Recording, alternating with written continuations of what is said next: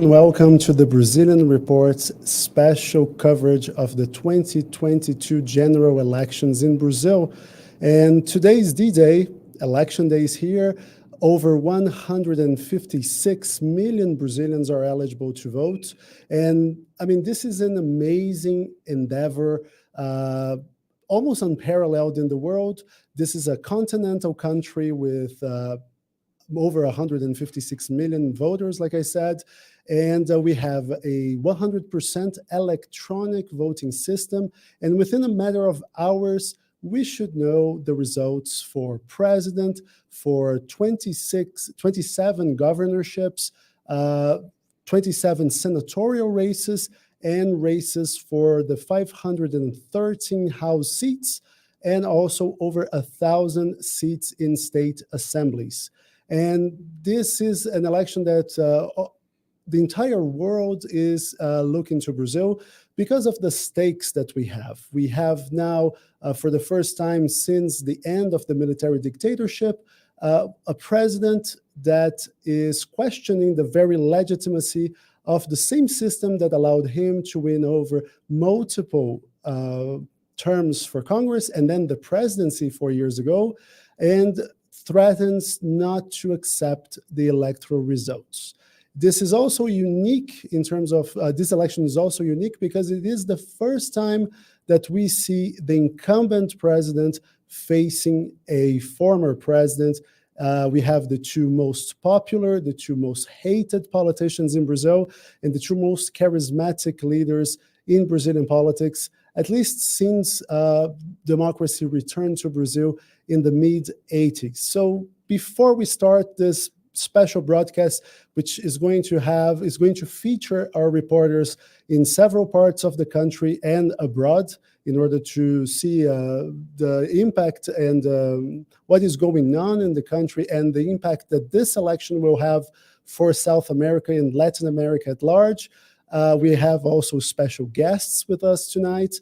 But before we go into the election and we start commenting on this campaign, the results will start being released in just maybe an hour from now. But before that, let's take a look. We have prepared a video so you can jump in and see what's at stake on today's election day. Take a look. Brazil's young democracy has been through a lot in recent years, and under the Bolsonaro administration, it has really been put to the test. In this video, we'll see how Brazilian democracy went from a hopeful dream to an imperiled achievement in just over 3 decades. In 1985, after 21 years of military dictatorship, Brazilians chose their first civilian president through an indirect election. Tancredo Neves died before taking office, but his vice president, José Sarney, took over. During Sarney's government in 1988, a new constitution was approved and enshrined Brazil's new democracy, inaugurating the Nova República, or New Republic. Since then, Brazil has only had 8 direct elections for president. The first one, in 1989, quite memorable, was won by centre-right candidate Fernando Collor, who was impeached 2 years later. After that, by creating a new currency, the Itamar Franco and Fernando Henrique Cardoso governments managed to control hyperinflation, and the country experienced unprecedented political stability. This stability was largely maintained following the arrival to power of Lula and his Workers' Party. The same macroeconomic guidelines were kept in place, and social programs were continued and enhanced. But after the country was engulfed by crisis in 2013, and especially after the 2018 elections, Brazil experienced unprecedented political turbulence. Authoritarian claims by far-right supporters have become more frequent. Nostalgia for the dictatorship and criticism of the Supreme Court are just some factors that could be signalling an authoritarian shift. The leading proponent of these authoritarian tendencies was Congress backbencher Jair Bolsonaro. During his vote for the impeachment of then-President Dilma Rousseff in 2016, Jair Bolsonaro honoured the colonel who tortured Dilma during the military dictatorship. Bolsonaro, long known to be openly critical of the Supreme Court and Congress and infamous for his homophobic and sexist statements, was then elected president. This led to a major shift in Congress, driving the election of a majority of conservative representatives riding on Bolsonaro's coattails. With the most conservative Congress elected since 1964, as well as governors and mayors supporting his project, Bolsonaro had huge political capital in 2018. Bolsonaro, his supporters, and elected allies thus felt comfortable bringing authoritarian activism to the centre of Brazilian politics, setting alarm bells ringing for Brazilian democracy from time to time. Since taking office, Bolsonaro has attacked Brazilian institutions, and even though he won the 2018 elections, he repeatedly claimed that the electronic voting system was rigged against him that year. And in April 2020, his superstar Justice Minister Sergio Moro resigned, accusing Bolsonaro of interfering in police investigations that involved his family. Despite Bolsonaro rejecting these accusations, the government quickly fired the head of the federal police. And during the pandemic, the president entered into a legal battle with the Supreme Court over leaving lockdown and health decisions entirely up to the federal government, which he lost. Bolsonaro also came to the brink of sending troops to the Supreme Court in May 2020, according to a report by Piauí magazine. In 2021, Bolsonaro mobilized his supporters for huge rallies in his favour on September 7th. Once again, the president attacked Supreme Court Justice Alexandre de Moraes, saying that he would no longer obey rulings issued by the court. As the 2022 election approached, Bolsonaro turned his attention to the electronic voting system. He intensified his ambiguous declarations about the risk of fraud and what he would do if he thought the election was rigged. Bolsonaro reached the point of organising a keynote speech for ambassadors and the international media to explain the risks of fraud in Brazil's elections, but without providing any evidence. Bolsonaro's declarations have raised the spectre of a coup in everyday political discussions in Brazil, and his attacks have concrete impacts. The army has requested access to the vote counting system for this election and plans to carry out a parallel vote count this weekend.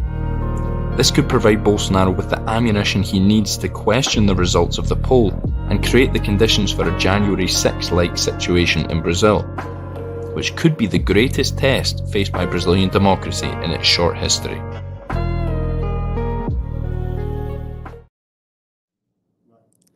All right, so today we're going to have the first round of the Brazilian elections, and in terms of the races for president and governor, the race can have either one or two rounds. That will depend if one candidate manages to meet the threshold of at least of over 50% of the votes. And in the presidential election, the polls are 50-50. They say that Luiz Inácio Lula da Silva, the former president, he was president for 2 terms between 2003 and 2010, and now tries an unprecedented 3rd presidential term. He appears with between 50 and 51% of the votes. So at this point, it's a coin flip until we start having the results. But since we don't have the results right now, let's talk a little bit more about the campaign. And for that, I welcome our first guest of the afternoon, a very good friend of our podcast, Explaining Brazil, and a great reporter for the Associated Press in São Paulo, Mauricio Savarese. Mauricio, thanks for being here with us. Thanks for having me. Always a pleasure. Mauricio, the pleasure is always ours. So you have traveled around Brazil covering this campaign, and you have been to Bolsonarista enclaves, none greater than the Barretos Rodeo Fest, the biggest rodeo fest in Brazil. You have also been to places that are where people are hardcore Lula supporters. So, I mean, for our viewers to profit from your reporting experience, can you tell us a little bit, where did you go? What did you see in this couple of months of campaigning that we saw? Well, this was a very different campaign from any other I covered because, first of all, the polls didn't move much since the beginning of June of last year. So it was really hard for campaigns to know whether they should do more one place, do more another place. It was tough from the start. So they were working mostly on the political engineering at first, which didn't give us the amount of travel I expected, I have to say. but we've seen President Lula really do a great work in that. He managed to bring 10 parties to his side. So that was And mostly 8 former presidential candidates. that's another interesting fact too. And the curious thing is that he managed to do that basically sitting in an office. He didn't start really traveling before he had assembled this group of parties around him. And even his running mate Geraldo Alckmin, a former rival, he came to be his candidate for vice president in the most how can I put that? One of the most unexpected circumstances, just a talk between former Mayor Fernando Haddad, who's the Workers' Party candidate in São Paulo, and the senatorial candidate for the same ticket, Márcio França. They were just chatting because they belonged in different parties, and Haddad said, well, is there a chance that Governor Alckmin, when running for governor in São Paulo, would open some space for Lula to also campaign next to him? And then Márcio França apparently responded in a way that, well, if the conversation is this good, maybe we should take it somewhere else, like to a ticket. So the campaign really started moving forward after the VP choice was made, and that was just May this year. It wasn't really a big announcement until then, because of course they wanted to break the resistance they had at the Workers' Party. Alckmin was also wondering whether his voters would also be upset with that. So the campaign was really short, intense, and the traveling we did was mostly to places where the candidates wanted to show support. They weren't really reaching out for moderates or reaching out for places where they didn't know they had the votes. Why not, do you think? I think that's because it was a matter of rejection more than election in that sense. Mm-hmm. They were sure that the other was more rejected than themselves. And apparently, at least according to the polls, former President Lula is right this time. Former President Bolsonaro was right 4 years ago, and it appears that President Bolsonaro maybe the same anti-incumbency that drove the Workers' Party away from power in 2016, it will bring the Workers' Party back to power 6 years later. Yeah, and if you look at Bolsonaro's campaign, he was a lot in the countryside of Minas Gerais, a lot in the countryside of São Paulo, a lot in the south, only places that really had a lot of support for him already. And do you think, sorry to interrupt you, but do you think that has, to what extent that is because of the way that social media is changing how we do campaigns? For one, campaigns are getting less expensive, not because candidates are have more consciousness in spending their money, but because corporate donations are now outlawed. So there is a limited amount of money parties can spend with every single campaign they have. So, I mean, they cannot allocate a infinite amount of money for the presidential candidate. So they are having they're working on a tighter budget, but also because of how people consume information on social media. Do you think that they went to places where they knew they would have a lot of supporters in order to have those great clips to share on WhatsApp, to share on Twitter, on Facebook, and on Telegram? Yeah, in that sense, that's exactly it. But there's also a difference in style, because President Bolsonaro already has a lot of that expertise from the previous election. He's more modern than former President Lula in the sense of using social media and appealing to people on those platforms. And former President Lula does what we call old style campaigning, which is big rallies, a lot of politicians on the podium speaking about things that people sometimes don't want to hear, but he wants the political system to see who's working with him. Like what? Well, I'll give you something that is from previous campaigns, but that's a tool the former president often uses.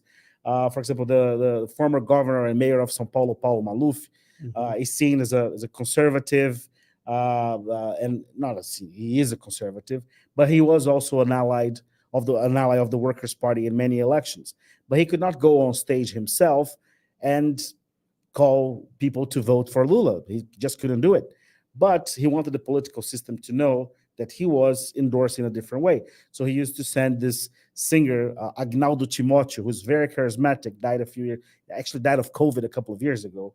And everyone understood that with Agnaldo Timóteo, a close friend of Maluf's, on stage, that was also Paulo Maluf supporting his bid. And Lula did this time something like bringing candidates for gubernatorial races like Alexandre Calil in Minas Gerais, not only because of their personal connection, but they wanted to show that the PSD party, a centrist party that is very likely going to elect a lot of folks. It's a party that is not in the center, not in the right, and not in no the position. It's according to its own chairman. It's forward thinking, of course. But he wanted to show with the support to the Calil candidacy to the governorship in Minas Gerais. And the same thing in Bahia. Which is the second biggest state in the country in terms of population and of voter base. And he also wanted to do that in Bahia with a close ally, Otto Alencar, running for the Senate with the support of the Workers' Party. He wanted to show that the PSD party would very likely be part of his government. So he does that very often. And Bolsonaro does politics in a totally different way, not only because he didn't manage to bring as many parties to his bid, but also because he wanted to continue to be seen as an outsider, hence why he did this, we call them motociatas, but it's just a stroll with a lot of motorcycles. It's very cheap, I suppose. I mean, despite the price of gas, it's cheaper than holding a rally for 10,000 people. And that worked for President Bolsonaro to galvanize his supporters as well.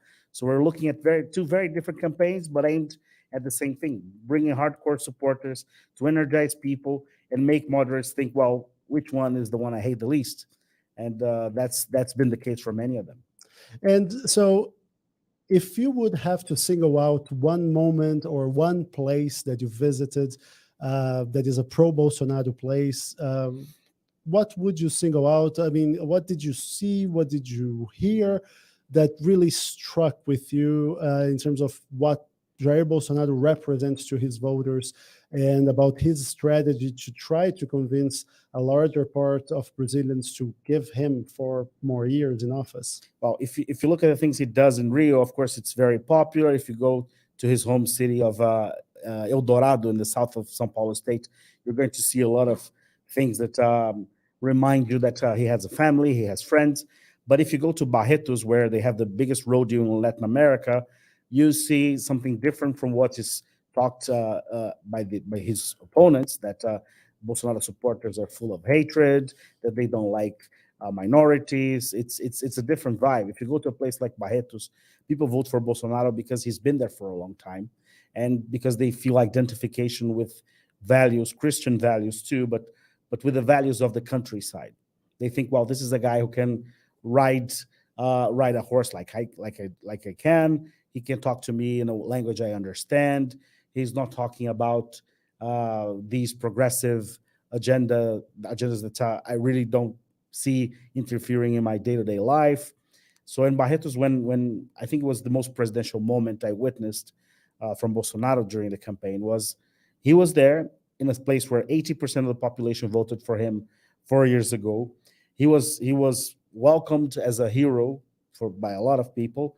And when he was on his horse, just taking his stroll, and his campaign ad, "The Captain of the People," was playing out loud, you could see people were really emotional about it. It wasn't as if they were upset with the Workers' Party, so they chose him. It wasn't because they were for Bolsonaro. They were for Bolsonaro. That's different from people that said, well, they're just anti-Workers' Party. That's different. They identify themselves with him, and I think that's the kind of connection that will be not lost for him, regardless of what happens in this election.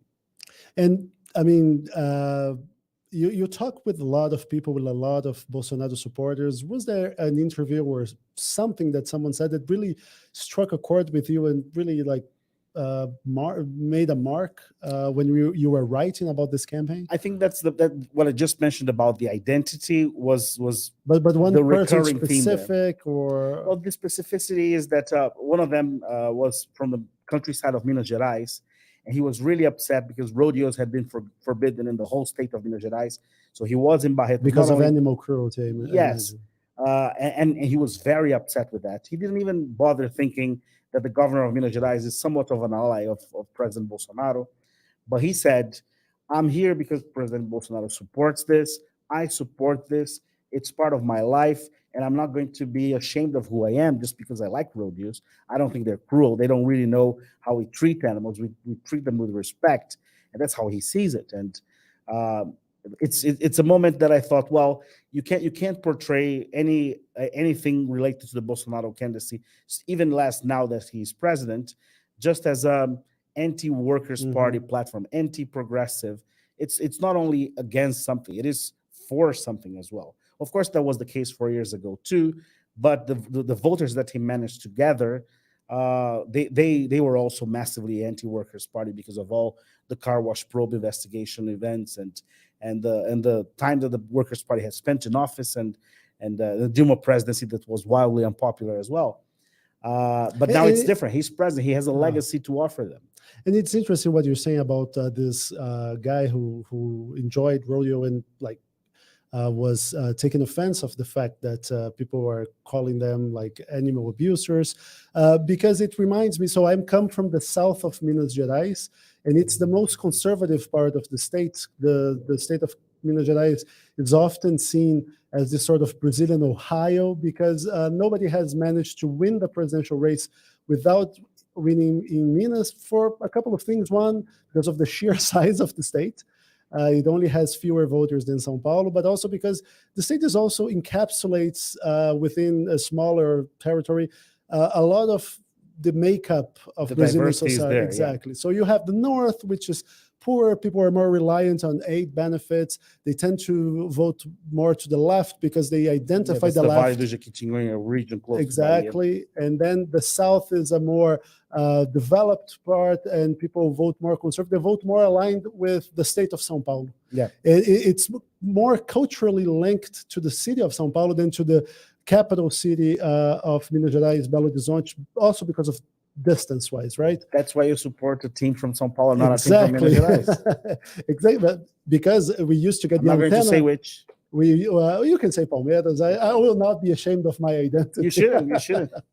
But we used to get the antenna from São Paulo. So I mean, yeah, of course. It goes to, and I remember talking at one point a few years ago with the cheese producer, and he was a staunch Bolsonaro supporter, and he said every time people say, well, agro is responsible for deforestation, just like that, said they're painting us with a broad brush. This is not what we stand for, and you should make the difference between the responsible agro and the big agro, which is more responsible. I'm not saying I agree. Yeah. I'm just saying it goes to the same lines of what we were saying with the rodeo. And it actually reminds me of something else that happened a couple of years ago. During the pandemic, the first trip I took to a sort of Bolsonaro land was the south of Pará, which is massively supporting of Bolsonaro. The first thing you see... One of the regions where deforestation rises the fastest. Yeah. So we went there to a city called Novo Progresso just 1 year after what they call the Day of Fire, when they set ablaze a massive region. And the first thing you see when you get in, it's a Bolsonaro billboard. And the last thing you see, it's also a Bolsonaro billboard. It's the same thing. And then I remember we had to go to a rural area just to see fire for ourselves. We followed a team from Ibama firefighters. And then we had lunch at this it's just a rancher, not a big ranch at all. It's just enough for him to survive and sell some eggs. And I remember talking to him about how different it was 1 year after the Bolsonaro presidency. And I was asking, well, there's a lot of fire here. What do you think? Do you think is it better now for you, or was it better in the past when you had more governments fighting against deforestation? And they said, no, it's much better now. I said, why is that? He said, no, because in the past they would send helicopters and the guys would come with guns and arrest people and burn their trucks. Now they just come, give you a fine if you don't talk to them enough. If you do, they'll let it slide, and that's the end. So the perception of what government should do in places like that, and I suppose it's no different in Minas, it's just a different touch. But it is that the Bolsonaro administration allowed them to do what they always wanted to do, and they don't see themselves as criminals. And it's a different Brazil in so many ways from where we stand in São Paulo. So we are in the heart of São Paulo, in the studio at Rua Augusta. We couldn't be farther from someone like a rancher from Novo Progresso, Oh, yeah. right? I mean, No, I remember it was still the COVID was still raging and no vaccines. And I remember they used to water the hand sanitizer just to make it more available for people. And I also remember that when I walked around with my COVID mask, everyone looked like, this guy probably has it. The idea was that wearing masks meant you have COVID. Mhm. And the closest hospital was 300 kilometers away. So it was no fun ride for that sense. But it's also a thing that we should always have in mind that Brazil is such a vast country with people with different levels of information. And if you go to the remote regions, I wouldn't say Barretos, because Barretos is a wealthy region. Yeah. It's And different. it's close to centers, right? But WhatsApp is probably the best source of information for a lot of people who don't have national media covering their region at all. And the distrust that they have in the media and the trust that they have in Bolsonaro also speaks volumes, not only about this election, but about the whole presidency and how it unraveled. And by the way, we just, for people who are watching, and you mentioned WhatsApp. So our Curitiba reporter, Fabiane Ziolla Menezes, she did talk to WhatsApp about what they're doing against misinformation for this election. Spoiler alert, not that much. So you can go to Brazilian.report to read what she said. And one thing that is interesting that foreigners not necessarily understand the importance of WhatsApp in Brazil is that not so many years ago, you would pay a sizable amount for texting, for text messages. So then WhatsApp appeared in the beginning of the smartphone era, and it was free. I think at the time, I remember the first version of WhatsApp, you would pay like $1 or something, and then you would have free text messages. So it spread like wildfire. And now, if I'm not mistaken, 99.8 or 99.9% of Brazilian smartphones have WhatsApp downloaded. Surprise, surprise. Exactly. So, I mean, when we talk about WhatsApp, it's hard to underestimate how important this is as a communication tool, as an information tool, because you have this proximity bias, like when a friend, when a family member sends you information, it comes with their endorsement, so it's vouched for. It's not just something you saw on a website. And I would go even a step further.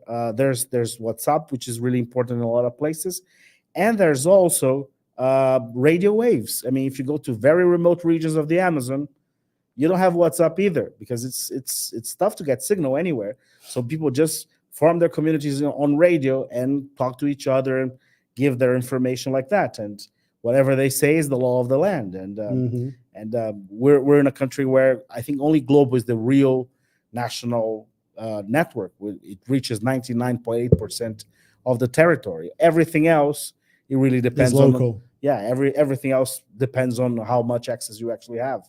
Now, Mauricio, when we talk about Bolsonaro and where he stands in the presidential race, I think it's a matter of, is the glass half full or half empty? Because you can look and say, well, he is the single president standing for re-election with the highest rejection rates. 45% of Brazilians say he has done either a bad or a terrible job as president. Over 50% of the voters say they would not vote for Bolsonaro under any circumstance. So you would say that in Brazil, even if the sample size is small, we only had 3 presidents running for re-election. Fernando Henrique Cardoso in 1998, the first year where re-election was introduced in Brazil. Then we had Lula in 2006. We had Dilma Rousseff in 2014, and now Bolsonaro in 2022. So the sample size is small, but the incumbent always came into the race as the favorite by miles. And only Dilma Rousseff had trouble getting reelected, but they all got reelected. And she got reelected saying she would change more things. Exactly. And in an election where 70% wanted change, which is an achievement for her. Yeah. But it's also it also goes how a complex long Brazil way, is. And it goes a long way showing that holding the strings of the public purse gives you massive advantage. But Bolsonaro has not profited from that massive advantage. So that's the glass half empty, right? He is in the underdog position, even if he has the better conditions among any candidate. He has held the public strings, the public purse strings for 4 years. The glass half full would be, well, this is a president that went against every single scientific consensus in regards to the pandemic. And because of him, in a large extent, Brazil only has fewer COVID deaths than the US, even though Brazil has like 150 million fewer people. 3% of the world population, 11% of the deaths. Exactly. And that's confirmed deaths. Because we know that data... It's an understatement. Yes, exactly. We know that data keeping in regards to COVID was iffy in a lot of places. The government did try a lot to reduce transparency around the data. So, I mean, this is only the confirmed... That's what we know. It's not necessarily the entire extent of the pandemic problem. So there's the failed pandemic response. There is the failed economic performance of Brazil, because even before COVID... and I would say Bolsonaro was held a poor hand. He got bad global conditions and the pandemic, but even before that, the economy was not sprouting by any measure whatsoever. Since the end of 2014. He promised privatizations. He has very little to show for. The reforms we did under his rule were in spite of him, not because of him. He has presented a real threat to democratic rule of law. He has made arguably impeachable offenses on a weekly basis. So, I mean, despite all this, he still commands a third of the electorate.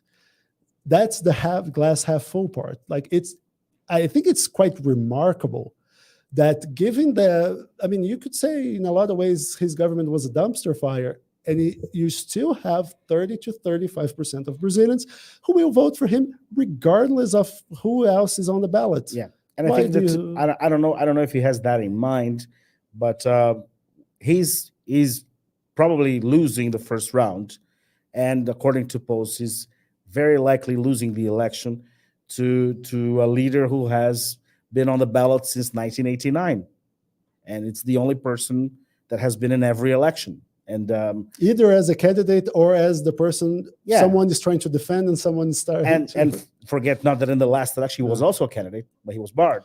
I mean, he was a candidate because he was submitted to the electoral court.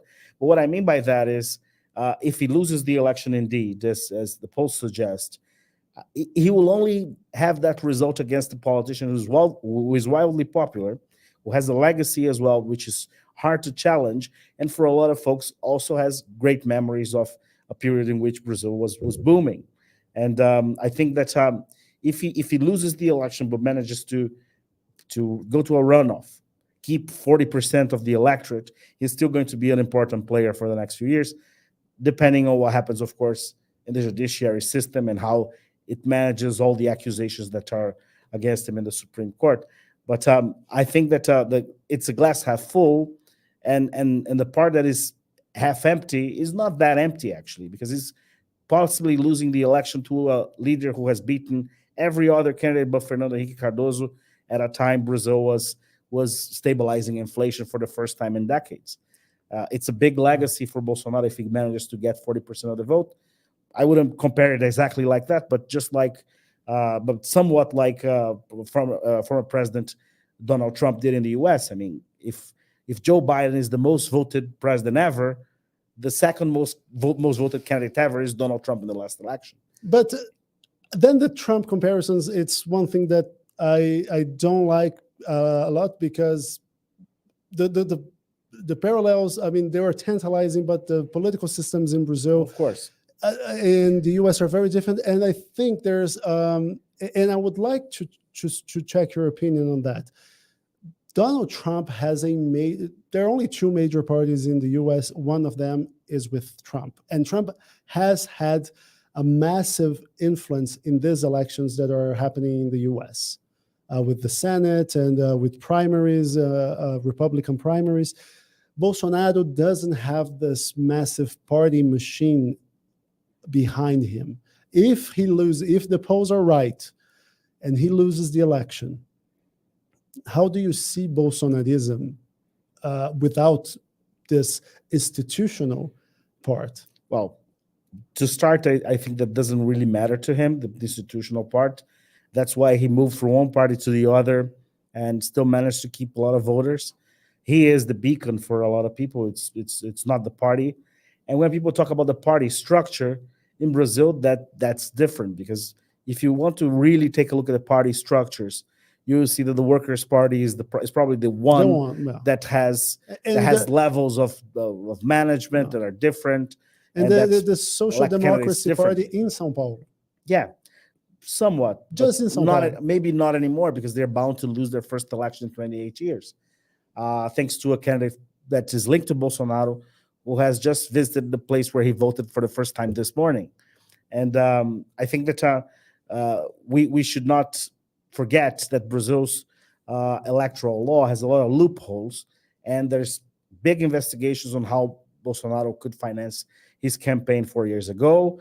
And I'm sure there will be the same thing for this time, because a lot of businessmen who are keen Bolsonaro supporters, staunch supporters, they don't say how much they're paying for WhatsApp messages or text messages, and that should be electoral spending as well.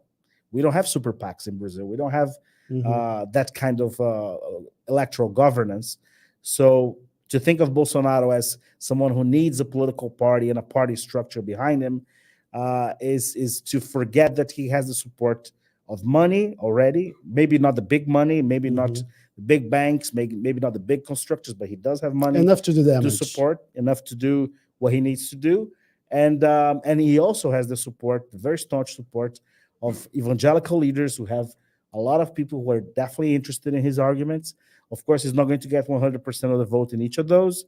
But if you look at Brazil's probably most active religious movement, it's the evangelical movement. It's a growing movement, and it sides with Bolsonaro now. 10 years ago, it was siding with Lula. One of the most active congressmen from that group is Marcos Feliciano, who's a preacher. He was on Dilma Rousseff's stage 10 years ago. Now he is a staunch Bolsonaro supporter. So he managed to bring structure without bringing a party, which I think is really remarkable. And on the Lula side, so we'll talk a little bit about the Bolsonaro campaign. You talk about Barretos now. Can you tell us a little bit what you visited? Because I like talking to you, because you have been all over the place. So what struck with you in terms of the pro-Lula areas in the country you visited? Well, we've seen many campaign events from Lula over the last 2 decades, even more. Since we were born. Yeah, since we were born. And I think that this is different because he was, I always thought of Lula as a sort of a conciliator, because he was a union leader who tried to bridge the differences between workers and owners of big companies. He was never, at least according to my experience covering him, he was never the guy who said we should radicalize and go to the extremes. I never thought of him as that person. I always saw him more as a center-right, center-left, sometimes centrist candidate than anything else. Lula, people attribute to him this phrase that, like, Lula, are you a Trotskyist, Leninist? Like, I'm a metallurgical worker. Yeah, he's a pragmatist. He just said a few days ago, I'm a Corinthians fan, so which I am as well. But what I found most interesting is that we still got you here. Right? Yeah, that's fine. I mean, this is tolerance. Yes, it is tolerance for sure. But the first day of campaigning, I thought was really interesting, because Bolsonaro wanted his narrative to be about the stabbing 4 years ago and how he survived it, and he somehow is a messenger from a godly message to deliver to the people of Brazil something so great that he allowed him to survive and govern. Mm-hmm. For Lula, it was totally different. He was outside the Volkswagen facilities in São Bernardo do Campo, which is where one of the facilities where he used to go as a union leader, and you could see that you'd see an aged Lula doing old style politics of, well, we have to talk to the workers where they are, and wait for the morning shift. We schedule our event between the morning shift and the afternoon shift, so we get as many people as we can. And it's not that many people anymore because Brazil has massively deindustrialized. And when you think of the a car São Bernardo maker, area is like our Rust Belt of sorts, right? it is. And well, he said it himself that 4 decades ago, that same plant had about 30,000 workers, and it was down to 5,000 or something like that now. So when you think of a campaign event at a place where you have 30,000 workers, it is one thing. It is totally different when you have with 5,000. So my perspective was that Lula very likely can win the Brazilian elections by a comfortable margin, if the polls are right. But it isn't because of his origins.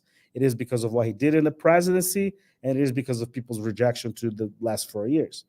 And that struck me clearly as what Bolsonaro did 4 years ago with his charisma, which is undeniable, was to say, vote for me and you get rid of him.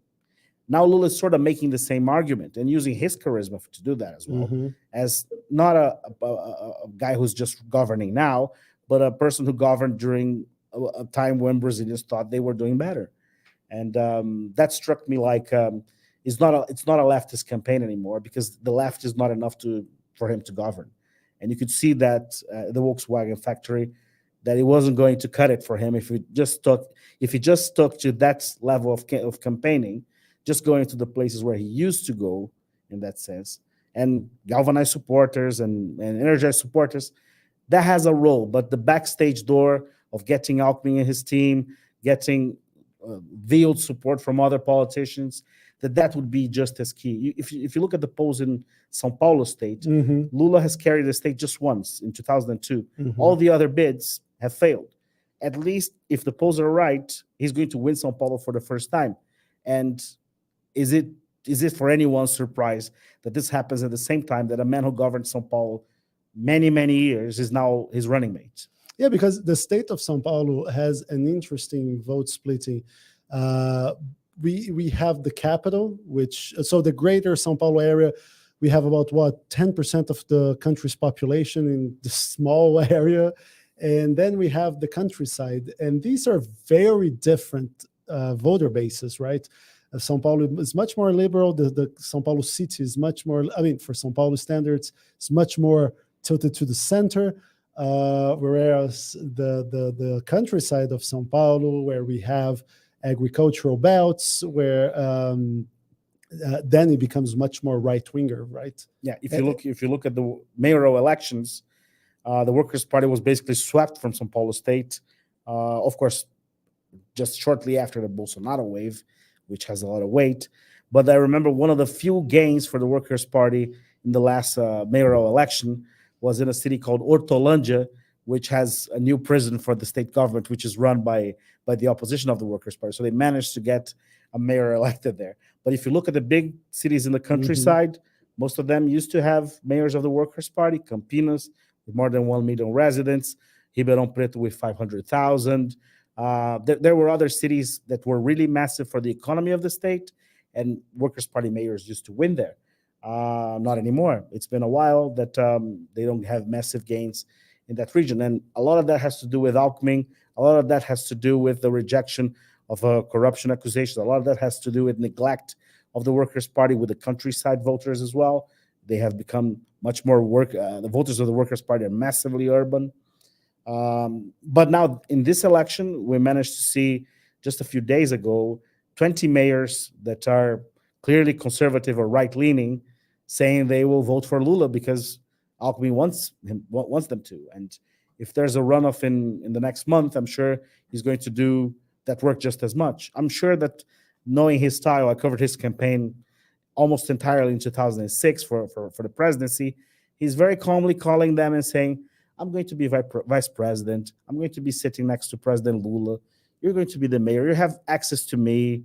So how about you help us out? Chill out. Yeah, help us out.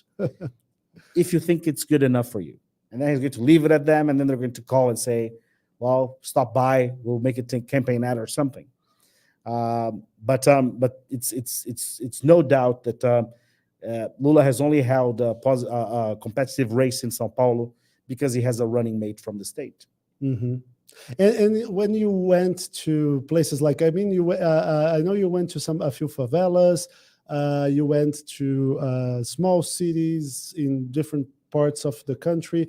When people were telling you they were voting Lula, was like, oh, because I remember I used to like eat better and have more food on the table. What was the general feeling? Yeah, well, the last few weeks we went to two different places. Jardim Angela, which used to be São Paulo's most violent neighborhood in the 90s, just as violent as Medellin in the worst days of the drug trafficking war. Now it's changed, of course.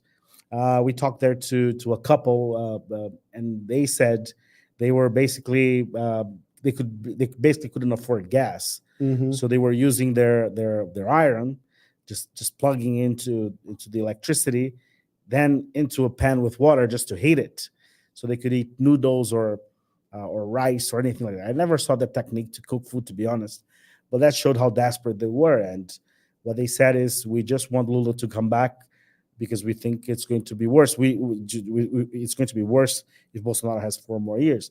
I didn't see that in many other conversations I had, that people were voting with a lot of hope, to be honest. They were just expecting it not to get worse for a lot of them. Although if you look at the economy now, there's been some improvement, part of that driven by public spending, which we know for sure is not going to drag on the same way next year. It is very clear that people don't trust Bolsonaro as the person who will continue the policies that are good for them. Even if they profit from Bolsonaro policies now, like the handouts or any emergency pay, as we call them, they don't see Bolsonaro as the person who will continue to do them, and they do see also Lula as the person who will. But there are polls that show even more nuance.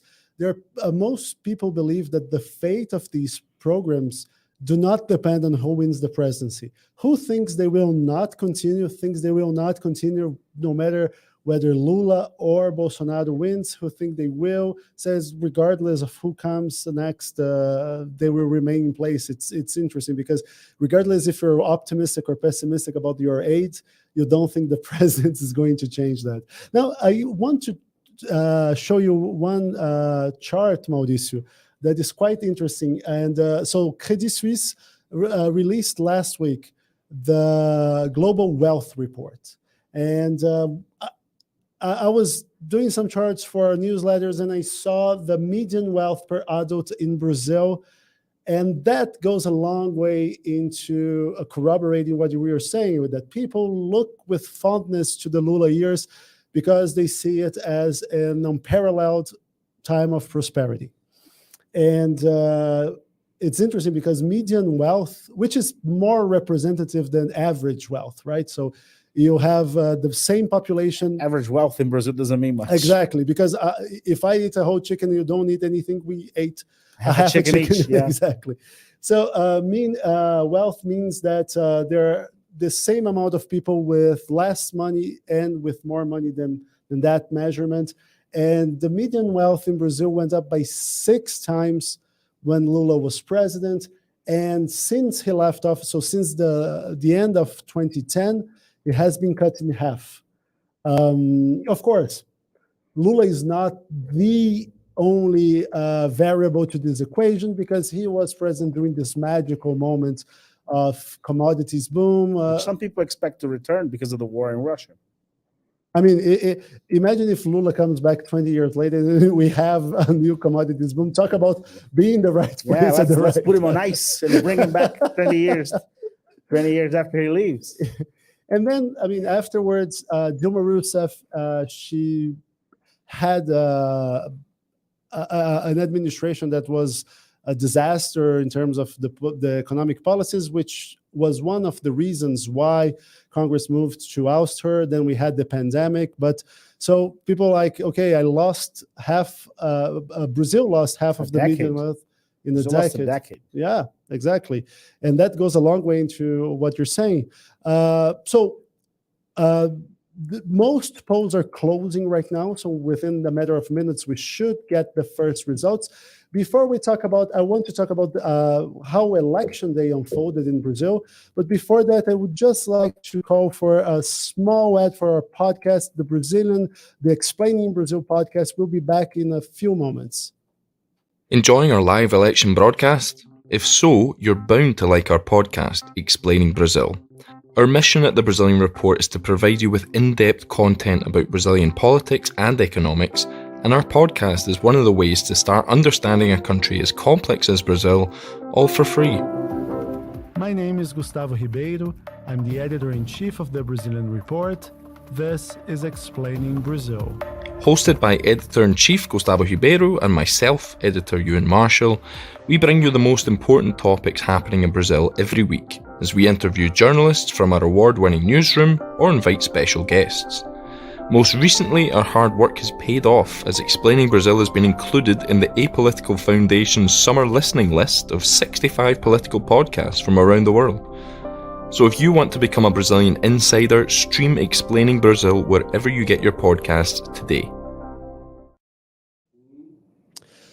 So, Mauricio, the polls were closed at 5 o'clock. Did you vote? I did. What time? It took me 40 minutes. I arrived at about 11. Yeah, and it was not too bad. But some people were kind of campaigning in line, which I always find abhorrent.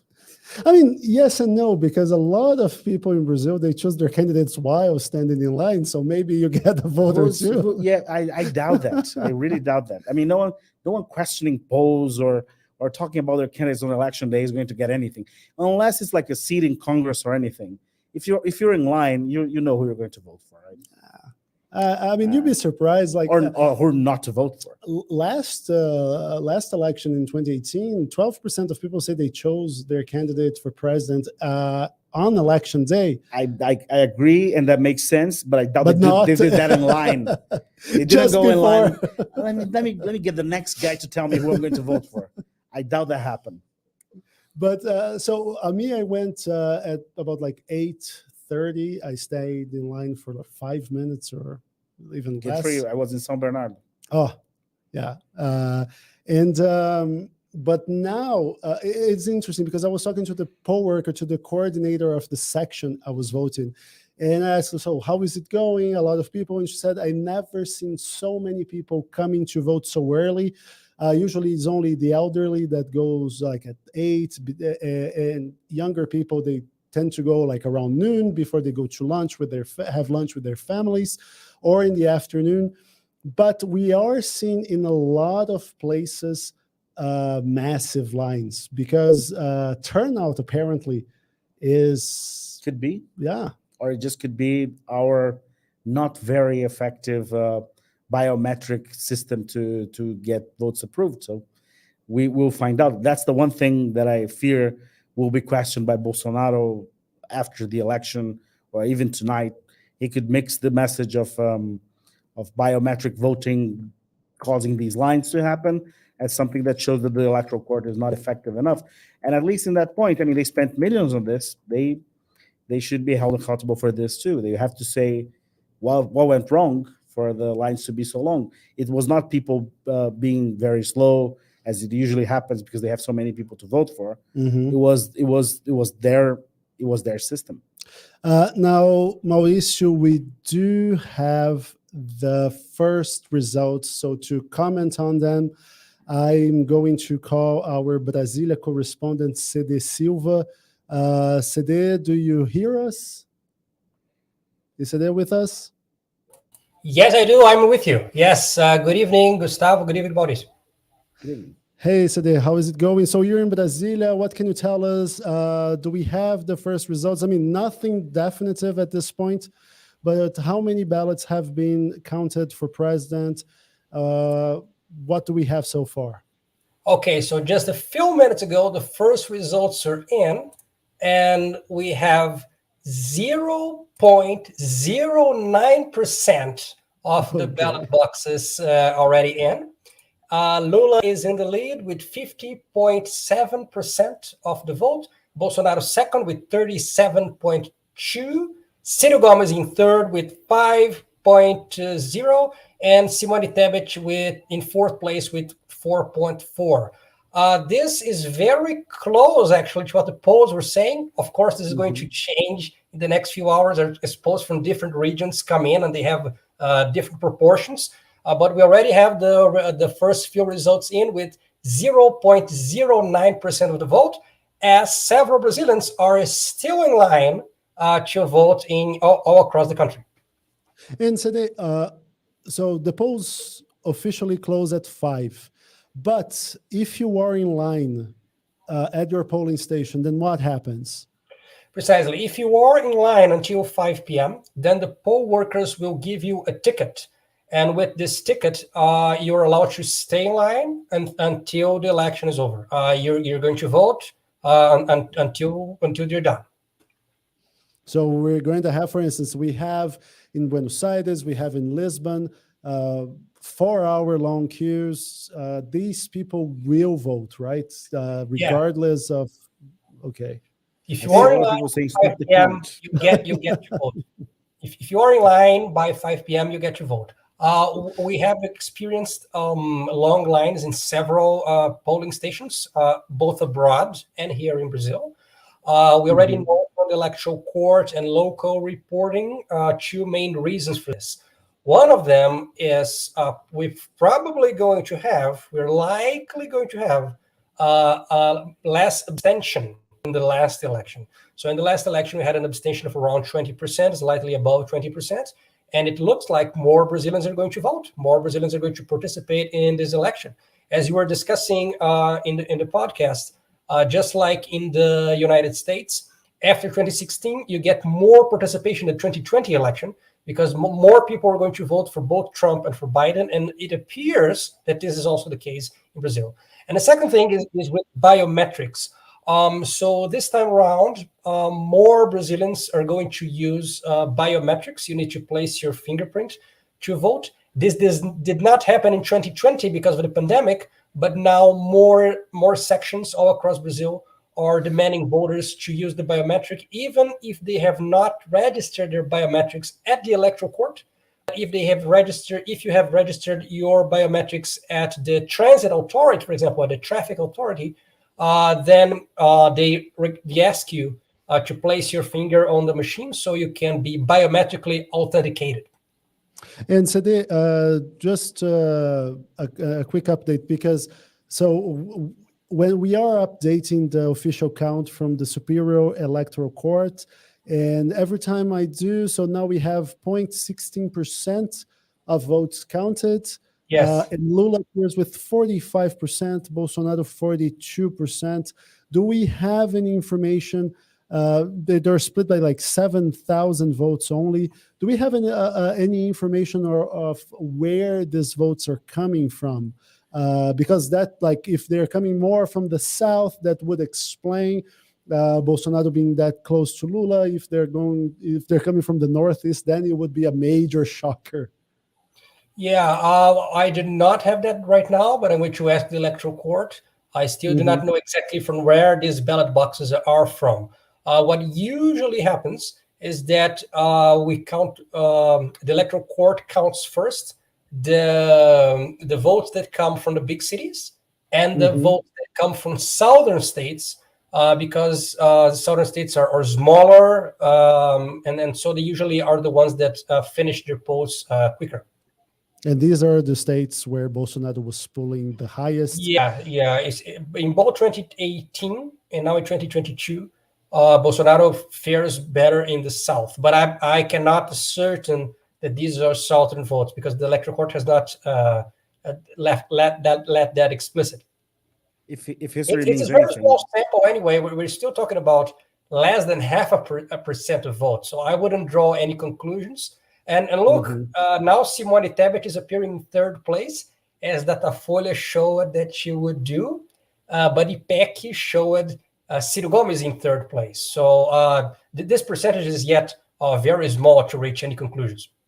if history means anything, back in 2014, we were waiting for the bulk of the votes to come almost all at once in this very dead heat race between Dilma Rousseff and Aécio Neves. When the vote came out, it was about 80%, and then Dilma was ahead by 0.5, and then the TSE itself said the missing vote comes from the Northeast and the North. So people kind of understood, well, if she's ahead now, it's very likely that she won the race because those votes are going to be counted. The countryside votes will be counted now. And if history means anything, that's where we're at now. We're going to see a lot of votes coming from the South and Southeast, Brasilia as well, and then moving inland, I guess. So, Cedê, there were a lot of fears about political violence leading to coming to this day, to this election day.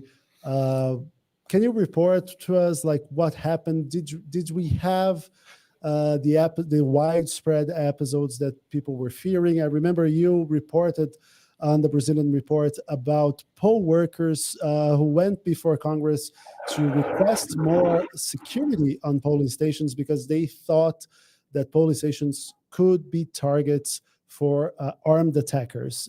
Did anything of the kind happen, or according to electoral authorities, the vote is going smoothly and has gone smoothly in most of the country? Okay, so here's what we have so far. During the elections, we have seen at least 2 episodes of voters that damage the electronic voting machines. We had one episode in the city of Goiânia, the capital of Goiás, nearby here in Brasilia. And we had another episode in the city of Betim, which is in the greater Belo Horizonte area in the capital of Minas Gerais. So we did have 2 episodes of voters damaging the electronic voting machine during the voting. Votes are not lost because the votes are stored in a digital small piece of in a digital hard disk.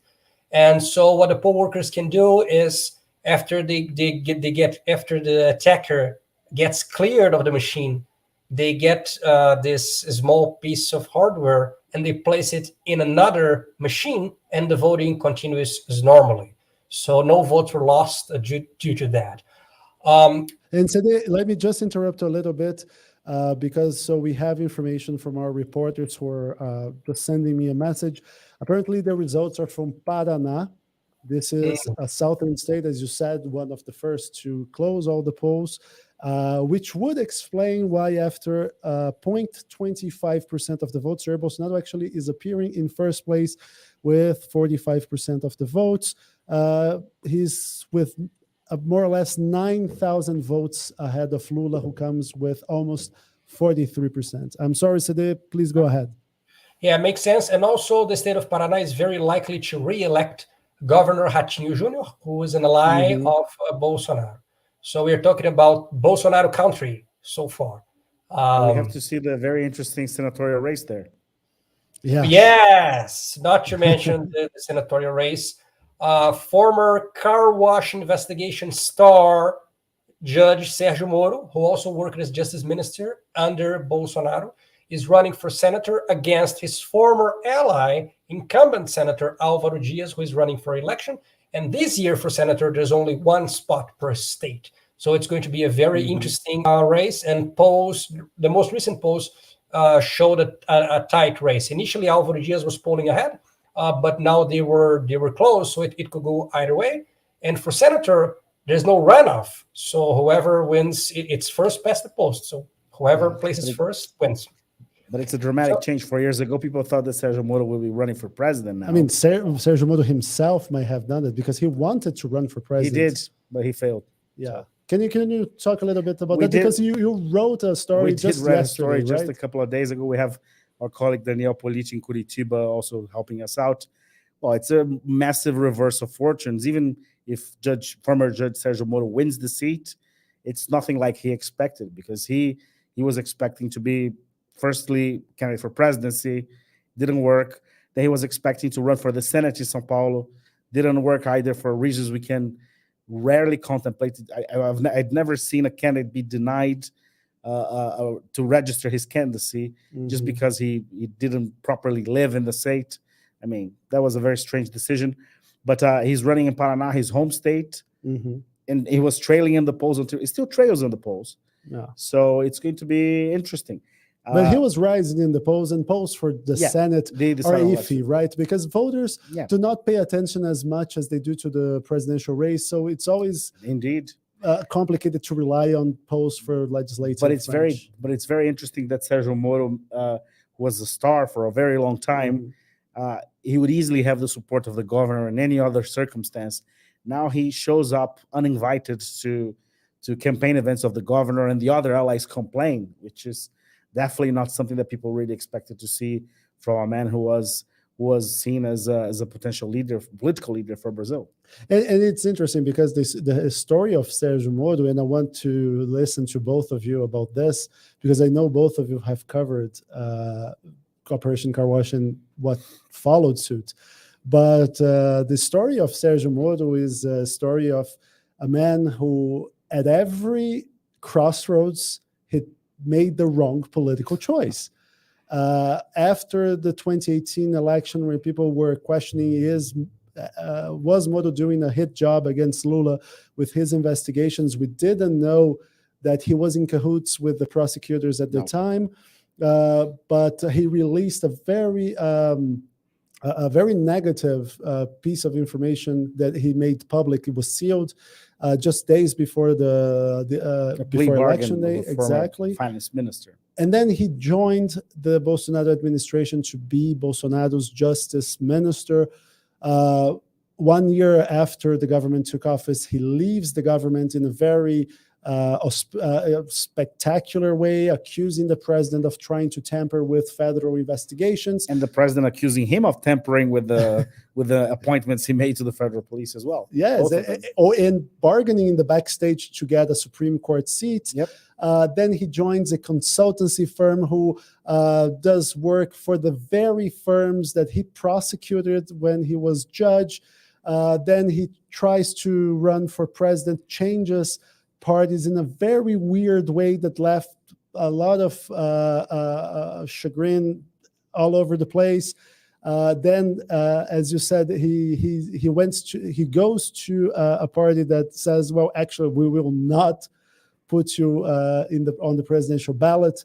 So he tries to run for the Senate, and then he has to this is a lose-lose situation for Moro, right? Because if he wins, well, he's just settling.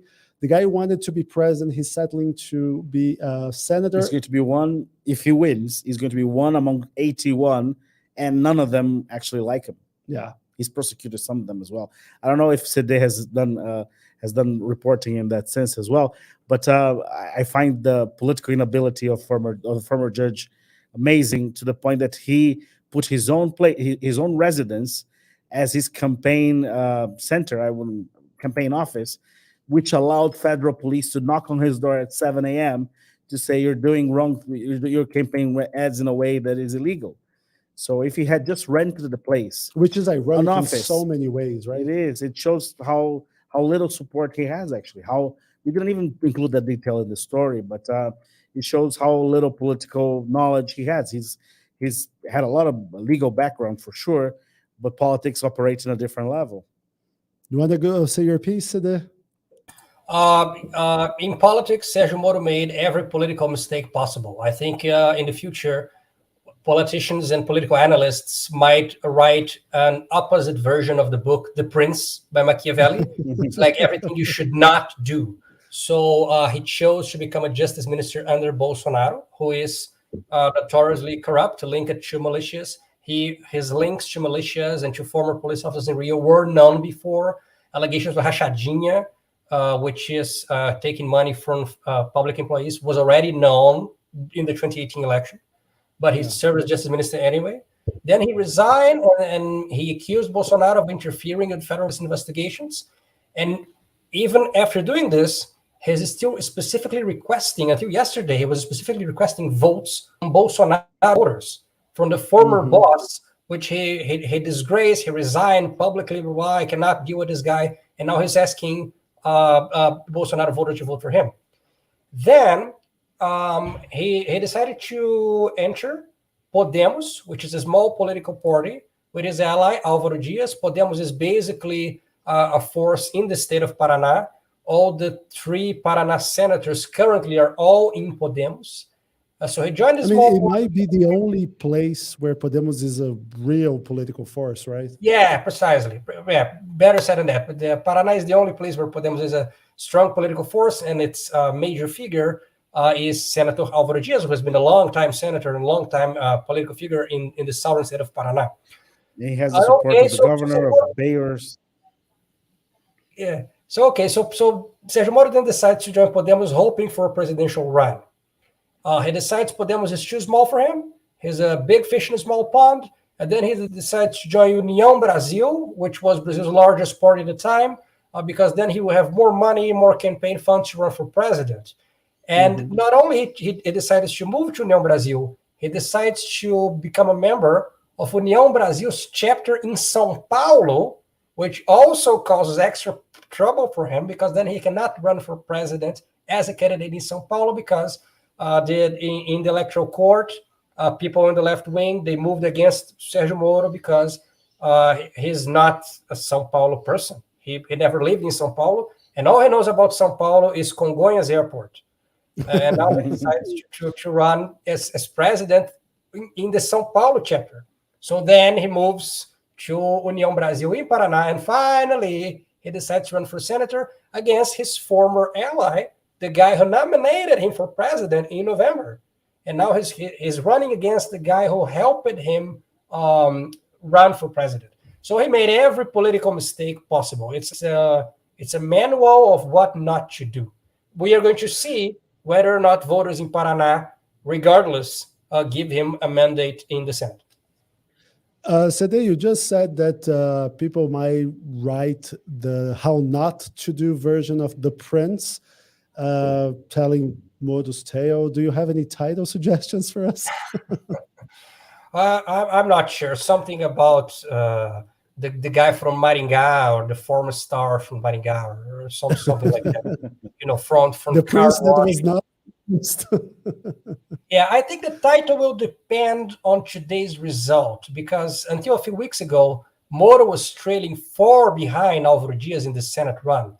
But if despite all of these mistakes, he still gets to be elected senator, I draw from The Simpsons. In a Simpsons episode decades ago, they used pulling a Homer when Homer Simpson did every possible mistake, every blunder possible, and still was successful.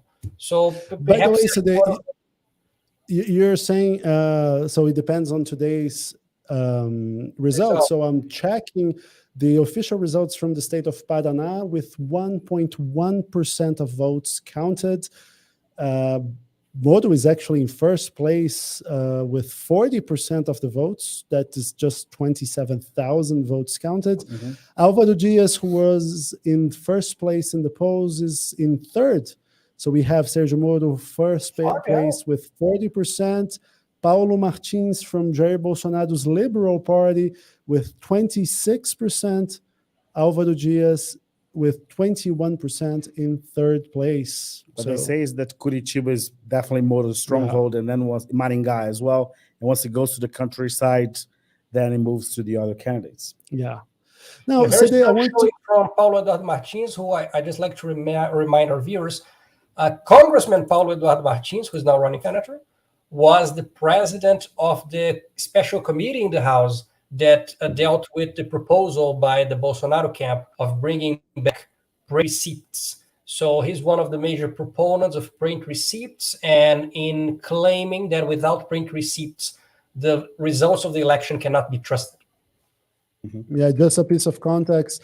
Bolsonaro says that the electronic voting system is rigged, and last year he was lobbying for this proposal to, like Cedê said, have you would vote in an electronic voting machine, then have a printed vote, and this printed vote, Cedê, correct me if I'm wrong, this would be the votes that would really count, which would make the electronic voting machines just useless, right? Yes, that's a very important remark, Gustavo, because Bolsonaristas always claim on the internet that they wanted the so-called auditable vote. So auditable vote means that if you want to check the votes, then you have both electronic voting machine and what the digital result tells you. And then you also have individual printed vote receipts, and you could check the individual printed vote receipts against those of the machine. This was the discourse. However, the actual proposal by Congressman Felipe Barros, who is also from Paraná. The actual proposal by Felipe Barros was the machines are going to print individual vote receipts and the poll workers are going to count only the receipts and they don't care about what's inside the machines. So the proposal, the actual proposal in real life was not for an audible vote because you would still have only one way to count the votes, only the receipts. Yeah. Now, Cedê, I'm just going to call. We have prepared a video about Jair Bolsonaro, telling us a little bit about how he comes to this race. We're still having the first results, nothing that representative. So just for our viewers to be even more familiar, people who follow Brazil, of course, they are very familiar with Bolsonaro, but we do have an audience that is not that junkie about Brazilian politics. So we'll have this video, and I will also have the opportunity to thank Mauricio very much for joining us. I know you have to run because you're still on the clock. I'm still on the clock. I'm going to the hotel where Lula is taking the results, and after that, he's going to give a press conference, whatever the result is. If he's victorious, he's going to Paulista Avenue to celebrate. And he said yesterday, if he's not victorious now in the first round, he's going to Paulista anyway. So it seems we have a long night ahead. Yeah, in Paulista Avenue is just a block away, so we're probably going to see you there later. And if there's a second round, Mauricio, I already invite you to come here and talk to us. It'll be a pleasure. Thank you very much. Have a good end of Sunday, and I know you're going to work a lot. So. We will. Thanks again for the invitation. Always a pleasure. And so let's watch what we have prepared about Jair Bolsonaro. Jair Bolsonaro first came on the scene as a low-ranking military officer who angered his superiors by going public with his demands for higher salaries. Then, after moving into politics, he spent 28 years as a Congress backbencher, becoming famous for his inflammatory comments about minorities and the military dictatorship. But despite always being on the fringes of power, he became popular during an anti-politics wave in Brazil and was elected president in 2018.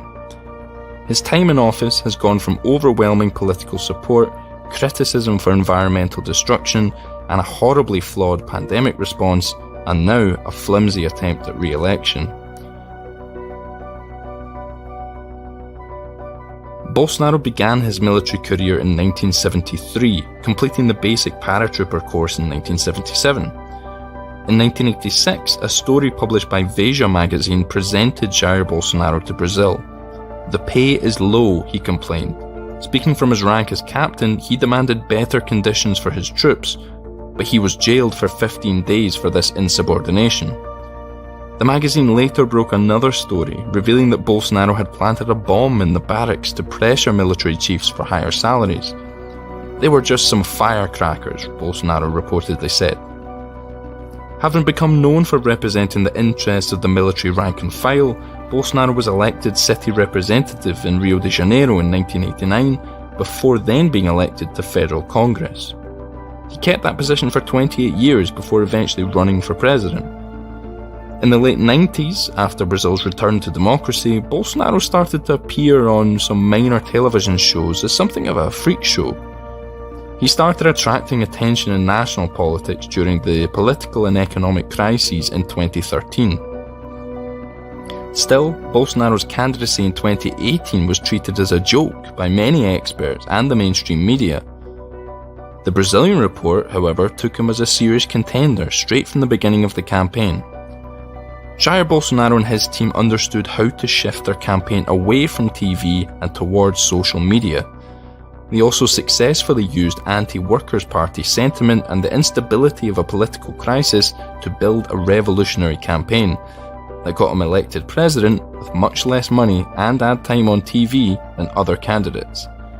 But Bolsonaro's promises were ambitious. Tax reform, social security reform, privatizations, economic growth, no corruption, more guns. They were always going to be hard to meet.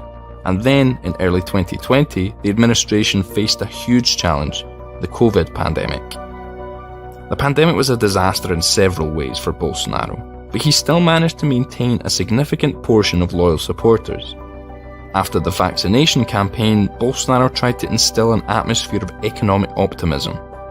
Helped by the public machine and a loyal House Speaker, Bolsonaro is sparing no expense to try and get re-elected. Boosting and rebranding emergency aid and Bolsa Familia programs as Auxílio Brasil, interfering with oil giant Petrobras to lower gas prices, and keeping representatives on side with his secret budget scheme. Bolsonaro is doing everything he can, but he's a different candidate to the one he was in 2018, running at a different political moment. Will he succeed?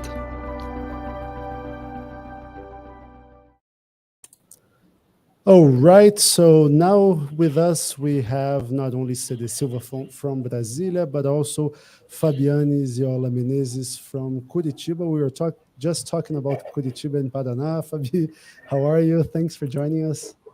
I'm fine.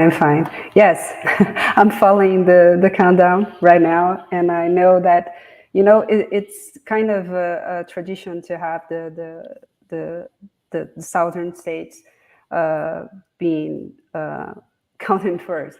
But I saw that the federal district is leading the count right now with over 10% of the votes already counted. So the portrait that we are seeing right now is coming from the federal district and also Paraná and a little bit from other states. Yeah, and Brasilia, the federal district, and Paraná, two very pro-Bolsonaro places. So now with 0.88% of ballots counted, we have President Jair Bolsonaro 48.4%, Lula 41.15%, then very low Simone Tebet 5%, and Ciro Gomes less than 4%. Fabi, can you tell us a little bit how was election day in Paraná? Everything went okay? Because there was a lot of fear about political violence. So, did you have to stay too long in line to vote? Can you tell us a little bit about Curitiba today? Well, I went to the voting polls around 9 a.m. in the morning. And what I saw is that if you were not a supporter of Bolsonaro, it would be complicated to manifest or to show your support for other candidate, because Curitiba is really a stronghold for Bolsonaro. And the last election, Paraná as a whole, we have, I think it was just over 55% of the votes went to Bolsonaro. And in Curitiba, well, this share is really, really larger. It's like over 70%, I think. So what I saw was many green and yellow T-shirts while going to the poll. And also, I saw some, I don't know, 5 or 6 people, at most, some courageous one with a T-shirt from another candidate, or so it was just a World Cup match day. something like that. And then I heard some things like things from families and from other colleagues that are from the local press here, and that they are covering the local elections here, and things like a person who had a red car and his tires were slashed, while he was voting, and then he came back and he couldn't use the car. So there was something like that, but in general things are in peace right now. So I think it's really good to hear that. We had some reportings about electoral crimes, which is normal right here in Brazil. So people manifesting a little over what they can do, right? But about the rules, the electoral rules, like asking other people for vote for their candidate, they cannot do that. So this is normal, but we hadn't thank God we hadn't heard any violent case. Right. What about you, Cedê? In your polling station, Alexandre de Moraes, Brazil's chief electoral justice, he was there. Why was that? Quite a privilege to vote on the section here in Brasilia that was voted by the not only a Supreme Court justice but also the current head of the Electoral Court. But he was there for a very specific reason. So I live close by to this fancy private school here in Brasilia, which is the Canadian school, where it's a bilingual school, et cetera, et cetera. And there's an important reason why I'm telling our viewers about that. So some schools in Brazil, some polling stations were chosen for the integrity test. The integrity test is conducted in a very small fraction of Brazil's over 500,000 voting machines. It's conducted in about 500 machines or so.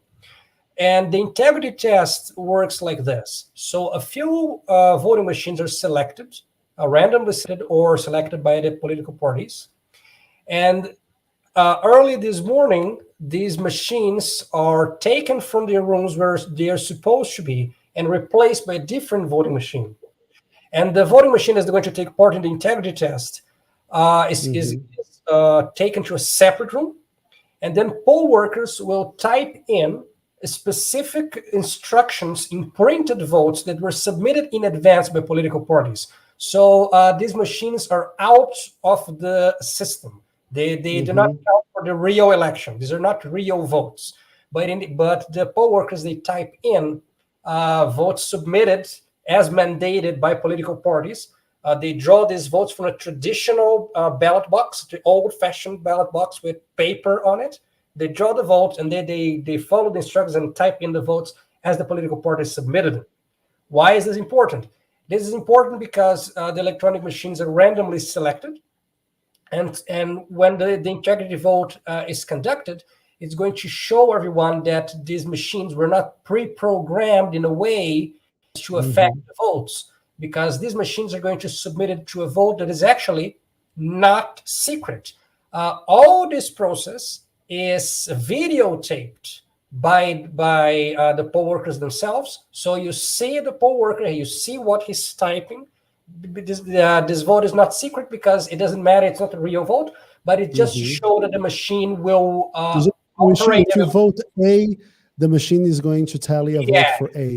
Precisely. And we know that the poll worker voted A because he's being videotaped voting A. So we all know exactly what happened at the machine. And they turn the cameras on Saturday night, and the cameras are on all the time. People that I spoke to at this specific polling station, they also told me that this process is so serious that the local electoral justice rents a power generator so that the cameras are going to work all night long, because there can be no interruption to electricity. There can be absolutely nothing happening. The cameras cannot stop.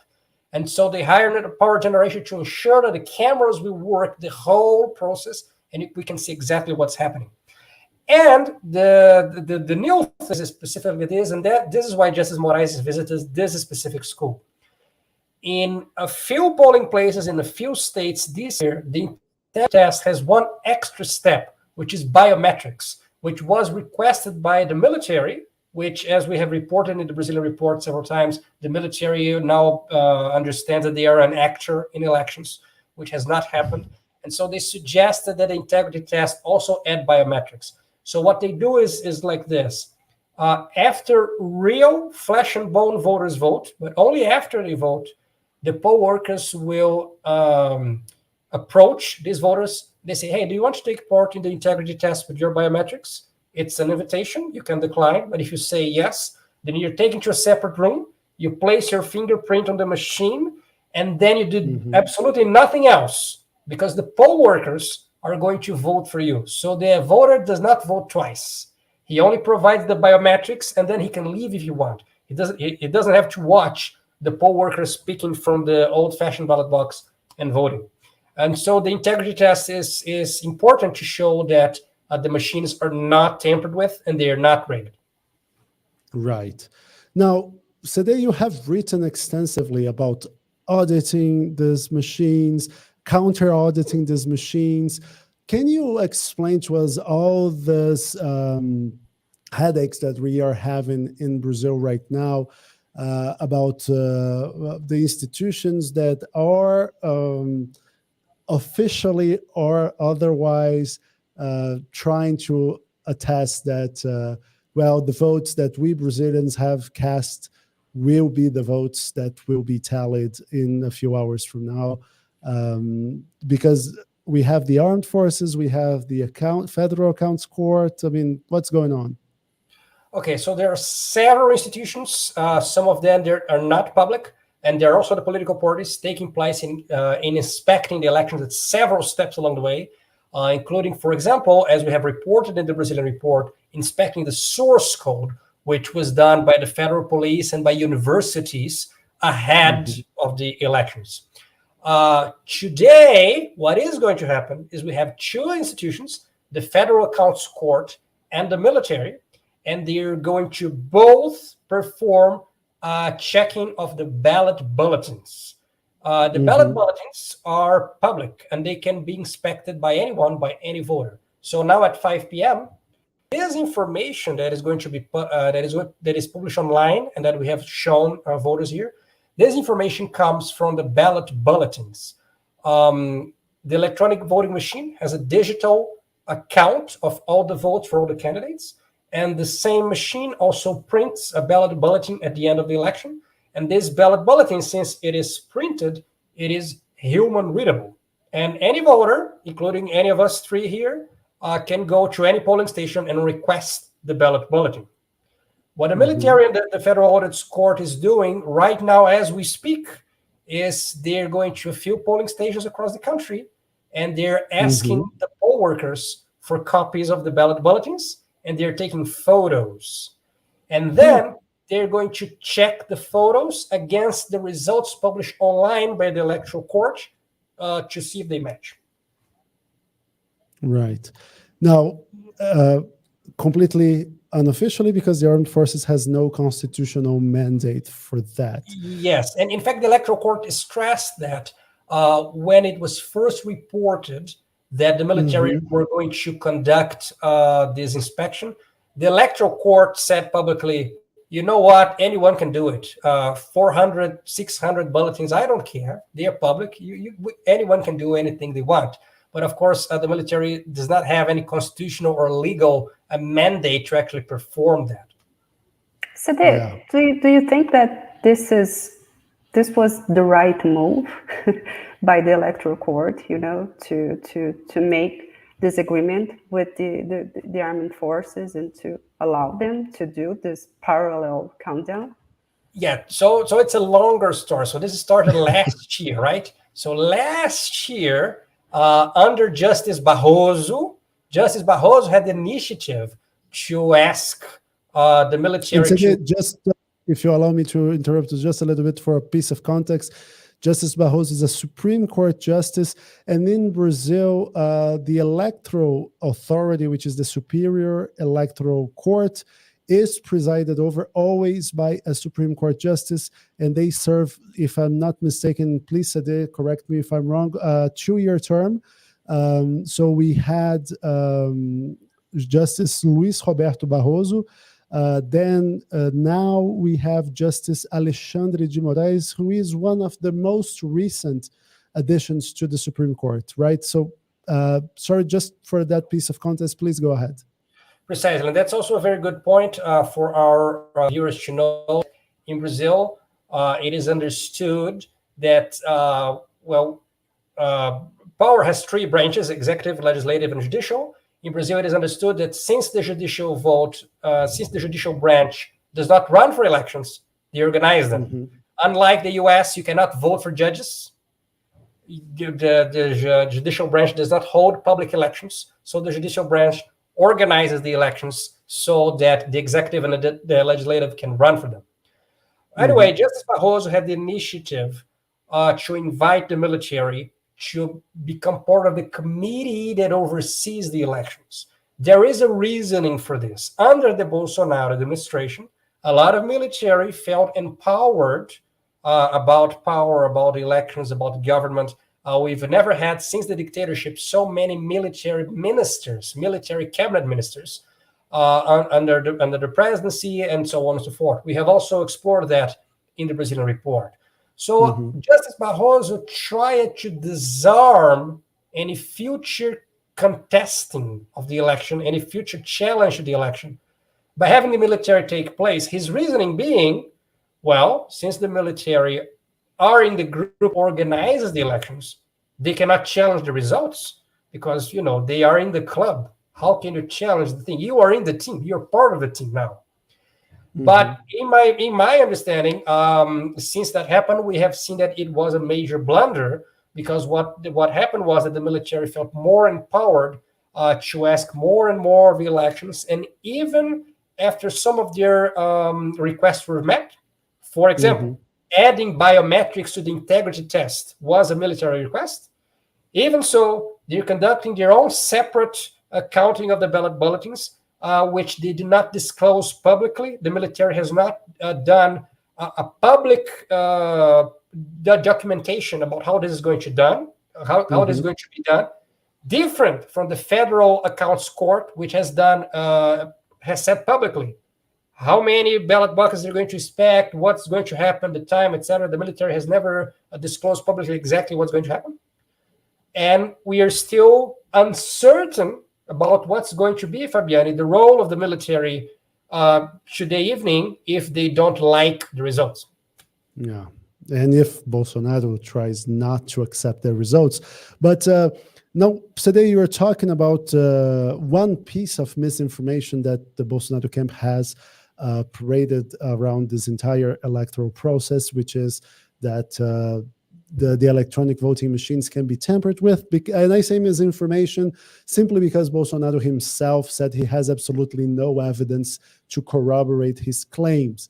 And to talk about misinformation, I want to bring Fabi in, because Fabi, I was talking about your piece that we published earlier, but I would like to get you to explain a little bit to our viewership about you. So you reached out to WhatsApp and you got a response from them about their actions against misinformation.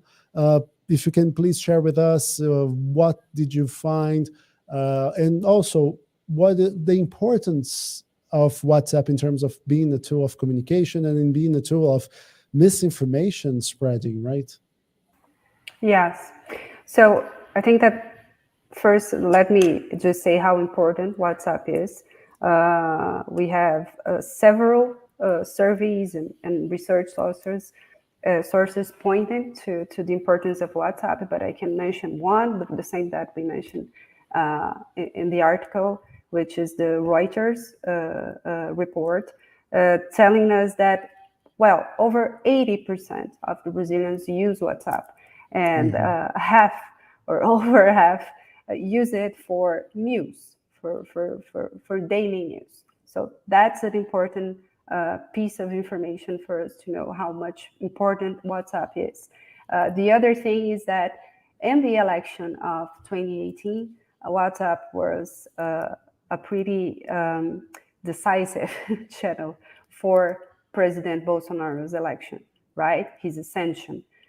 We have some problems, no, a lot of problems with misinformation, with fake news being passed to thousands and millions of people through WhatsApp.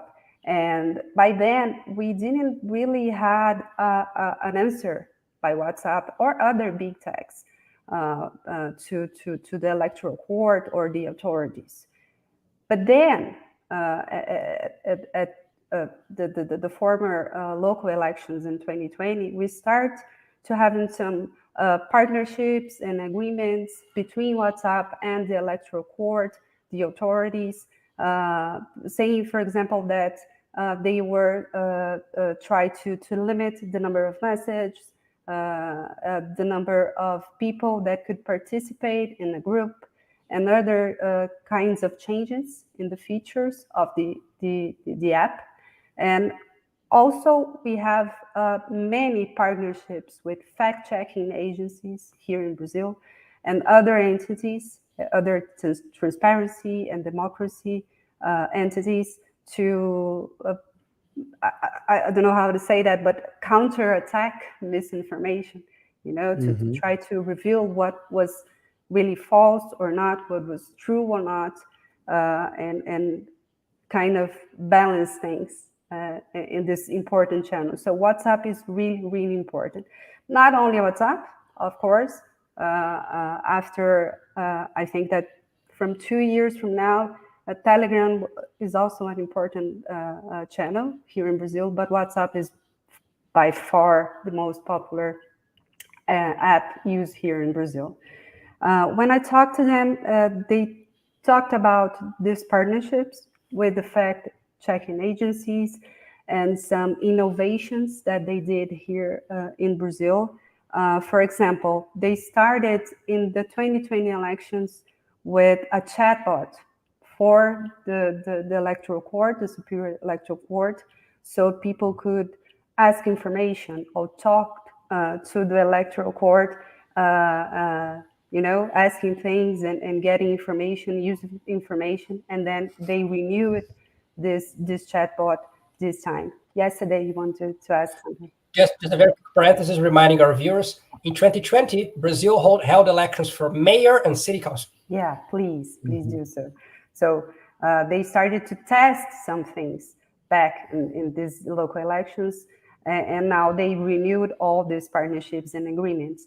But the thing is, and I think that this is not only in Brazil. I think that it works like that in other democracies that depend on social media and other apps and messaging apps. Is never enough, right? All these measures that WhatsApp has taken, and even the authorities and the electoral court, is not enough if people continue to make fake news and misinformation circulate. It's not a challenge that will be, I don't know, will be overcome so easy. Yeah. Now, Cedê, in terms of how election day went, everything went into normal. You talked to us about a few problems here and there, but nothing to the extent that we were fearing, right? Yeah. So far, we have not seen any stories so far that I know of people harassing poll workers at the end of the election after 5 p.m.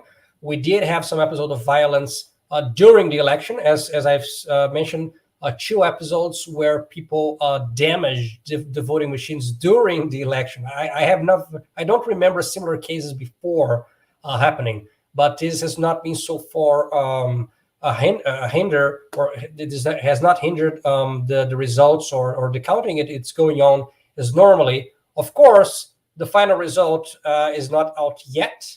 And if we understand that Bolsonaro is going to borrow a page from Donald Trump's playbook, that challenges and only begins a few hours into the elections after the results are official. And then we will have press conferences and lawyers saying things and people demanding a recount and so on. But this did not happen in the US, hours before polls close. It takes some time before the results are in, and then the disinformation begins. Yes. Now, Fabi, I want to get you to talk about this, because we have been talking a lot about the political side of this election for obvious reasons. But you are a finance reporter and you cover markets for Brazil. So I want us to get this chart that I have right beside me, because it shows that do we have it? It shows that the stock market did not crash to any extent that people were hoping for.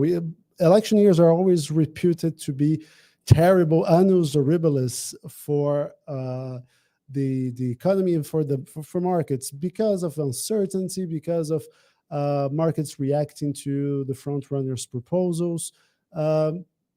what do you how do you read this graphic, and what can you tell us about what the markets are expecting, what is already priced in terms of the results? So one of the things that I think that it happened, and this comes from conversations with some of the analysts in the investment market. I think that one of the things that happened is that what the market really doesn't like is surprises, right? Things that aren't expected. I don't know, some extent, we have two well-known figures, right? The former president, Luiz Inácio Lula da Silva, and the actual president, Jair Bolsonaro. So I think that these two things, despite all the turmoil and the fear of anti-democratic actions, or even how Lula would come back to power if this would happen. I think that the fact that they are two well-known candidates for the market really helped not to bring instability for the market. One of the things was that. But on the other hand, I think one of the things that I heard too is that despite the domestic scenario, despite whether it would be Bolsonaro, Lula, or other candidate, the next president of Brazil, analysts and managers, they are predicting an optimistic scenario for the Brazilian stock market in the next year too. And this happens despite the global risks of recession. We know that the European market is already decelerating. The same goes for the Chinese market. And it's not a consensus, but we have some economists and some entities too saying that the US is going to decelerate, and maybe we will have a recession in the first quarter there. So this is curious. I was talking to them about that. I mean, the external scenario is not good. The internal one, it's unknown. We don't know what will happen yet. So why they are thinking that everything is okay? So they explained to me some things. One of the things is the shares of some of the main companies in Brazil today. Given this scenario, these shares are cheaper than they were before. So despite the instability, the normal instability there always gets the investors really worry about Brazil or Latin America.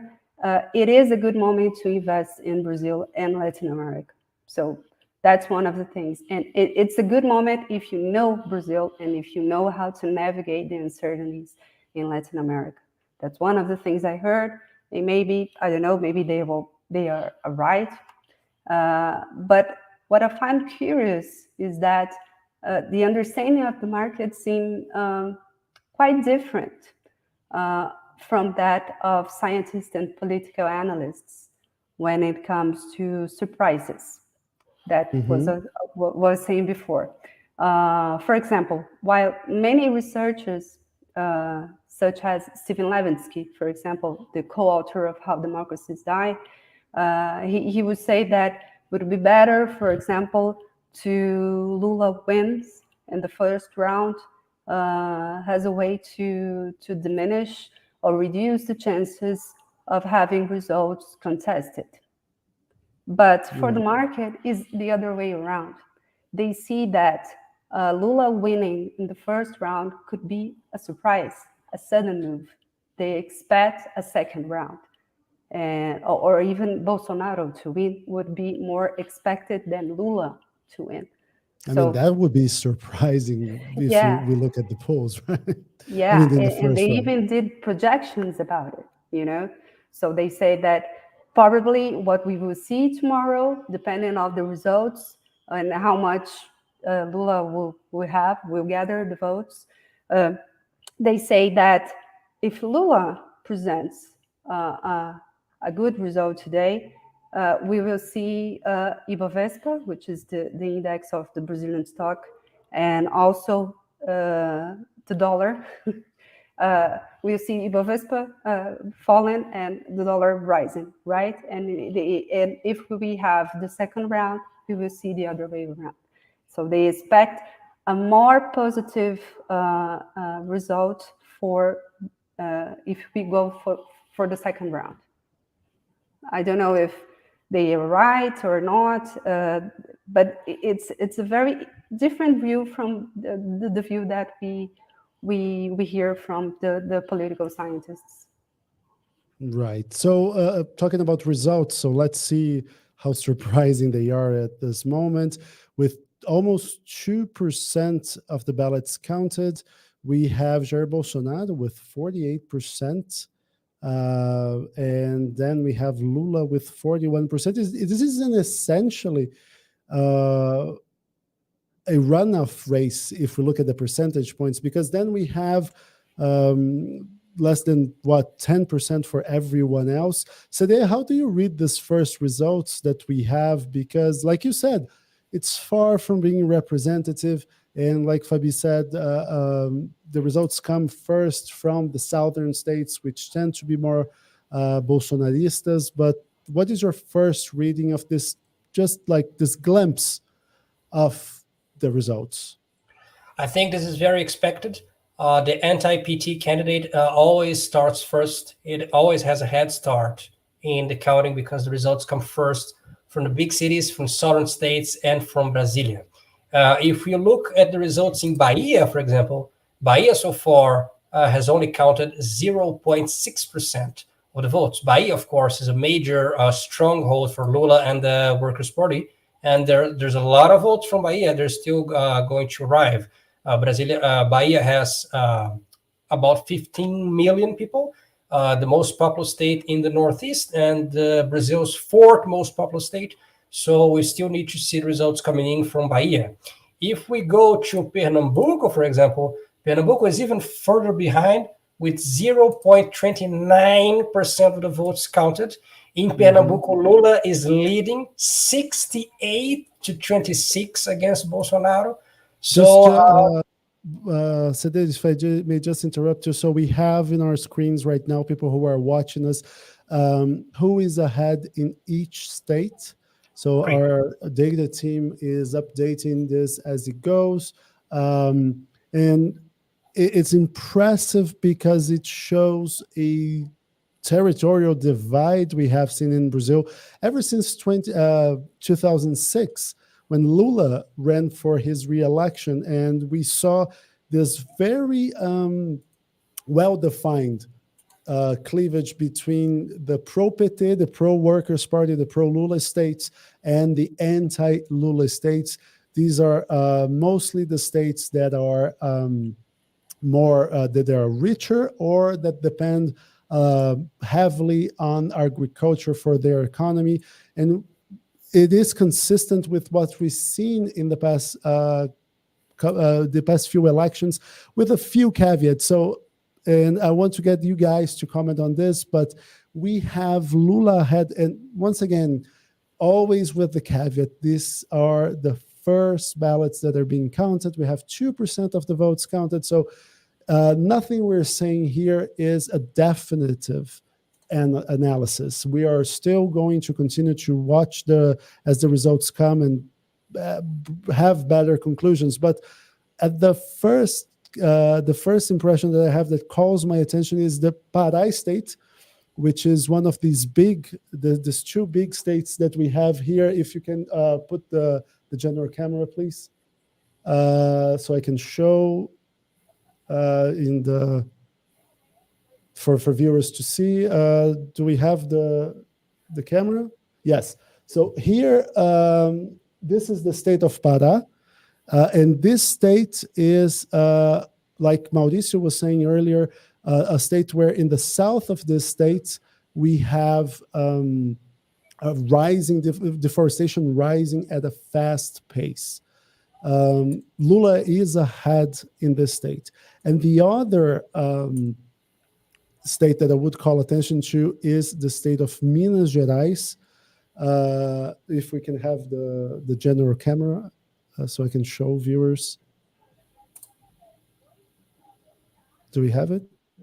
Yes, so this is the state of Minas Gerais.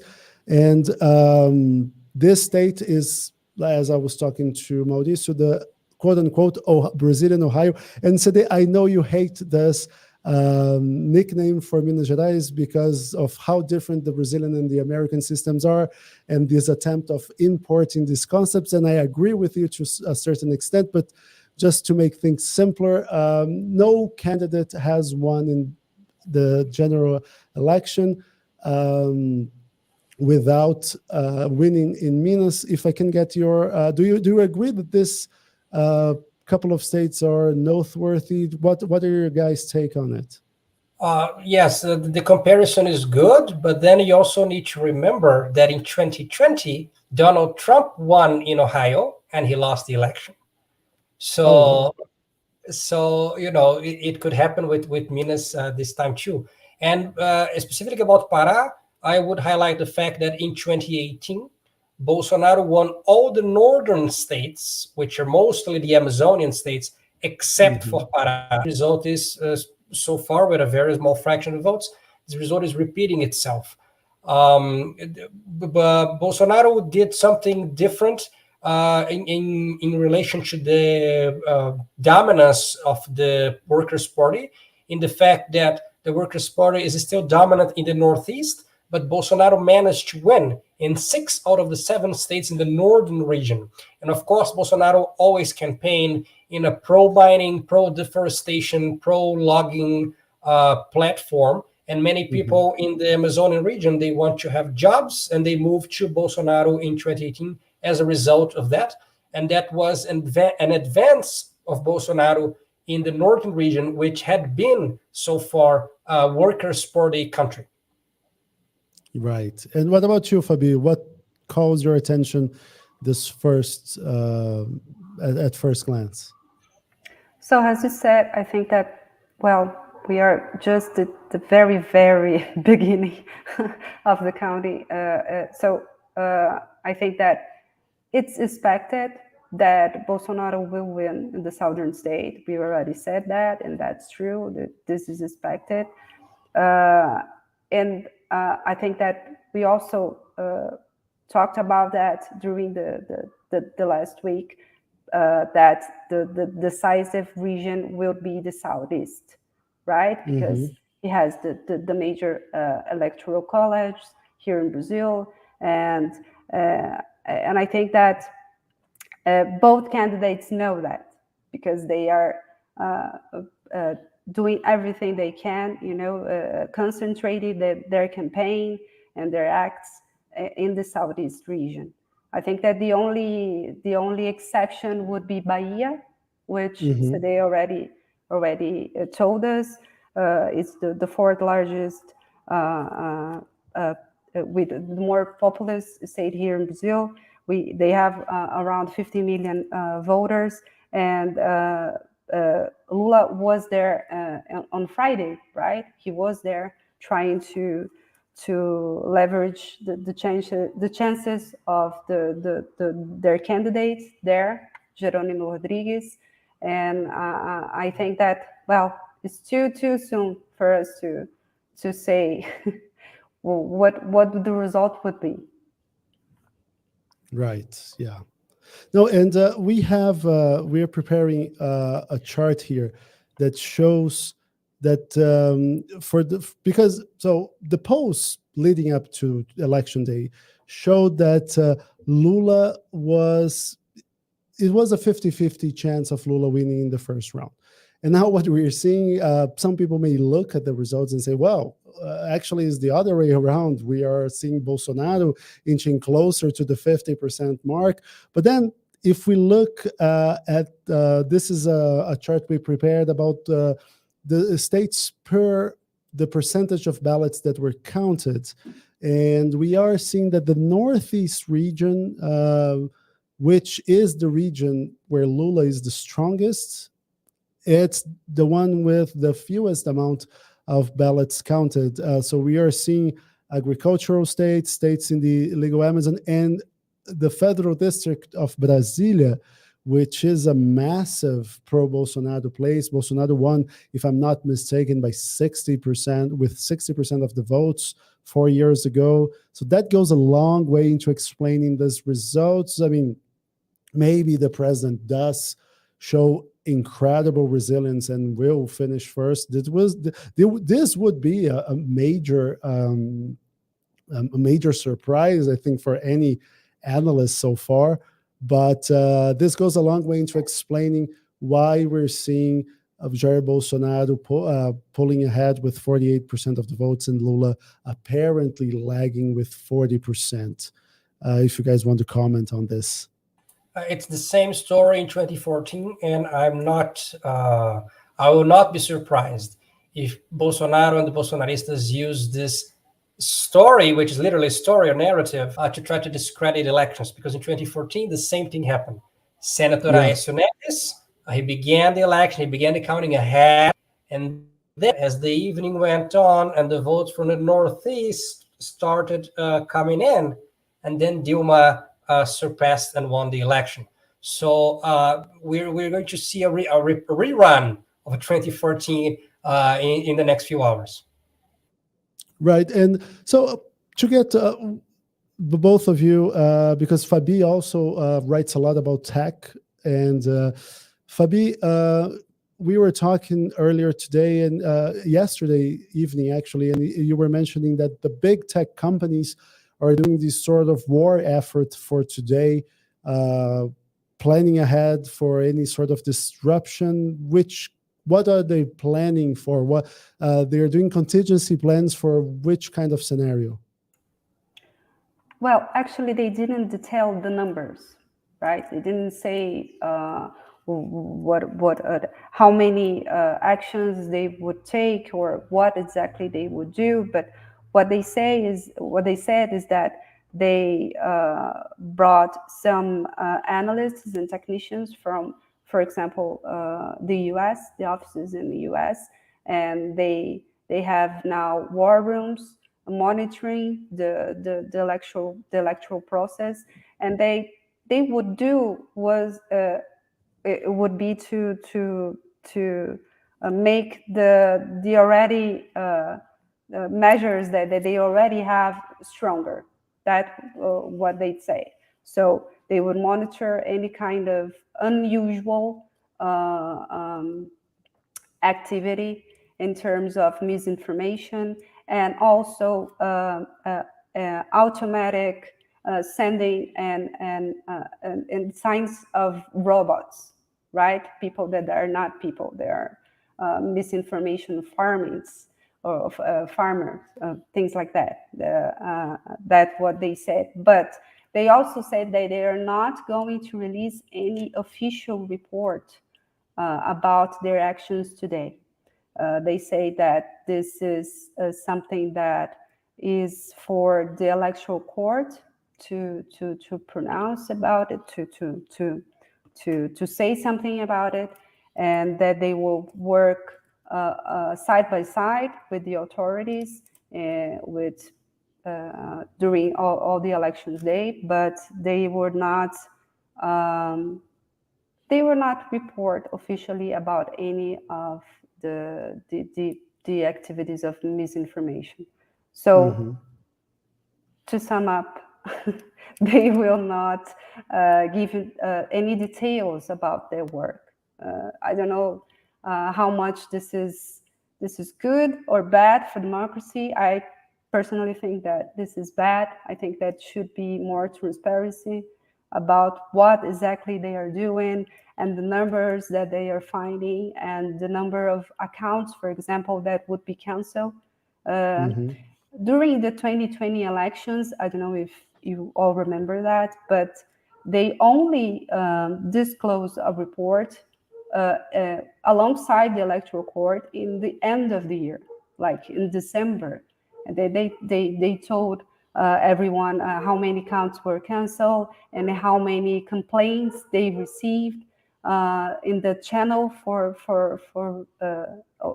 receiving the official complaints, which is a channel in the electoral court website. There is a channel there that anyone could enter and, say that, this account here and this social media or this WhatsApp account is sending too many messages to me, and people can do this kind of complaint. But we will not expect any detail for today or even this week.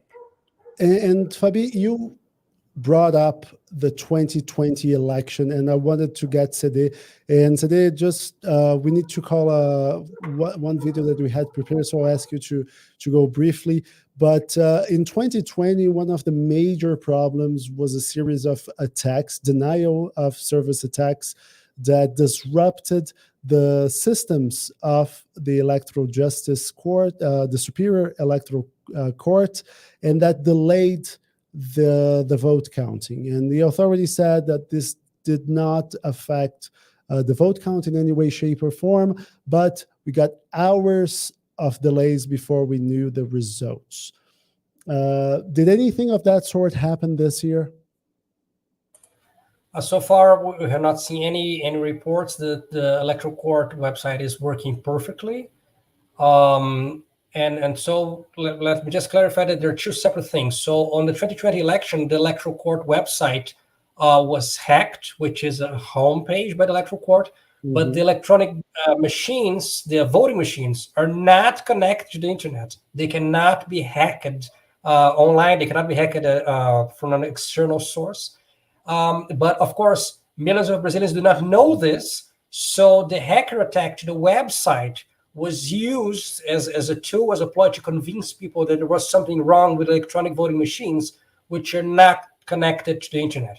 You cannot hack the voting machine the same way you cannot hack the heater in your swimming pool, which is a mechanical thing. It's not connected to the internet. It's the same thing.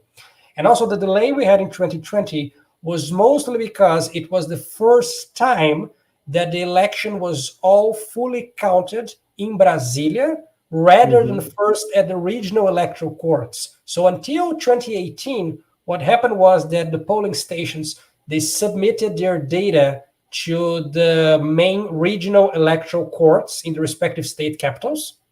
And then the state capitals submitted to Brasilia. Because of how hardware works, the counting was done in a certain period of time. In 2020, for the first time, the polling stations started sending information directly to Brasilia, and this overloaded the system. It's like when you're trying to download a very big video, and it's just too much. It takes too long of a time. And now in 2022, so from what we see, they've updated the system, and they can now get all the information in Brasilia at once.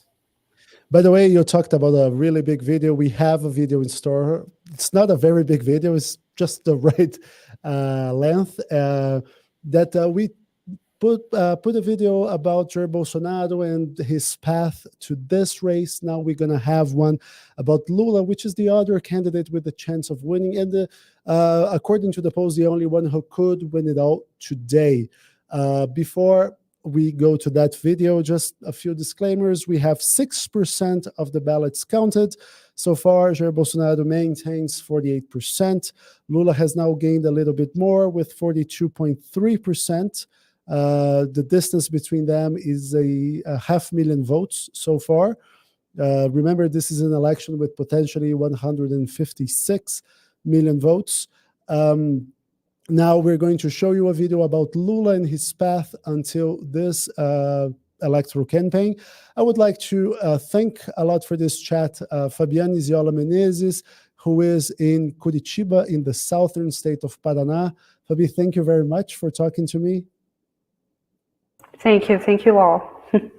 And today I'll say see you soon, because I will be stepping out of my hosting duties for a few moments.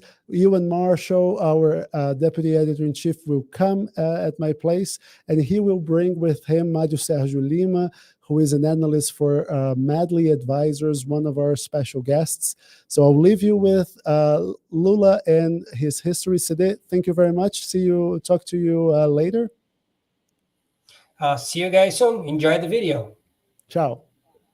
Born into a poor family, Lula became known countrywide as a union leader who spearheaded metal workers' strikes during the dictatorship, which paved the way for his entry into politics.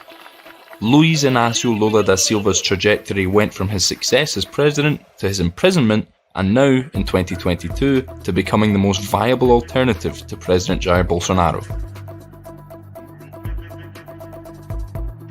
That year, Lula managed to moderate his speech and image. He also built an alliance with the centre-right, having an industrialist as his vice president. Buoyed by the commodities boom, during his first years in office, Lula's administration delivered economic growth, reduced inflation, and raised the average family income by expanding social programs. In 2005, the Mensalão corruption scandal broke, a scheme to buy parliamentary support for government-backed bills. The scandal harmed the image of his Workers' Party. His second term saw the expansion of social and economic programs, the discovery of pre-salt oil deposits, a leading role in South-South foreign policy, and the creation of the BRICS. Lula also had to deal with the fallout from the 2008 global economic crisis, which halted the country's growth. Leaving the presidency with 87% approval, Lula managed to elect his successor, his chief of staff, Dilma Rousseff. Timid economic growth and protests in mid-2013 limited support for Dilma's re-election in 2014. She still managed to win a second term, but only by a narrow margin. After a troubled 2 years, Congress impeached Dilma in 2016, and the Workers' Party was largely blamed for the political and economic crisis that engulfed the country. On trial as part of Operation Car Wash, Lula was convicted of corruption and imprisoned 5 months before the 2018 elections, taking him out of a race that he was winning.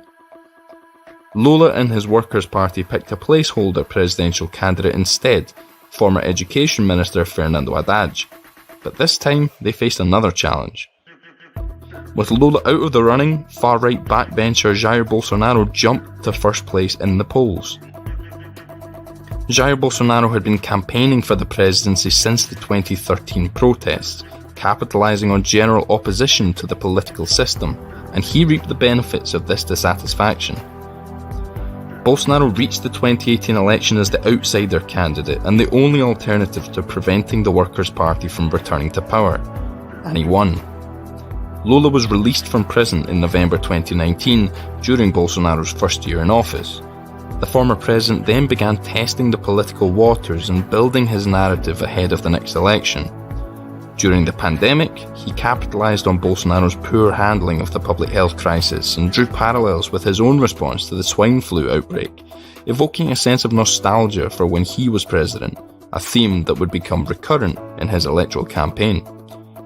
Lula also held meetings in Brazil and abroad with heads of states acting as an unofficial president. In April 2021, the Supreme Court annulled all convictions against Lula, leaving him free to dispute the election. Since then, Lula has been polling first since the start of the 2022 campaign and is slowly increasing his lead over the runner-up, Jair Bolsonaro. Lula is building political alliances around his candidacy to try and convince the population and the market that his first-round victory would be better for the country.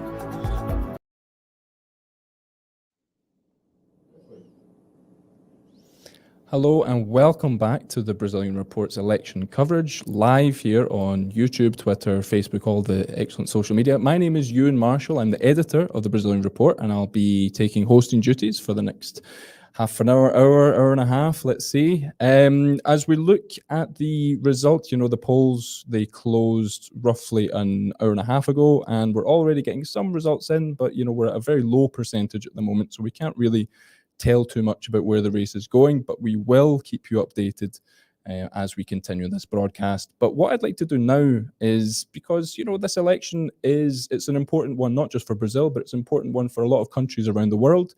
There are a lot of eyes on Brazil today, and to get this kind of foreign viewpoint on the Brazilian elections, I would like to speak to Ignacio Portes, who is the Brazilian Report's Latin America correspondent in Buenos Aires.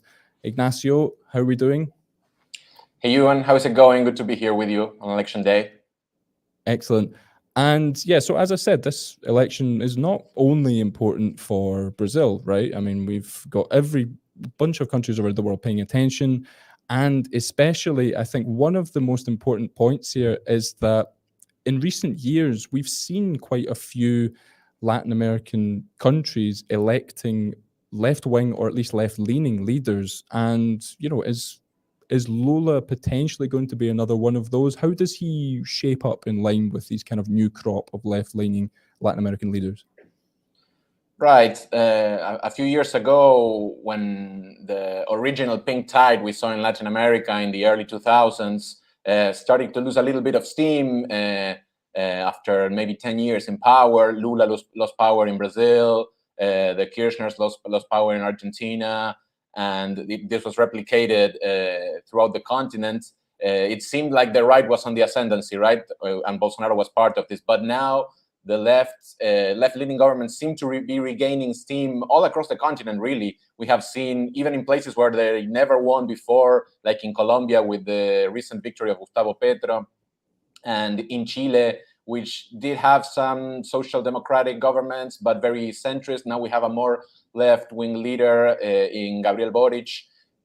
So the analysts are seeing right now that all the really major countries in the continent are ruled by people who come from the political left or who clearly are among the most left-leaning options in their country. You see the Argentina, Peru, Mexico with Andrés Manuel López Obrador, Peru with Pedro Castillo, Chile, Colombia, and the sixth among the six bigger democracies in Latin America is Brazil.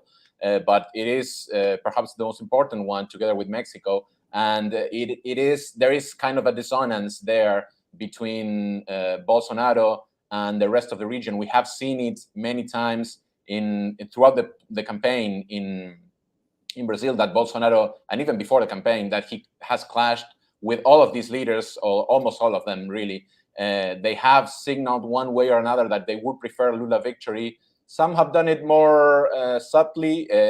Mexico, for example, has a tradition of political neutrality, which López Obrador has tried to respect, but he still has signaled that he has a lot of respect for Lula and he values him a lot. And I want to remain neutral, but we admire him, blah, blah, blah. So maybe he has been the most subtle, and others have been more explicit. Alberto Fernandez in Argentina even visited Lula while he was in jail a few years ago in a clear sign of support for his political figure and for an alliance that was very clear between Argentina and Brazil during the pink tide decade.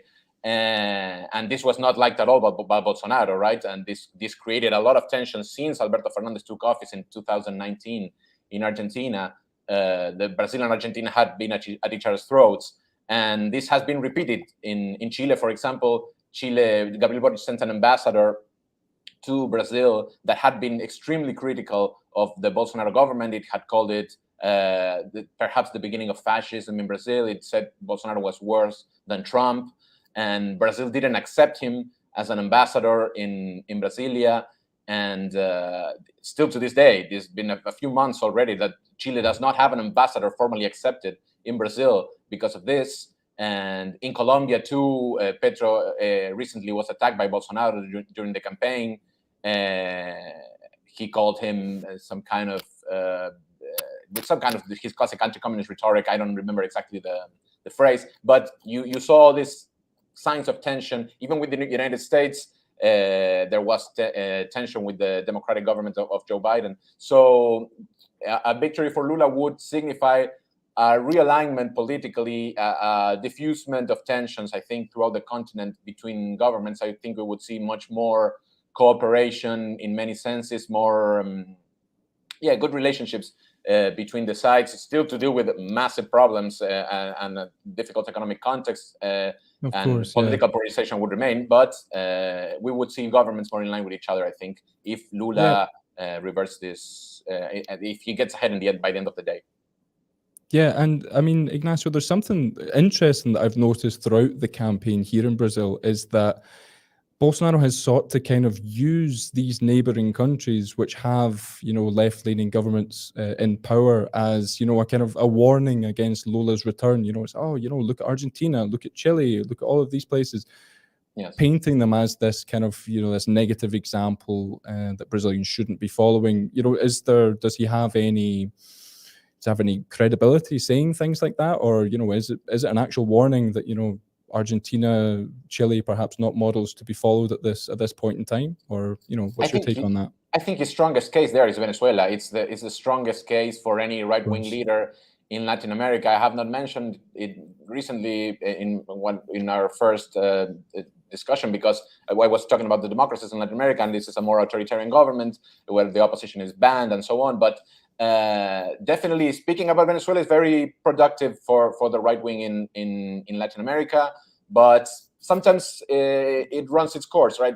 There's so much that you can say about Venezuela to boost your local chances at home. People that are very interested in politics are very interested in Venezuela. Migrants are very interested in Venezuela. Perhaps in Colombia, Venezuela is a big topic because they're neighboring countries. But for the ordinary man, the most immediate questions are the economic problems, perhaps the pandemic, if there's violence in the streets or not, if the political tensions are too high, who's to blame for all of this. And so it's a question that, it's definitely a valid discussion, because Venezuela has been an economic disaster and a increasingly authoritarian political regime. And so all the center right to right wing governments in Argentina have used it as a talking point, successfully to some degree. I think it was successful in the defeat of Cristina Kirchner in 2015, when the government was more left leaning than it became later, and it was perhaps useful in Ecuador, in other countries, but I don't think Brazilians at this moment care so much about that, right? I don't know, you probably know this better than me, but I don't think Venezuela is the number one discussion for ordinary Brazilians that might decide the election, even though it might be a topic for some. I mean, it has its limits, I think. Right. Yeah, sure. Definitely. And, just something that if the polls are good, if the polls are correct and Lula does eventually win this presidency here, there are, not all of the countries in South America are, left-leaning or, actual left-wing governments. We have neighbors here, Paraguay and Uruguay. Yeah. They certainly lean more towards the right. How would Lula, in office, do you think he would be able to work well with them? Because, they're important partners for Brazil in a number of key projects. How do you think he would kind of handle that? I mean, I think he has shown signs of being a pragmatic leader, right? In the past, he initially, when he started his career, he looked more, he was market saw him as a threat. They didn't understand exactly where he was coming from, but he made explicit efforts towards his first presidency, and we can mostly go on by precedent of what he did in the past, that he always tried to calm these fears that he would be kind of like Chavez in Venezuela, or a more drastic socialist that would destroy the dynamic of markets in Brazil. And he has tried to be in good terms with governments, even when they are not of his political sympathies. I think he has shown signs of being among the most pragmatic leaders from the pink tide in Latin America. And I think he will resort to those tactics again to deal with Uruguay, to deal with Paraguay. I think there's more right-wing people in his coalition too, right? Including the vice presidential candidate that once was a rival of Lula from the right.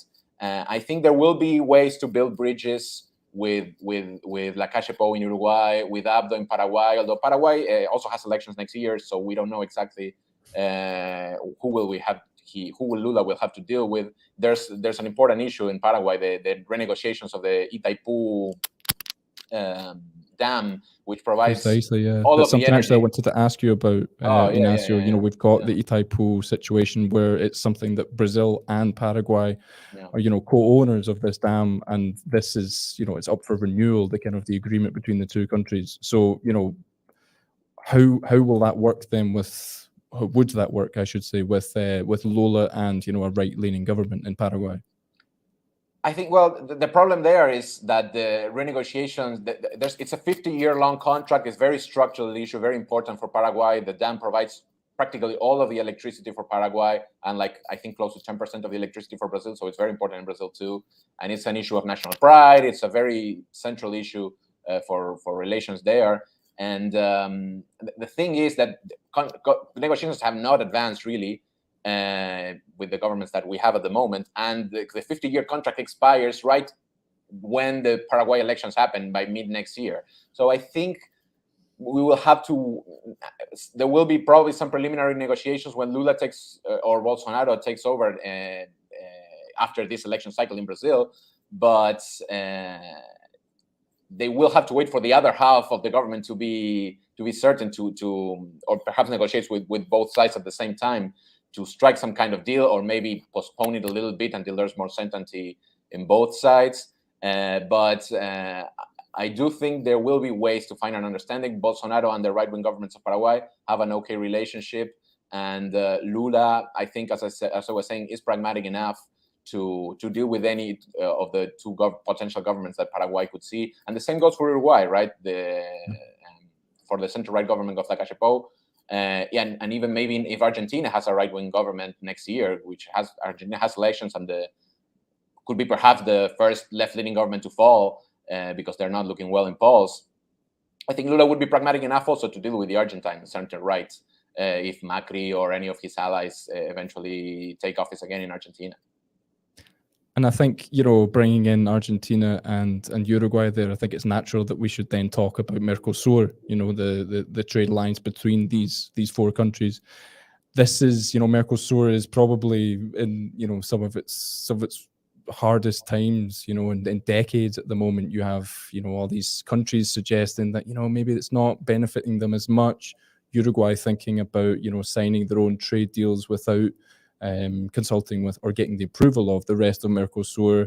And Bolsonaro in Brazil has, is definitely kind of put it on the back burner a bit. Do you think that changes then if Lula comes in? Could that be the kind of the life force that Mercosur is kind of so sorely needing at the moment? It's a complicated issue because for most of the decisions in Mercosur, you need unanimous approval, right? And you have four parties. Perhaps two of them are more important, Argentina and Brazil, but you do need unanimous approval for anything that you want to do, especially for liberalization, to liberalize the bloc and do trade agreements with foreign blocs like the EU-Mercosur agreement that was during the first right-wing wave that we were talking about a few minutes ago, right? When Macri ruled in Argentina, Bolsonaro took office in Brazil, Paraguay also had the Colorado Party, and in Uruguay, well, even when the left ruled, it's a pretty pro-free trade left, and then even the right took over. So there was at some point an agreement between all these pro-trade governments of, okay, let's do a free trade deal or a trade agreement with the European Union. Let's maybe reduce some of the tariffs that we have in the common customs office that this country share, to import products more easily and perhaps try to export more. Let's try to look for deals elsewhere. But when Macri lost in Argentina after the economic crisis that took his government down since 2018, Argentina had a protectionist turn, right? And that all the rest of the governments in the region who were enthusiastic about doing this kind of deals started seeing a roadblock there in Argentina. And Uruguay started to have this individual initiative of saying, okay, if no one wants to make progress in these trade deals, which we think are important, we're going to start questioning the very basic foundations of Mercosur, which is, okay, we are a customs union. We decide everyone needs to agree, or there's a veto power that if one person doesn't agree, then the deal doesn't take place. But Uruguay said, oh, okay, if there's no progress, I'm going to start negotiating a free trade deal with China, which Argentinian industrialists find extremely worrisome, right? Because it's very hard to compete economically with China, with the cheap manufacturing, the lower labor costs, more technology, and so on, fears of dumping practices, etc. And so this kind of trade deals with the United States, with the Pacific countries, all these things scare Argentina a lot. They used to scare Brazil a lot in the 90s too, but not so much in the last few years. Argentina turned into the strongest rival for these policies. So I think a lot of things need to happen for this to change. You need the four sides on the same boat. So you need a Macri victory in Argentina, or a center-right victory in Argentina of some kind.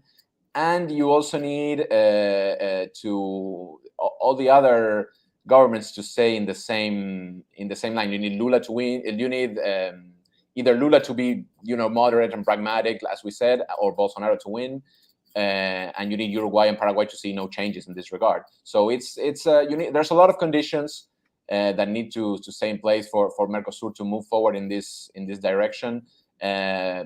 And also, even there's if you want to move ahead with trade deals with the European Union, you even need Europe to agree on this, because there's been resistance from Europe too for these deals, right? Farmers in France saying that we don't like so much to compete with South American agricultural products, which are cheaper. They fear them as we fear China in industry, right? So there's a lot that needs to happen before any of those deals move forward. Not just one election, but quite a few of them. And I think, Ignacio, there's something interesting about Lula's story in Brazil, because obviously he is someone who, just a few years ago he was in jail on corruption charges, and now here he is running for the presidency and favored to win the presidency. And this is not, a former president being sent to jail on corruption charges, or at least being facing a criminal case on corruption, is certainly not unprecedented in Latin America. We have recent examples like with Cristina Kirchner and Rafael Correa in Ecuador are both facing corruption trials. For Lula to maybe come back from that, have that turnaround and redemption story, some may say, and then become president again, do you think that would have an impact on those two examples I mentioned there, Cristina Kirchner and Rafael Correa, for example? I think locally they're hoping for that. Certainly, we've seen during the last week lots of efforts from the Argentine government to try to, as they see that polls favor Lula and they see Lula as a political ally, and they see all these parallelisms, right, in their story. Cristina Kirchner very much questioned for corruption in the last few months, although perhaps that was a little bit overshadowed by the assassination attempt in last month. But it was a big topic beforehand, and it will be a big topic again, definitely. And you saw in the streets of Argentina lots of signs trying to tie the story of Lula with the story of Cristina, trying to show that Brazilian people will elect Lula and Argentinian people should understand that these allegations against Cristina are just as politically motivated as they were in the case against Lula.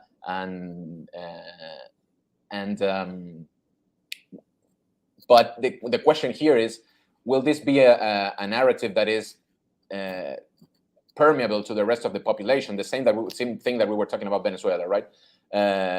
Certainly in political circles, this matters. It's an argument that you can do among very militant factions of Macri supporters or of Cristina supporters. It will be used in those debates, but will common people care about what's happening in Brazil to decide their vote next year?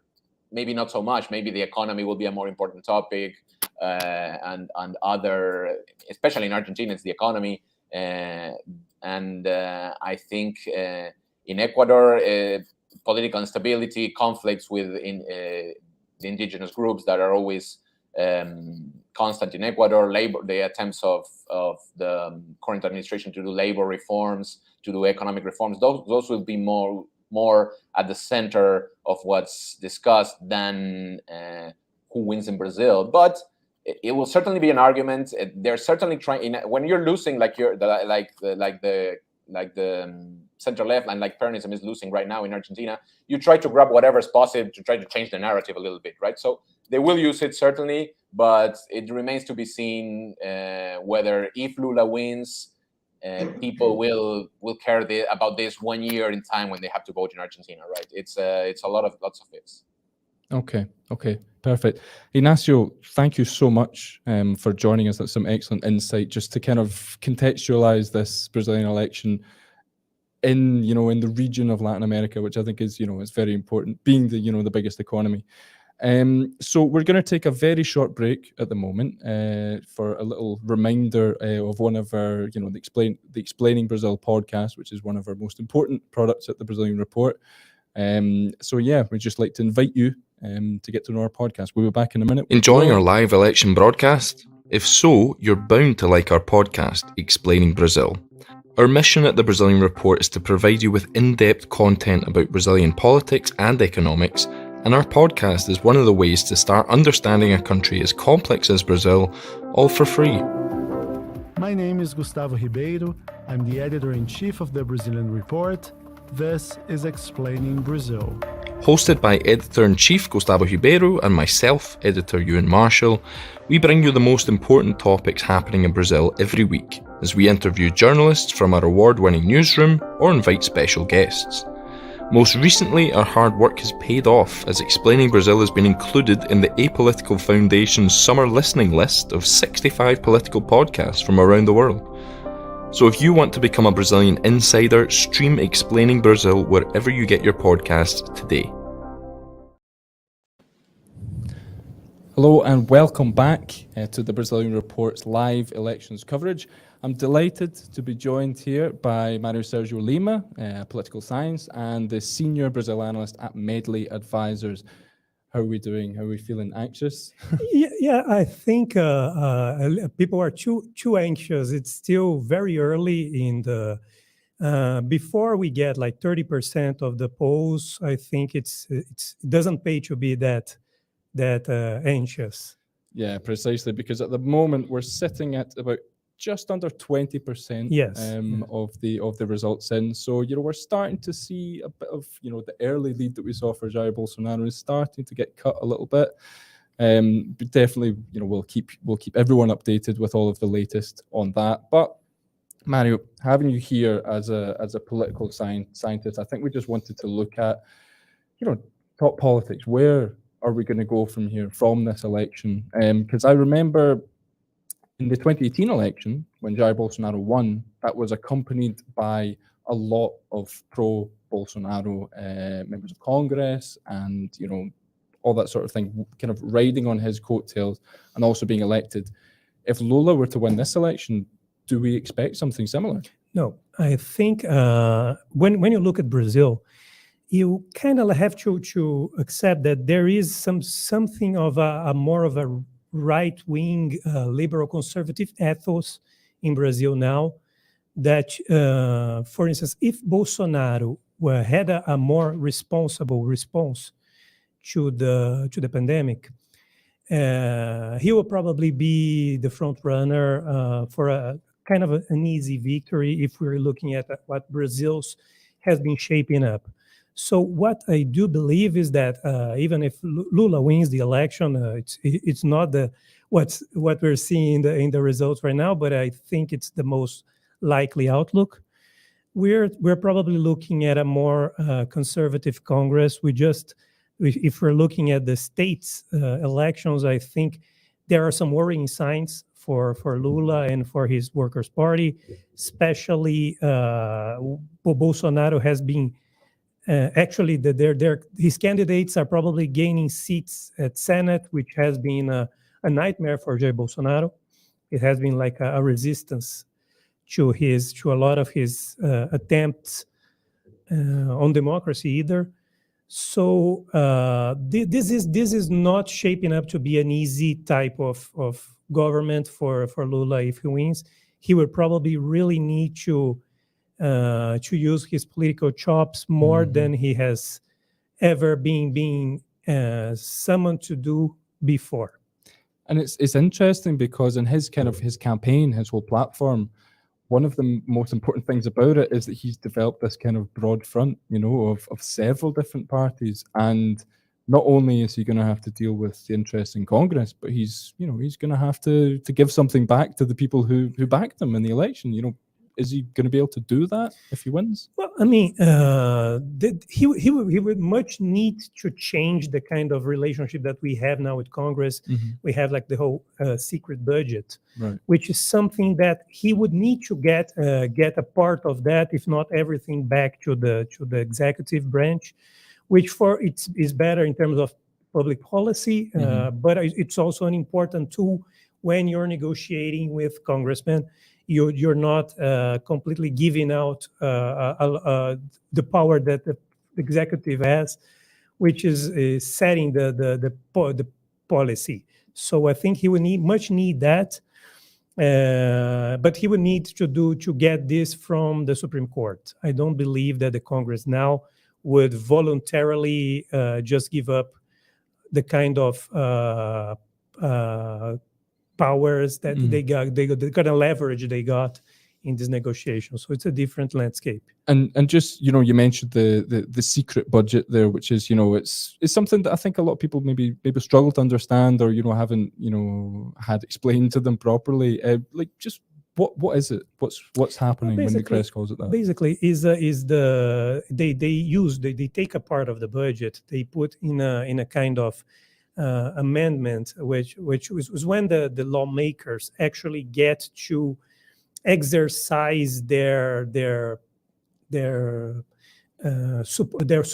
support to the regions where they are from. Right.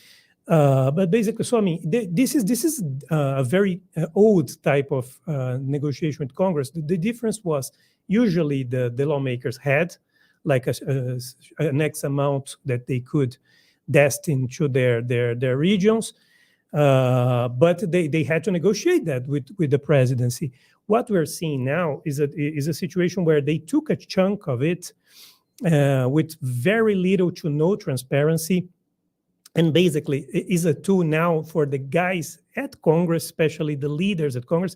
And the biggest head of this all is the lower house speaker, Arthur Lira, where he can bargain and negotiate his support in Congress. So while the executive still is the one who pays the amendments, is like you're giving up a lot of room, especially in a country like Brazil, where you have a lot of earmarked budget expenses.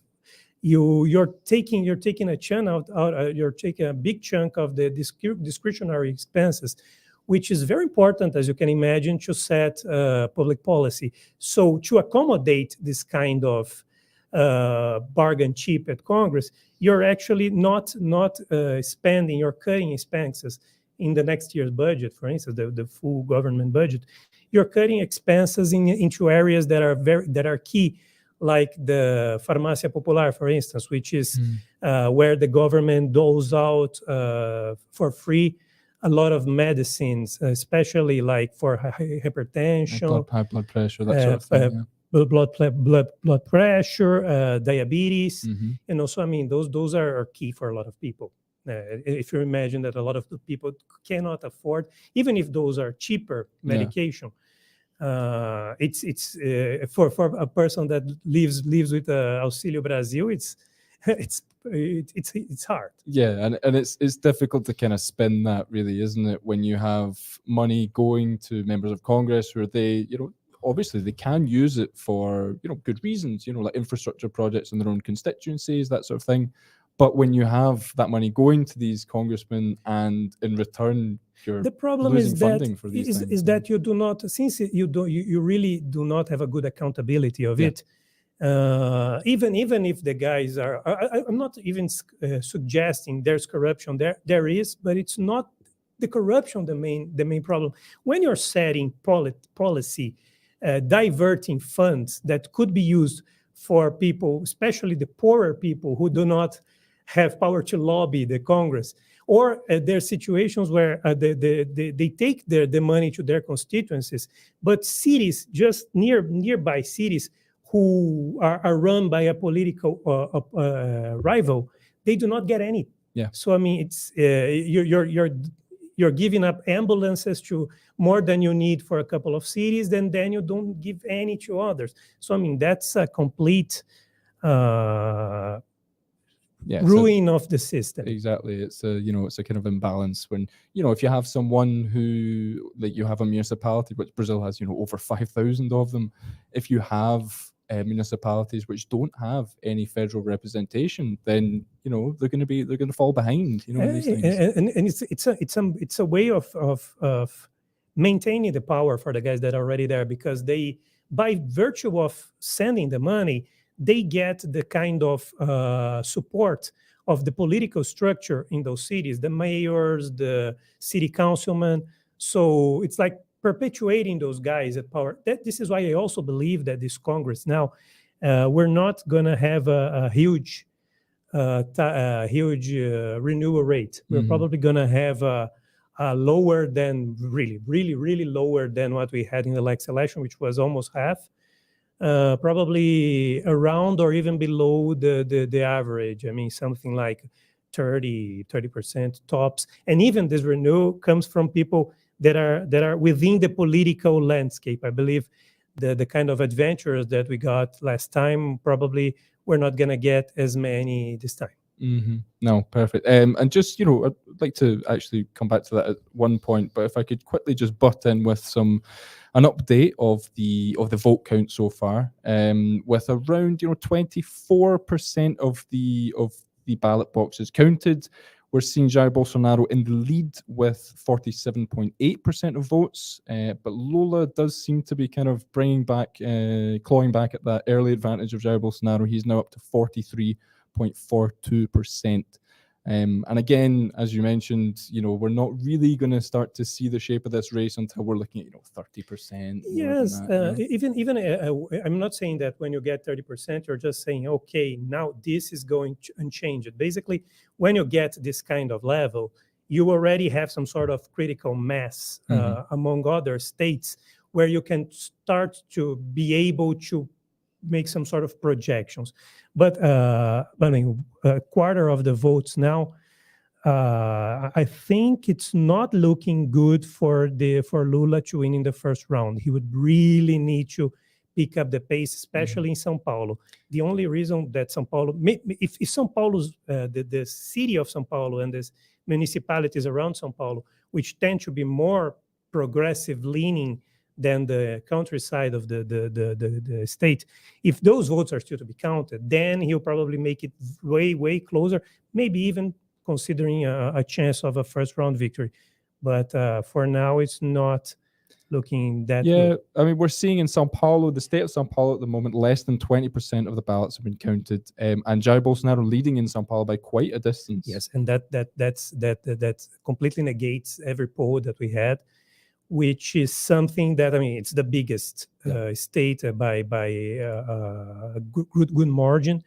Lula is also losing, albeit slightly, in Minas Gerais, which was supposed to be a good type of victory. But in Minas Gerais, then the difference there is that in the countryside, usually the votes tend to look a lot like what they do in the Northeast, right, where Lula does have an upper hand. So, I mean, if you're looking, they just got almost 26%. The gap has been really shrinking. And most of the states where Bolsonaro has a huge and commanding victory and are populous, those are kind of like ending they're getting closer to the end. So, I mean, I think for now, the most likely scenario is Lula shrinking and even passing Jair Bolsonaro at some point. But for him to actually get to that mark of 50 plus 1, I don't know. Seems very hard at this moment. But let's wait and see. Yeah, and just a reminder that Brazilian elections work on a kind of 2-round system. But in the first round, if one candidate gets over 50% of the valid votes, so that that discounts any spoiled ballots or anything like that. If a candidate gets over 50% in the first round, they win the election outright. There's no need for a runoff. But in this case, we're looking at potentially 4 more weeks of campaigning. Yes, and that could definitely change things around a bit. But if we're looking at if the campaign is if Bolsonaro really gets to the second round in a very small margin, I mean, like saying, for instance, Lula 5 or 6 points ahead at most. you have to consider that from now until October 30, most of at least the newsy types of, unless there happens something that we cannot foresee, but you can easily see economy is improving. So you're seeing inflation slowing down, you're seeing unemployment dropping. So, I mean, and you have maybe 2 payments of the Auxílio Brasil. Exactly. They can anticipate the November, for instance. So, I mean, it's something to consider. I mean, Bolsonaro would be a really live dog, very live. I mean, even if the decision now is starting to look a little closer. I mean, I wouldn't consider this an easy victory for Lula, especially because, I mean, for instance, the third is Simone Tebet and Ciro Gomes. Their percentages now really indicate to me, at least the Ciro Gomes percentage, that his votes already anticipated in the first round. So, I mean, it's not, they are usually pro-Lula, but I mean, it's not like you have a lot to pick up from. Yeah, you know? exactly. But obviously, as we said, there's a long way to go. Yes. And we will be keeping up to date with all of that latest information. What I'd like to do just now, though, is just go to another special guest that we have here on our live broadcast here at the Brazilian Report, Natalie Unterstell, a climate policy expert and the president of the think tank Talanoa. Natalie, thank you very much for joining us today. Hi, Ian. Thank you for having me. Great pleasure to join you today at this Brazilian Report Live. And I think there are lots to share and to comment, although the results are not available, right? Yeah, I mean, as we were just saying with Mario Sergio, we have got about, just under 30%, 25-30% of the ballots counted already. So, we're a bit early to jump to conclusions. But yeah, we will continue updating as they come in. Natalie, just to start, because, you're an expert on climate policy and, on the environment. And I think that's just the first thing I'd like to get into here with you. It's a very broad question, but what did the Jair Bolsonaro government, his first term, mean for Brazilian environment? Well, it means the paralyzation for all intents and purposes of the climate and environmental policies that Brazil has built over 30 years. We had seen, for instance, that environmental crimes, they have gone up. And at the same time, the punishments, the penalties, so the enforceability of the environmental legislation has not been seen throughout these 4 years. Also, Política por Inteiro, which is one of the projects that I lead, has been monitoring all the deregulations and flexibilities that this government has pursued, and we mapped more than 700 different norms and policies that will have to be built in if there is a new government in place next year.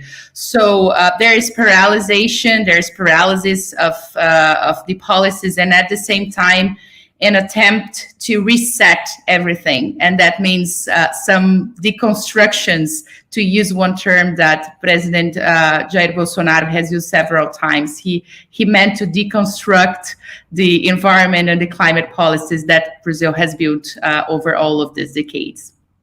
And I think one of the things, if we think that Lula could potentially win this election, either in the first round or the second round, one of the important things for me from where I'm standing is that if he comes into office, he's going to have to make not only big changes to kind of regulations and rules and things like that, but personnel changes. Because at the start of this Bolsonaro government, I remember that Bolsonaro told his environment minister at the time, Ricardo Salles, that he wanted him to promote a clean out of all of these protection agencies, putting all of these kind of military people in charge, taking out the experts.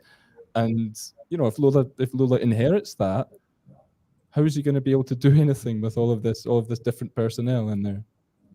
Yeah, certainly it will be difficult if there is such a change. There are things that can be done in the first days, for instance, revoking a lot of these acts that have stopped the agencies or that have created, some new bureaucratic steps that are no longer needed, so on and so forth. So some of this can be kind of Lula and Alckmin could get rid of in the first days, at least in the first 100 days. But there are other things which are going to be extremely difficult. One being the war on nature that it's seen particularly in the Amazon region. So imagine that with the policy on arming the population and also to giving this sort of free license to the forest and to promote, to practice some environmental crimes, the population that supports Bolsonaro will not, just kind of give up from night to day. So there is a pushback, there is resistance expected at the local level. And that also means a lot of tension, a lot of violence, threats, so on and so forth. So whoever sits in the chair of the presidency and also the ministerial ones next year will have to be very intelligent, very capable of building a new strategy around intelligence, around enforcing environmental laws, and it's going to have to manage a lot of conflicts at the ground level. And just to quickly jump in here from what we were talking about, Mario Sergio, just very recently about Minas Gerais being potentially the kind of the bellwether state in Brazil. We have Lula now ahead of Jair Bolsonaro in the state. 24% of the ballots counted there, and Lula is ahead with 46 against 45, still behind on the nationwide average. But I think it's just an important little update to bring in there. Natalie, something that I think is quite interesting is because in terms of the environment and climate policy in Brazil, it seems to be that the most concrete impacts of that politically are when we look internationally.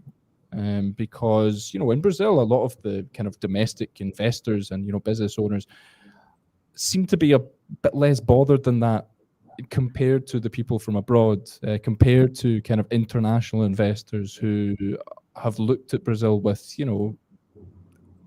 what are they doing? That kind of attitude towards the Bolsonaro government. Do you think that is going to help Bolsonaro that is going to hinder Bolsonaro in this election, the international image? Look, if there is one thing that Bolsonaro helped the environment with, was precisely to become such a grand force against it, that a lot of actors that were not organized, that were not connected with environmentalists or with climate policies in the past, they came together. And one interesting thing was that back in 2019, when we had those record high fires in the Amazon, which by the way were overcame this year by unfortunate even higher records. But at that time, it was the first time at least that I've seen in my lifetime, that a group of 230 investors from abroad sent a letter to Bolsonaro saying, look, we're going to cut the investments here because deforestation is a systemic risk nowadays. It's no longer an environmental issue. It's much more than that, right? So this has been kind of building on and on throughout these years, and has also these investors, this community has also connected with or expanded here in Brazil. I'm not going to go into much technicalities because it's not our purpose tonight, but for instance, you have a coalition of investors for the climate nowadays in Brazil with trillions under management. And that means that, and there's something that it was made quite clear in the debates and the interviews with the presidential candidates in this campaign, that climate and environment were present in all of them. in Bolsonaro's interview, in Ciro's, in the debate of TV Globo, so on and so forth. So if there is a winner so far, before seeing the outcomes of the polls tonight, if there is a winner of the debates, it's been climate and environment. It never been such a preoccupation. And I think the fact that in the past we had Marina Silva sort of holding the space for this conversation, and now she's not there anymore, meant that all the candidates have to position themselves, even if they don't like the agenda, right? And anyhow, so these investors, both here and abroad, I think they know quite well Bolsonaro's strategy, and they have the numbers, and they know that if there is a continuity of his government, we are going to have a very difficult situation in terms of emissions coming from energy and from deforestation, and that, may contaminate investments worldwide. Indeed. And Natalie, you mentioned in that answer, you mentioned Marina Silva, who has shown her support for the Lula government and for the Lula campaign, and endorsed him as a candidate. And she did so under the condition of Lula's campaign adopting some certain environmental platforms. So what should we expect then if Lula is elected from this influence from Marina Silva? How much of a difference actually does it make that she's there? In terms of content, a lot, because Lula, although he was the president when Marina was the minister, right, and they together were capable of really controlling, stopping deforestation and reducing it by the 80%. There was this mismatch between, within that government. And what I mean by that is that although Lula's campaign had to position itself, right, had to learn a lot about the current scenario, the new players in this game, they are not necessarily mature on that. So the fact that Marina put a very, very robust and very, I would say, necessary set of proposals on the table, I think that sort of updates, the software of Lula campaign in terms of environment and climate change. But there is something which is not guaranteed, which is precisely who is going to lead the agenda. There are many names and many people that are currently engaged in the Lula Alchemy platform, but we have no clue about who is going to be the one really, conducting all of this, implementing this agenda. And I think that really matters. Let's see. It seems that Marina Silva, if she's elected to the lower house, which I believe it's going to happen in São Paulo, she has been saying that she would like to be in Congress. She sees a lot of threats in there.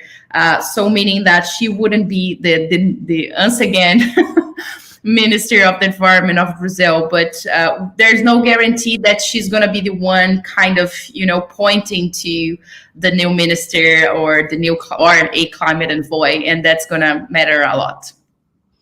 And yeah, I mean, I'd like to bring Mario Sergio in on this at some point, but just first, before we do, just a quick, update of the presidential results. We have 28.19% of the ballots counted, and Jair Bolsonaro still in the lead there with 47.34%, and with Lula starting to close that gap, we're looking at 43.86%, and that's the situation we're in right now.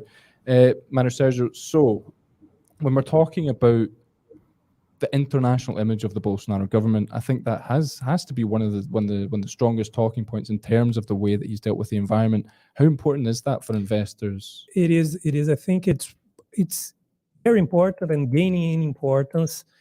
There are lots of people who still do not fully comprehend, especially people here in market here in Brazil, do not fully comprehend how important it is for foreign investors when they're allocating capital. You have to remember that, those guys can allocate funds anywhere in the world. It is important for you. It is important to actually look into the environment as this is a major point for Brazil, and I think by virtue of a possible Bolsonaro victory, would be seen very poorly among those kinds of investors. As a whole, for the economy, I don't think there is a clear preference. Right. There is a slight preference for Lula.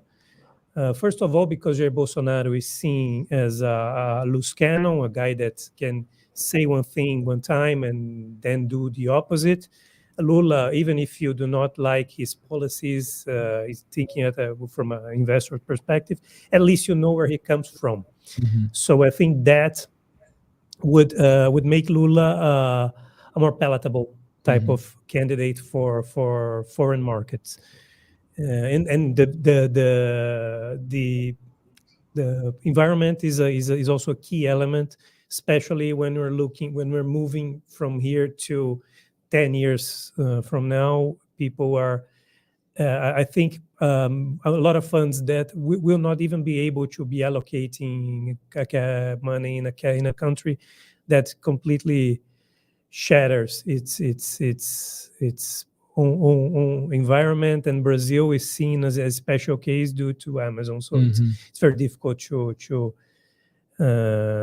not think that there is a Brazil should be seen as the possible leader of every type of policy, but as a potentially, but not in practice. And I think Jair Bolsonaro's government really was very bad looking at that perspective, and this is like the as polite as I can put. Yeah. And as we just see there, that's the latest situation of the ballots being counted in Brazil, under 30% still. And as you can see, in comparison to the graphs that we put up earlier, that gap between Bolsonaro and Lula is starting to it's starting. There's an update right after this one, which already has 44 to 47.17. I mean, it's everything like moving according to a second round voting with Lula winning. But I have to refine something that I told earlier. There is a strong voting for Bolsonaro allied candidates at Congress. He's winning a lot of seats at Senate. This was one of the main battlegrounds for the Bolsonaristas, and I think it so far has paid off. I think you see there on a lot of places where the left or either didn't fully back at one candidate, or back the candidate that was not really seen as a left-wing type of candidate. You see seats moving towards the right, which may also point to a very difficult Lula government. And to be honest, if the ballots we do not have a major change for the legislative elections, which those can change, we can easily see Bolsonaro being able to form a broader ruling coalition, for as incredible as this may sound, than Lula. I think it has been so far a nightmare for the left in terms of the Congress votes. And this is important for us to actually pinpoint. Even if, for instance, Lula, the gap has been shrinking a lot, I think people need to understand that this is not a Jair Bolsonaro shrinking. Yeah, exactly. I mean, that's the first question that I asked you. It's not what we saw in 2018 reversed. No, it's not. And I mean, it's important to highlight. I mean, they may lose as a bulk of seats. They may lose, but the most aggressive candidates that they put up, the guys that are way less prone of political negotiations are really being well voted. I mean, they are the most voted candidates in almost every state. So I think that's important. That's important to highlight, and this is not a good omen for a Lula government, but actually a respite for a possible Jair Bolsonaro government.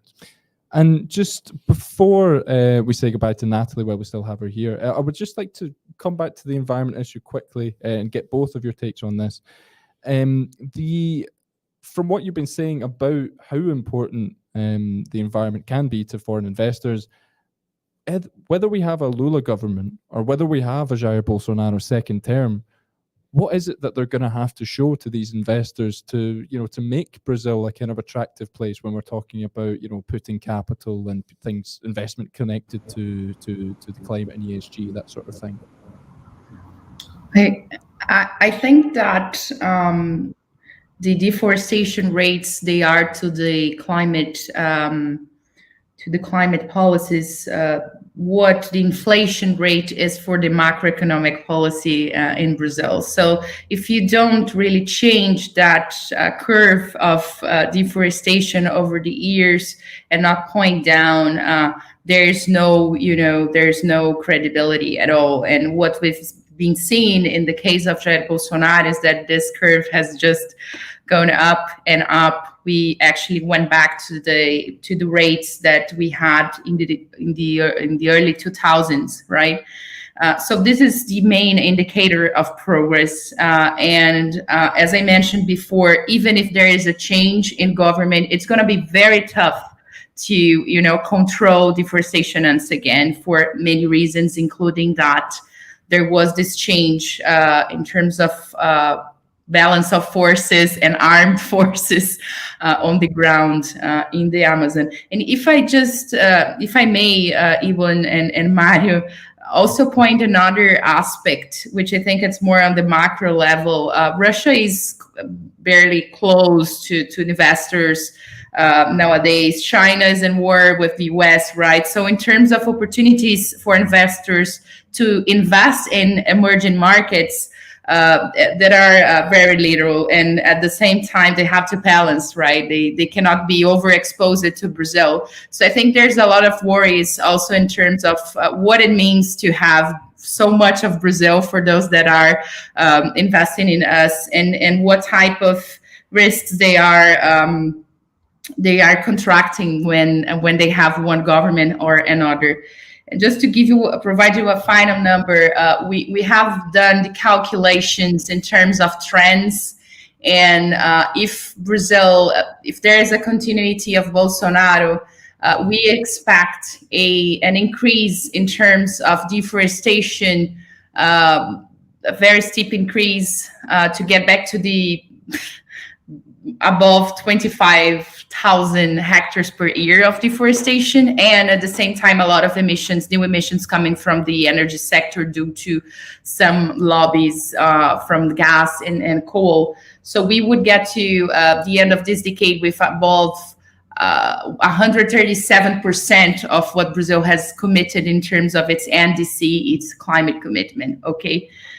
It's out there, everybody knows, and there's Mario Sergio said before that this first term of Bolsonaro has been bad. A second term would be certainly a disaster. Yeah, so do you agree with that then, Mario? Yes. Easy as that. I think it really doesn't. The problem is Bolsonaro really needs the support of a lot. You just go by voting. Bolsonaro is doing very well in the north region. And this is not coming from people that are there to save the rainforest. Exactly. This comes from the right opposite. Even the guys that are associated with the agriculture, you can easily see that the guys who support this government are not the guys that are really the keen to protecting the environment. They're usually guys that are big, but even by standards, not the biggest producers. So some of them even not really with a major exposure to foreign markets, or if they have like to Chinese markets selling soybean or beef producers here in Brazil for domestic markets. So I mean, those guys are really, they do not have the kind of, they wouldn't feel the kind of a backlash that usually like a big soybean trading company would do.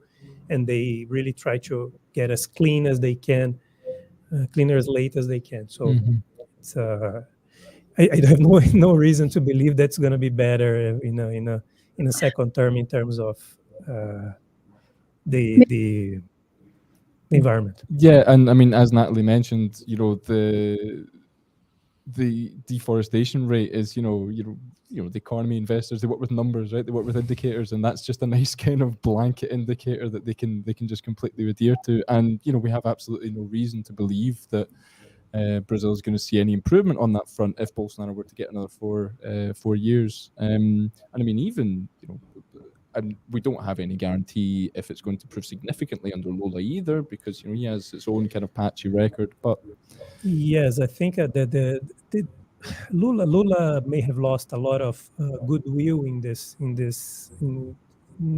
case, Lula and the PT, by moving forward with Belo Monte, yeah. Which I mean, it seemed like you just cannot sugarcoat it. It was a very bad type of policy, and also when Marina left, I think it really put a sour taste, because Marina is a person that you can really look upon, and it doesn't. There's no other way to put it. I mean, Brazil really needs to have the type of management that is for the environment, the type of management that somehow puts the economic development as in line with environmental protection. So it's very hard to see Bolsonaro, who has completely shattered the IBAMA, for instance, actually being someone who could lead this. Even if Lula, I think, at least would have you could make an educated guess that he would try to do so. Okay, excellent, everyone. Natalie, I'd just like to say farewell to you at the moment. Thank you very much for joining us on our live broadcast. That's Natalie Unterstell, a climate policy expert and president of think tank Tayanoa. Thanks very much again. And we're going to take a quick break here, and then Gustavo Ribeiro, our editor-in-chief, will be back, and Mario Sergio, do not go anywhere, because we have a lot more questions for you. And we will be obviously paying attention to all of the latest in the electoral results as they come in, and we'll see you again after a short break. Thank you. Brazil's young democracy has been through a lot in recent years, and under the Bolsonaro administration, it has really been put to the test. In this video, we'll see how Brazilian democracy went from a hopeful dream to an imperiled achievement in just over 3 decades. In 1985, after 21 years of military dictatorship, Brazilians chose their first civilian president through an indirect election. Tancredo Neves died before taking office, but his vice president, José Sarney, took over. During Sarney's government in 1988, a new constitution was approved and enshrined Brazil's new democracy, inaugurating the Nova República, or New Republic. Since then, Brazil has only had 8 direct elections for president. The first one, in 1989, quite memorable, was won by centre-right candidate Fernando Collor, who was impeached 2 years later. After that, by creating a new currency, the Itamar Franco and Fernando Henrique Cardoso governments managed to control hyperinflation, and the country experienced unprecedented political stability. This stability was largely maintained following the arrival to power of Lula and his Workers' Party. The same macroeconomic guidelines were kept in place, and social programs were continued and enhanced. But after the country was engulfed by crisis in 2013, and especially after the 2018 elections, Brazil experienced unprecedented political turbulence. Authoritarian claims by far-right supporters have become more frequent. nostalgia for the dictatorship and criticism of the Supreme Court are just some factors that could be signalling an authoritarian shift. The leading proponent of these authoritarian tendencies was Congress backbencher Jair Bolsonaro. During his vote for the impeachment of then-President Dilma Rousseff in 2016, Jair Bolsonaro honoured the colonel who tortured Dilma during the military dictatorship. Bolsonaro, long known to be openly critical of the Supreme Court and Congress and infamous for his homophobic and sexist statements, was then elected president. This led to a major shift in Congress, driving the election of a majority of conservative representatives riding on Bolsonaro's coattails. With the most conservative Congress elected since 1964, as well as governors and mayors supporting his project, Bolsonaro had huge political capital in 2018. Bolsonaro, his supporters, and elected allies thus felt comfortable bringing authoritarian activism to the centre of Brazilian politics, setting alarm bells ringing for Brazilian democracy from time to time. Since taking office, Bolsonaro has attacked Brazilian institutions, and even though he won the 2018 elections, he repeatedly claimed that the electronic voting system was rigged against him that year. And in April 2020, his superstar Justice Minister Sergio Moro resigned, accusing Bolsonaro of interfering in police investigations that involved his family. Despite Bolsonaro rejecting these accusations, the government quickly fired the head of the federal police. And during the pandemic, the president entered into a legal battle with the Supreme Court over leaving lockdown and health decisions entirely up to the federal government, which he lost. Bolsonaro also came to the brink of sending troops to the Supreme Court in May 2020, according to a report by Piauí magazine. In 2021, Bolsonaro mobilized his supporters for huge rallies in his favour on September 7th. Once again, the president attacked Supreme Court Justice Alexandre de Moraes, saying that he would no longer obey rulings issued by the court. As the 2022 election approached, Bolsonaro turned his attention to the electronic voting system. He intensified his ambiguous declarations about the risk of fraud and what he would do if he thought the election was rigged. Bolsonaro reached the point of organising a keynote speech for ambassadors and the international media to explain the risks of fraud in Brazil's elections, but without providing any evidence. Bolsonaro's declarations have raised the spectre of a coup in everyday political discussions in Brazil, and his attacks have concrete impacts. The army has requested access to the vote counting system for this election and plans to carry out a parallel vote count this weekend. This could provide Bolsonaro with the ammunition he needs to question the results of the poll and create the conditions for a January 6-like situation in Brazil, which could be the greatest test faced by Brazilian democracy in its short history. So hello again, it's Gustavo Ribeiro once again. We swapped hosts one more time. Mario, we had spoke earlier, but not in the live. How are you doing? Fine. Great. So Mario, everyone, and you and I, we were together in Twitter Spaces conversation with a lot of political scientists and journalists, talking about what we expected for this election.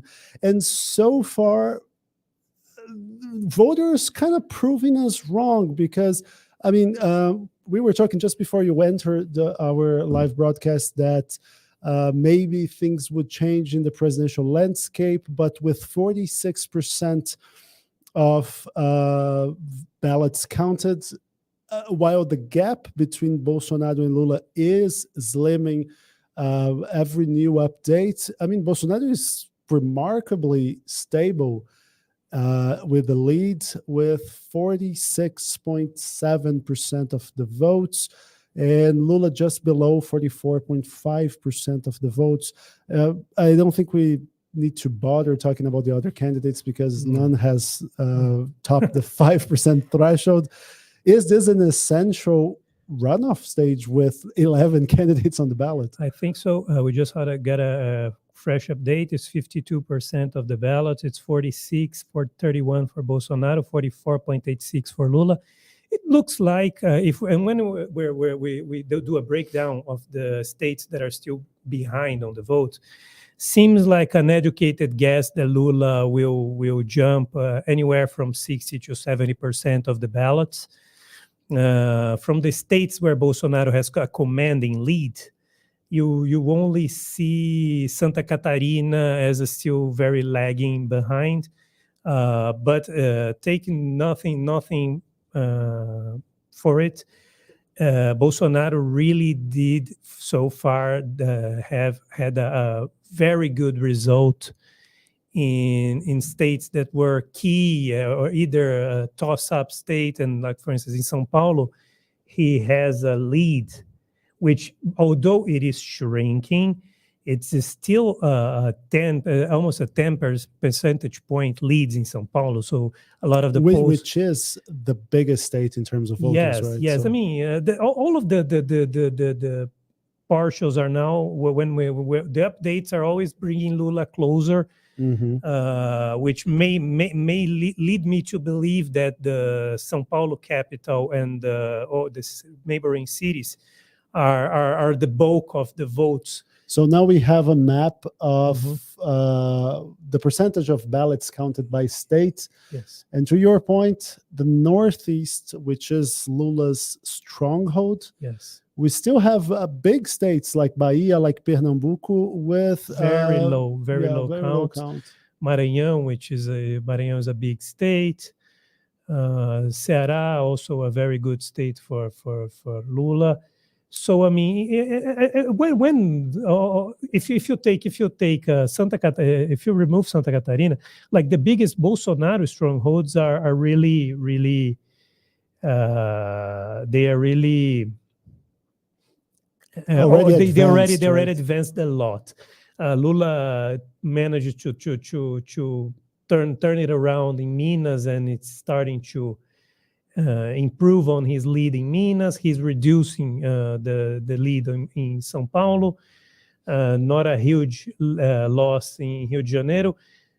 Seems if the updates keep coming like this, maybe he can close the gap there. Any surprises in this map so far? Yes, I mean the way that Bolsonaro is winning São Paulo is so far is a surprise. Rio Grande do Sul was also a toss-up according to the polls. He really got it going. Amazonas was supposed to be a Lula victory, and Bolsonaro actually is winning rather comfortably there. But the thing is important to highlight is that the Bolsonaro allied candidates are doing very well in the Congress, even better than I expected, because I expected most of the guys to be reelected there. Even if they support Bolsonaro, most of the center, I think we can say almost for as a certainty now, not only the Congress is getting more tilted to the right, they are getting even more tilted than I expected. So it's not what do you attribute that to? I mean, it's still early. We still don't have the full results, but like, which conclusions can you start drawing? First of all, I think when Bolsonaro really took upon himself to win as many seats as he could in Senate, he really had a better strategy. And now becomes clear that he really had a winning strategy. He's getting a strong supporter in Espírito Santo, although Magno Malta could easily be a pro-Lula type of lawmaker, but he's getting Jorge Seife in Santa Catarina, who is a very pro-Bolsonaro. He's getting he's getting Marcos Pontes in São Paulo. He's getting a lot of guys that will be Bolsonaro allied. Sérgio Moro in Paraná. But do you think he will be a reliable ally to Bolsonaro, given the bad blood between the two?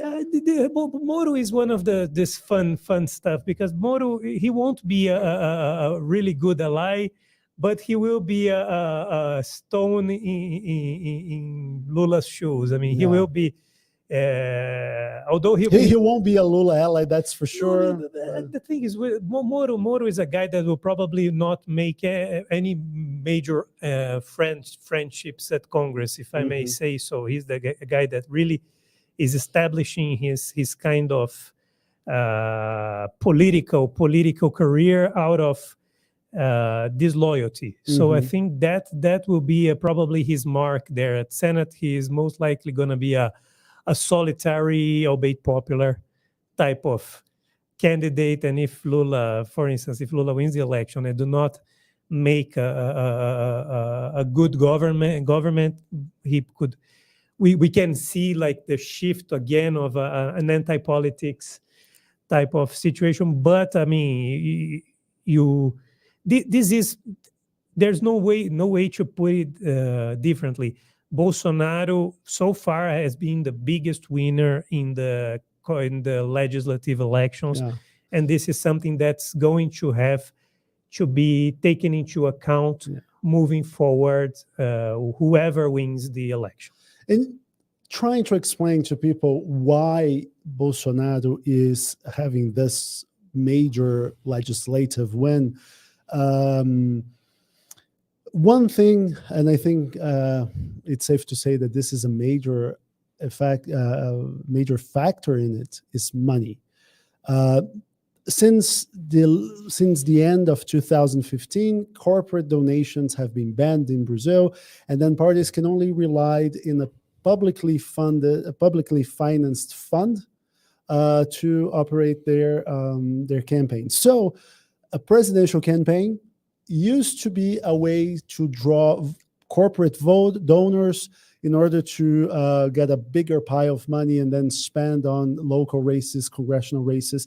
And now the presidential candidate becomes a competitor for finite resources that parties have. So this is a pie chart of how the Workers' Party split its financing, and a quarter of all the money went to finance Lula's candidacy. That goes a long way into explaining, because the Bolsonaro campaign, they publicly complained that their parties were putting too much money into congressional races and not enough money in the presidential race. So I want But if you consider the situation, I mean, Jair Bolsonaro almost got a blank check from the Congress to increase spending in an election year, which is something that should have been stopped by the judiciary, but nobody actually would like to just completely discount giving money to poor people. So by virtue of that, I mean, Bolsonaro actually got means, and you have to say that Bolsonaro has a strong contingent of very, very diehard supporters, to the point that you can easily say that those guys are not really they are campaigning for free, really. So this is something that actually seems like it's paying off dividends. So even if his campaign probably didn't get as much official funding, it got the kind of push that a president will always be able to do. So it's different for Lula, because Lula actually needed to campaign. Lula actually needed funds, but by virtue of the shifting money to legislative elections, you can easily say that this has paid off for the PL.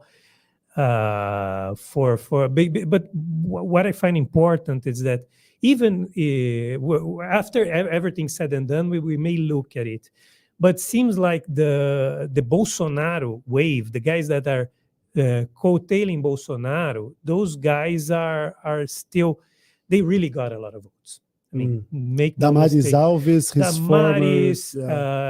Ricardo Salles in São Paulo, the former environment minister. Eduardo you guys Bolsonaro. Were talking to Natalie. So I mean, those guys. I mean, Pazuello is the most voted lower house. I mean, the guy was a tragedy. The architect of the pandemic. I mean, response. the guy was probably the biggest face of the failure of that response.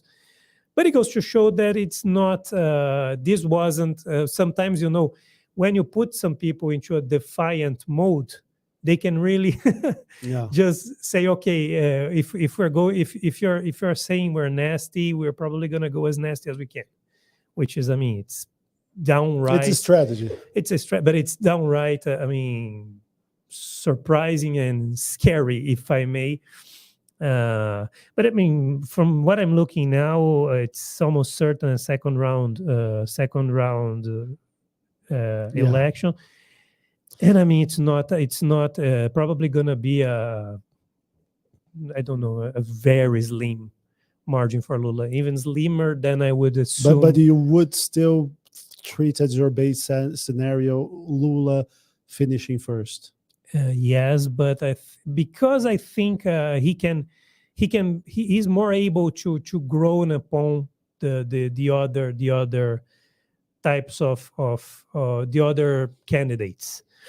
But I mean, like I said, 54% of the ballots, we still have a 1.5 percentage point advantage for Jair Bolsonaro. It's, I mean, it really needs to be a landslide from now to the end for Lula to win in the first round. It's very difficult. By the way, we just saw the map with the states per vote counting, right? And we saw that the Northeast, which is Lula's stronghold, is still with very low counts. Now, we got a question from someone watching the live. I missed the name now. There are a lot of messages here. But the question is, why do Northeastern votes usually take longer to be tallied? Is there any particular reason for that? I mean, this is the poor area. So sometimes you have the problems of transporting the pen drives, you know, for the TRE to actually be pulling the votes. This also happens in the north. Usually, the north is lower in terms of a lot of machines have to be transported in boats. For instance, the Distrito Federal and Espírito Santo and Paraná also, they are usually states that have very fast counting. I mean, in the case of Distrito Federal, is a very small state with kind of a more, even if there are lots of differences in terms of income in the city. It's not like people from Ceilândia or Recanto das Emas or Planaltina, which are peripheral areas. Yes, even if they are poorer. I mean, it's not like it's very difficult to transport any sort of data. Yeah. So I mean, it's normal. It's normal that it happens. It's not something to be really surprised when it happens. But I do think that by now, for Lula to actually win in the first round, I mean, you have Bahia with less than 40%. We have. I think that's almost out of question at this point, right? Yeah, very unlikely. Bahia and Pernambuco that are doing where Lula is doing very well, and maybe if he really starts opening up the in Minas Gerais, which is half. São Paulo, he's really tightening up. Maybe. I mean, it's possible, but I wouldn't put it. I think we're looking at the most likely like a type of 46 to 42% or 47 to 42% type of lead for Lula, which. It's really, really far from the threshold that he needs to. The absentees level was very high. For now, it's like 20%. It's on par with 2018, right? Which was historically high. Yes, but which is something that Lula really needed to Lula really expected something along those lines of 15% to actually be en route for a first round victory. So that's a good indication that the situation is very difficult. By the way, in terms of abstention, one thing that the left was very concerned about was public transportation.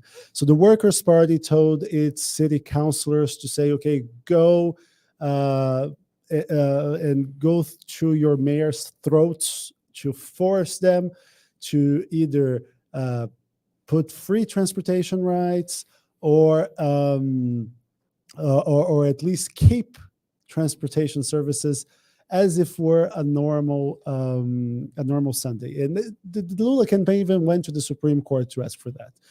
It was partially granted. A Supreme Court justice issued an injunction saying we will not force municipalities to put free transportation services, but they cannot put fewer buses there. And then the Jair Bolsonaro campaign said, no, but this is foul play. This is akin to illegally transporting voters. And the Brazil's electoral ombudsman, Benedito Gonçalves, even said that the president's campaign was putting nonsense on paper. So they got that. Weather was fine in a lot of places. Why do you think we saw this level of abstention? Maybe we're looking at a new type of absentees level. Maybe this is something that it happened in 2018. 2020 was a little higher, but I mean, that was not a presidential. But even in the very contentious and polarized elections, we still got 20% of people not making to the ballots. That in itself is a good indication that we're probably, this is the new normal. I find it very, and to be honest, for the second round, the chances of that increasing by 1 or 2 percentage points is really not outside of the realm of possibilities. When you have less lawmakers actually feeling the need to pull up voters and make the voters actually get out of their homes to vote. A lot of states are ending the gubernatorial campaign in the first round. That's a bad omen for Lula anyway, is like, because let's be honest, when you're beating the polls like Jair is doing right now, this creates also like a psychological effect for his supporters that okay, it's on. We are not. We're really better than every poll is indicating. So don't be. And don't in fret. their favor, they spent the entire campaign saying that the polls are underestimating us, right? The polls, yes. I mean, the pollsters really have to do, if this is something that's going to happen, unless we see a major shift from here to the end, the pollsters probably need to make some sort of self-evaluation. Of soul searching, why, a little bit of soul searching. Are we really making it not being able to pin down some what you say some ashamed voters, some shy voters? The political theory would make me believe that an incumbent doesn't have that many shy voters, especially a guy that really pulls up a lot of people in his rallies, that is very popular in his own right. So, I mean, maybe even with that, he still have the rejection rate that he got made people more inclined to.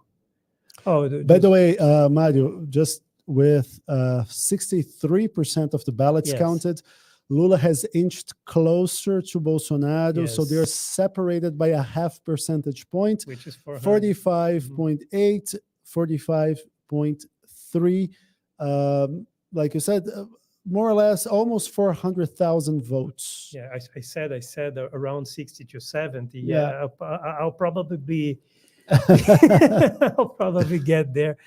Yeah, but I mean, it's not looking like a first round victory for Lula in the slightest, I think. And do you think that this, so here we have the latest tallies people can see on our screen. Yeah, it doesn't look like they will get to that 50% threshold. No, doesn't look like. I mean, it's like looking at where is this votes coming? Where are those votes coming from? Yeah, I mean, Bahia, even with that update, Bahia and Bahia, Ceará, and Pernambuco, which are the largest, and Maranhão, the largest states in the Northeast, they have less than 50%. Yeah. Well, 46 to be more precise. And Lula is at 68% in Bahia, 25% for Bolsonaro. Yes, so. And I mean, it's. We wrote, I think it was yesterday that we had the latest polls, right? Mm-hmm. And I remember writing, and they said, okay, is this too clickbaity? But I couldn't resist, and I put this Brazilian election up to be a nail biter. And I mean, it is, right? It is. I mean, but when you look at, for instance, now just 0.1%, 45.69, 45.55. So yeah, I mean, this is almost like watching I mean, 100,000 votes. Yeah, probably. I think I'm standing well on my 70% threshold. And like it looks like those Formula One races where you have the first guy very far ahead, and the other one just like pulling fastest lap after fastest lap, and they now within an arm's reach, right? Yes, and Bolsonaro, for instance, Lula is almost turning the tables in Amazonas. The trend is for him to do so. Mm-hmm. He's opening up in Pará, which is still a little bit behind. Mm-hmm. He seems like he has a commanding lead in Tocantins. Look like he will win in Amapá. So this is the north, which was supposed to be. But even in the southeast, Minas Gerais, Lula is only opening up because probably the votes from the countryside of Minas are going in, which tend to be more Lula. Yeah, because of the north, which is more impoverished. He's reducing the gap in São Paulo. I mean, São Paulo. I can see São Paulo going 46 to 43 for Bolsonaro, which by virtue of the votes, which I mean doesn't really discount the polls, I suppose, especially Quest, who was the closer one in São Paulo. Yeah, I mean, and Mario, one question, because the issues with polls, and you were saying that pollsters should do some soul searching after this first round, and they won't have a lot of time to do a route correction because, well, we're going to have 4 weeks of campaigning after tomorrow. But we have the issues with in-person interviews and phone interviews and internet polls. And a lot of people say, well, you should not take, you should take phone polls with a grain of salt because they tend to skew the sample to overrepresent wealthier voters who are more likely to vote Bolsonaro. But because of the fact that when posters call, maybe people are at work, they work at jobs, they cannot answer the phone, they cannot stay, because it is like a lengthy process to answer a poll on the phone. So that also shrinks the sample to more engaged voters. So older. Yes. But the phone polls seem to be more on point. Yeah. Do you that would be a good indication of still a shy voters situation among Jair Bolsonaro's voters. So I mean, I think what we can say is that it was the in-person in-person interviews are probably not the only state of the art that we have now. We apparently Lula is now first, 45.74. Lula, 37. How many? 200, less than 200, fewer than 200,000. Per percentage of 70. Oh wow. I got it right. I got it right. That's why we called you, because we know you. We know you're good. Yeah. Let me see who's updating. Yeah, I mean, yeah, Lula is really opening up in Minas. São Paulo is still. Bahia only got you 50%. Yeah, I think we're probably going to see. Paraná is almost done. Santa Catarina is way on its way also. Yeah, I think we're about Lula almost turning the tables in Amazonas. Probably will. Yeah, I think we're most likely looking at like I said, a first round, but from now until this 30 percentage point, I think Lula will probably win 55% of those ballots from now until the end, which making a rough calculation, something alongside the 47-ish, maybe 48. No, close, but close. And Bolsonaro probably dropped to 43%. I mean, Simone Tebet's votes are will be up for grabs, because I think at some point Ciro, when you look, Ciro is actually doing better, not well, but better in the Northeast, which is to be expected. Which is to be expected, of course. But so that those voters tend to lean more Lula, you would say.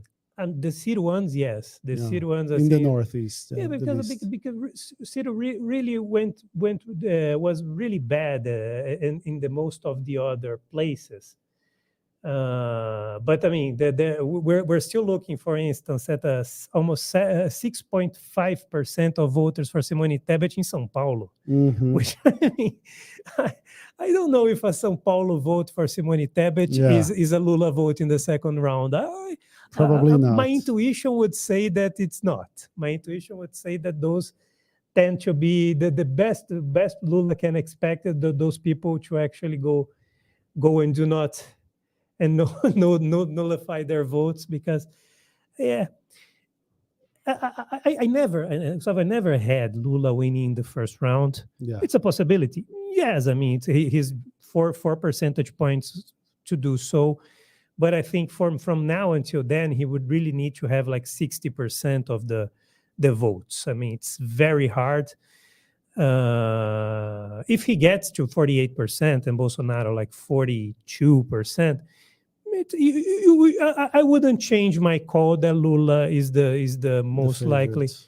That is the most likely candidate to win the election. The problem is, not only the Congress that he's gonna face is going to be really the most difficult he has ever had to face. He will also from now until October 31st. October 30, yes. From now until October 30, you only have, at least on the economic scenario, you only have Jair positive news, because you have one, or they may until try to anticipate the second installment of the Auxílio Brasil. You have unemployment dropping sharply, with the quality of employment also improving. You have formal jobs being created at a higher pace. I mean, higher than expected. They just had like almost 300,000. Lower salaries, right? It's yes, but they are better jobs, even if they are not if the payment is not that that much. You still have a scenario in which Jair Bolsonaro is probably going to have an inflation. Probably food inflation may be even more prominent than it is right now. So I mean, it's really not an easy task that Lula will have. I think it's not a toss up, but it's a. But Mario, you said that this Simone Tebet voters the election may hinge on them, right? 4% so far, 3.6 million voters. Where will Simone Tebet go? Because I mean, she is in the Brazilian Democratic Movement, MDB, which is a sort of ideologically fluid party, but she's more to the right. No, I mean but Simone, that's the issue with Simone. She will probably announce her support for Lula in the second round as soon as the election ends. But this doesn't make her votes Lula's, because this is not a person that actually has a strong hold into the votes that she probably got, people that do not want neither nor voters. The neither nor voters. So her support is really not that relevant in terms of for Lula in terms of pulling votes. I mean, we just had an update. Lula is on 46%. Bolsonaro is 45.2%. 45.3, like I said. And we have a reporter that is on Avenida Paulista, and he's just sent us a video. We'll try to get it here. But people are, when Lula passed Bolsonaro in the vote count, people cheered as if it were a soccer goal being scored. But things, yes, I mean, Bahia is still, and Minas Gerais can still bring Lula closer to the first round, but he's reducing the advantage in São Paulo. But I think it's still 25% of the votes. He really needs to gain something along the lines of 55 to 43 in São Paulo on the last votes to actually make it a very competitive type of. Let me see, for instance, Senate. Magno Malta is elected in Espírito Santo. By the way, you're talking about people for Congress. Let's call in Cedê Silva, our Brasilia correspondent, because Cedê covers Congress. He knows the ins and outs of Congress and every hallway there, and talks to people from left to right. Cedê, you listen to us? Yes, I can hear you loud and clear. So Cedê, what do you have for us?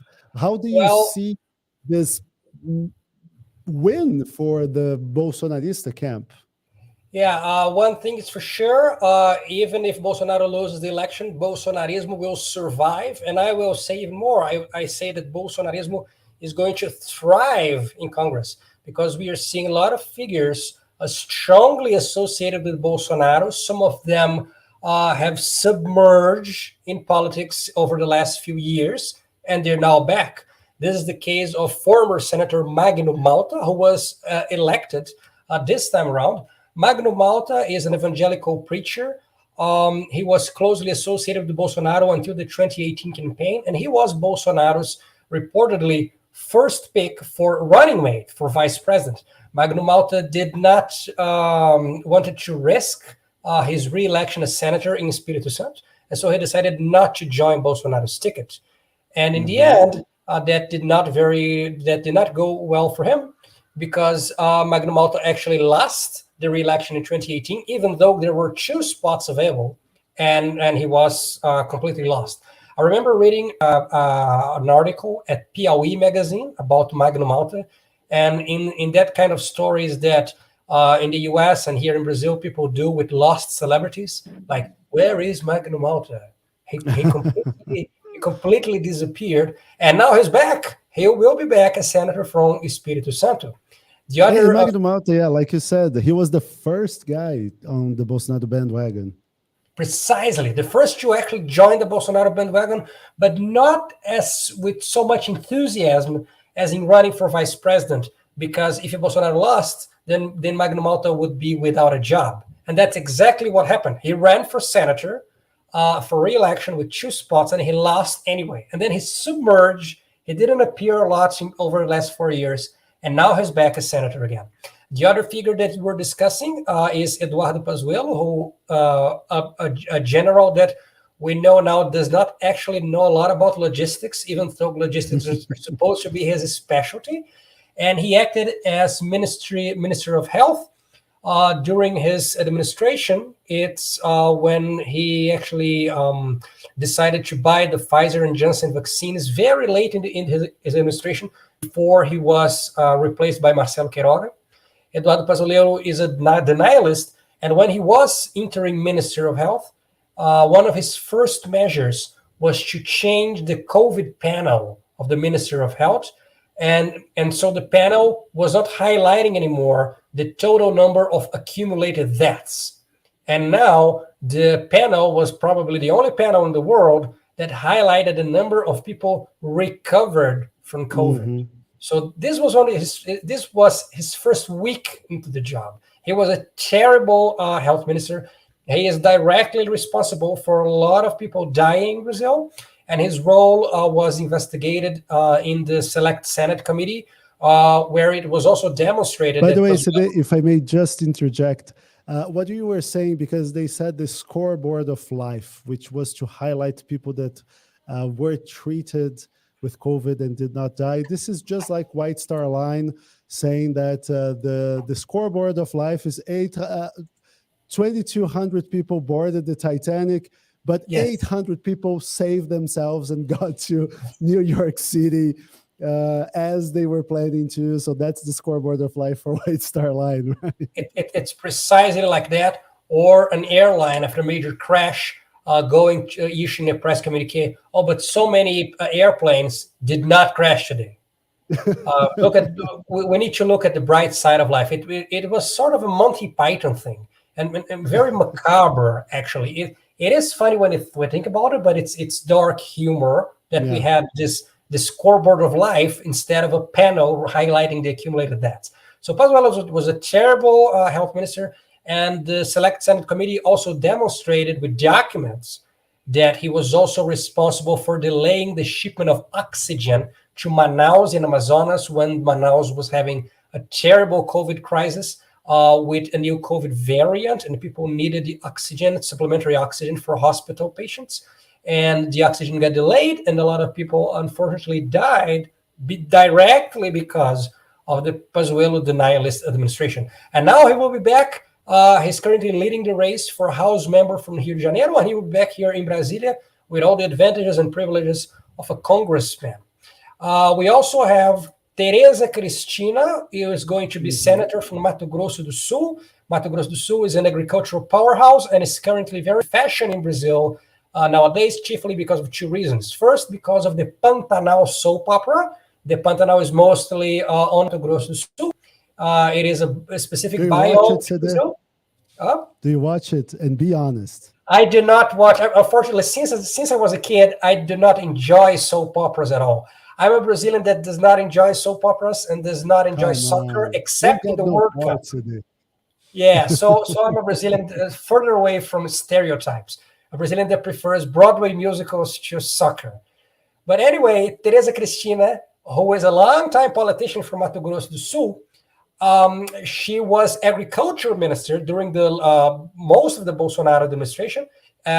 No big scandals. She left only actually to run for senator, and she's going to be a senator in Mato Grosso do Sul. And it was a landslide, right? I remember checking more than 60% of the votes. Something. Yeah, currently with almost 100% of the votes, she leads with 60%. And in second place, we have another former Bolsonaro minister, Luiz Henrique Mandetta, who is in a distant second place with 15%. So as in a lot of states, this is also something interesting, Gustavo.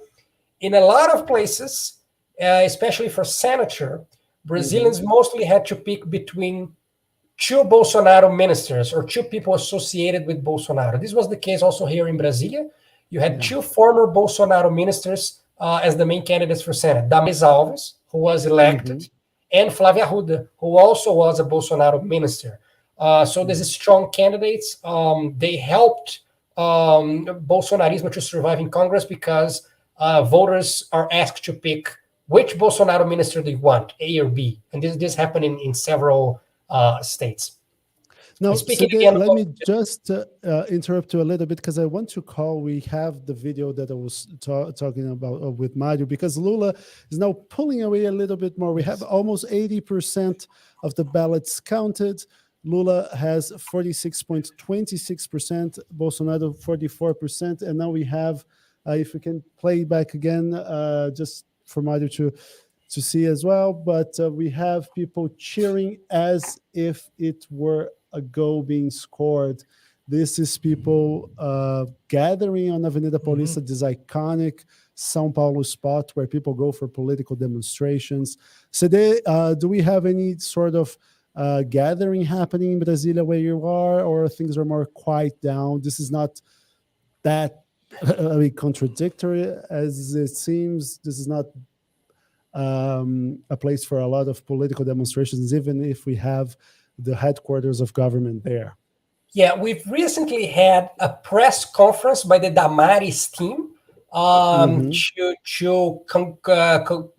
commemorate, to celebrate her victory as a senator.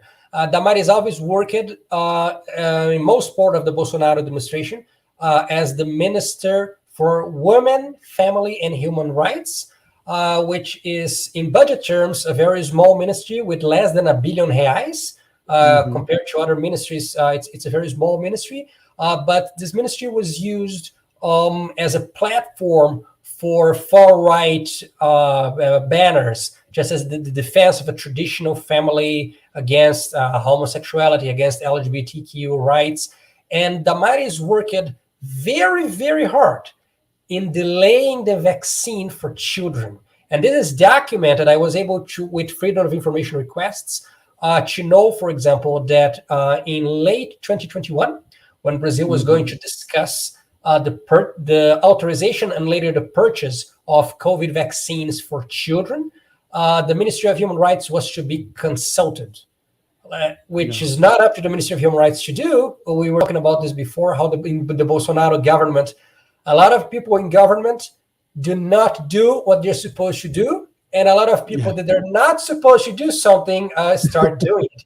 And so she really worked hard to delay and to discredit the vaccines for children. And I personally compare Damaris Alves to Harry Potter villain Dolores Umbridge. I think she encapsulates perfectly the character, because Dolores Umbridge, if people know her from the books and the films, she poses as a very sweet old woman who is very concerned about the children. And in fact, she's evil to the core. And that is Damaris Alves. Speaking of now you lost me. You don't watch Pantanal. I haven't read Harry Potter, so I mean. There we go. So it's a fair exchange. It's a tie. It's a tie. Just like Lula and Bolsonaro right now, it's a tie. The other thing that is extremely likely to happen in the southern state of Rio Grande do Sul, our border with Argentina, and you were speaking of comparisons with states.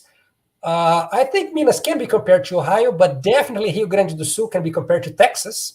So in our Texas, Rio Grande do Sul, for Vice President Hamilton Mourão will win a seat as senator. Hamilton Mourão, Bolsonaro kind of broke with him early in the government, especially because of the paranoia of his son, Carlos Bolsonaro, in the fact that Hamilton Mourão could take over were Bolsonaro to be impeached or to remove from power somehow. So Bolsonaro left. And by the way, Cedê, if I may interrupt you, but in Rio Grande do Sul, we are seeing the Bolsonarista candidate, Congressman Onyx Lorenzoni, well ahead of former Governor Eduardo Leite. Eduardo Leite, he wanted to run for president. He resigned early this year. in order to try to get onto the ballot. That didn't work out. So many assumed that Eduardo Leite was the favorite in this race. Now, Onyx Lorenzoni is with 37% of the votes, 11 points ahead of Eduardo Leite with 95% of the ballots counted. In the Petista, the Workers' Party is very strong in Rio Grande do Sul, and the Workers' Party candidate is inches away.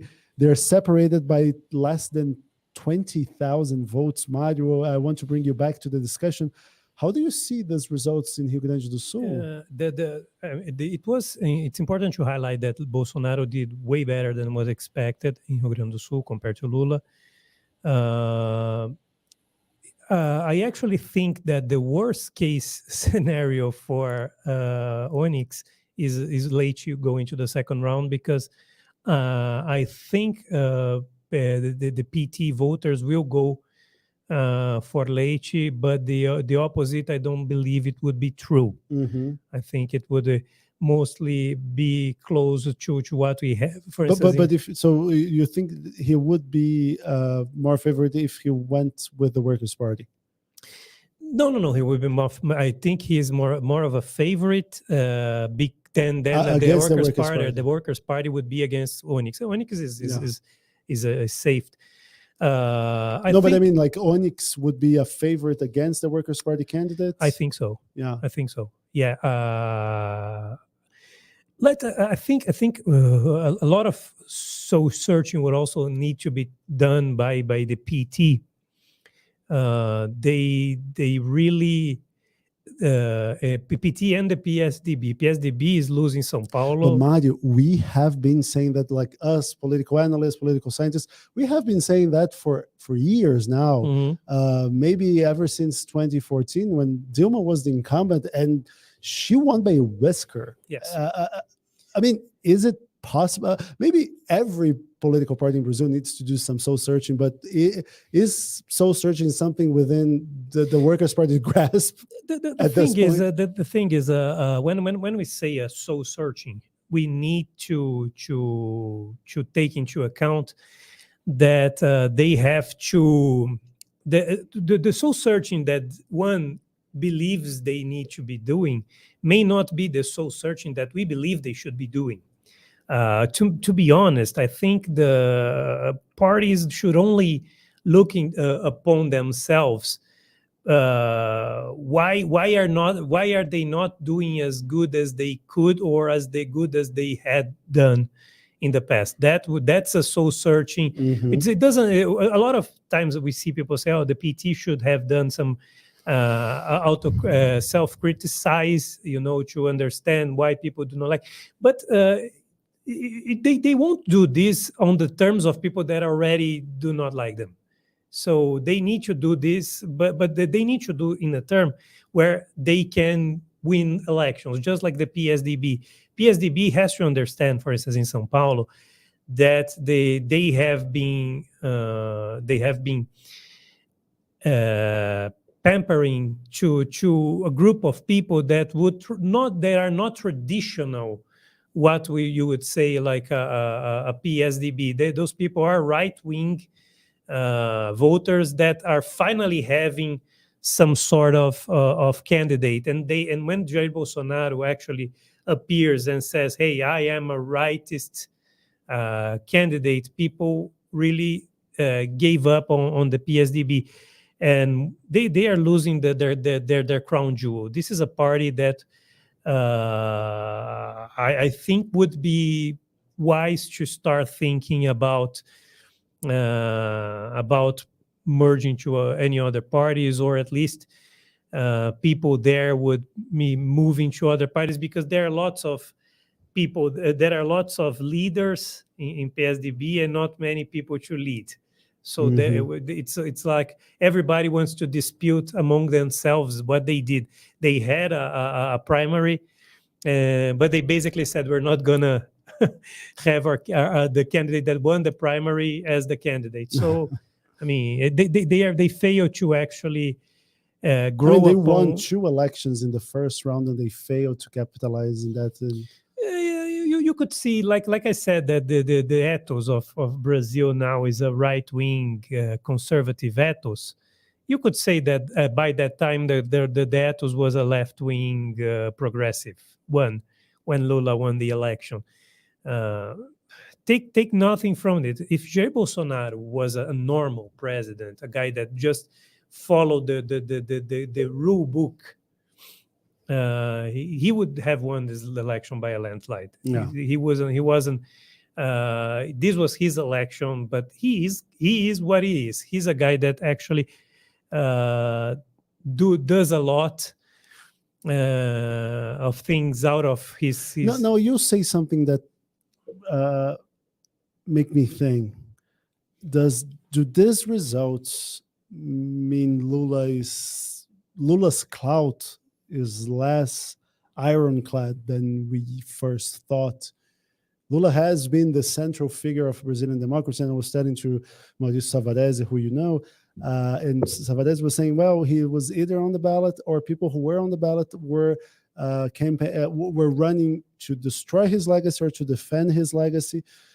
Is Lula clout waning? Like I said, I think there is an undeniable conservative bias on the society as a whole today. So it's always going to be hard, even to face an incumbent is always hard. Wherever if the United States wasn't a two-party system, maybe if they had a second round there, we could have seen a different type of scenario. So what I'm getting at is that it's difficult to beat an incumbent. Just a new update. He's going towards 47. Jair Bolsonaro is probably going to be below 44, but it's important. Well above 40, which is remarkable. The thing is, if we look at the polls, you could basically say, okay, Lula will be near the bottom of the just below the threshold. No, he will be at the bottom part of the margin of error, while Bolsonaro was way above it, his own. So even if Bolsonaro gets to 43, which I think it's looking like a 48 to 43 election. And it's interesting because it doesn't necessarily mean that the polls got wrong, but maybe there was this movement. Lula was trying to get voters to vote tactically, so saying Bolsonaro is a threat. Just even if you don't like me, vote for me. That's maybe the voters actually anticipated the vote towards Bolsonaro. So that's what I'm saying. Like Lula was trying to do that, but then the Bolsonaro voters, when they saw the polls and they saw Lula on the verge of a first round win, said, "Okay, let's." When we had the undecided vote, the undecided voters would much respond to this. Ciro Gomes lost votes to Jair Bolsonaro, which is also a possibility if we're looking at the latest polls.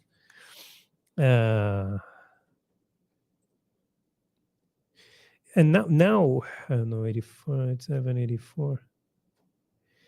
Yeah, now for now, I know Bahia is still the place where you can get some Pernambuco also.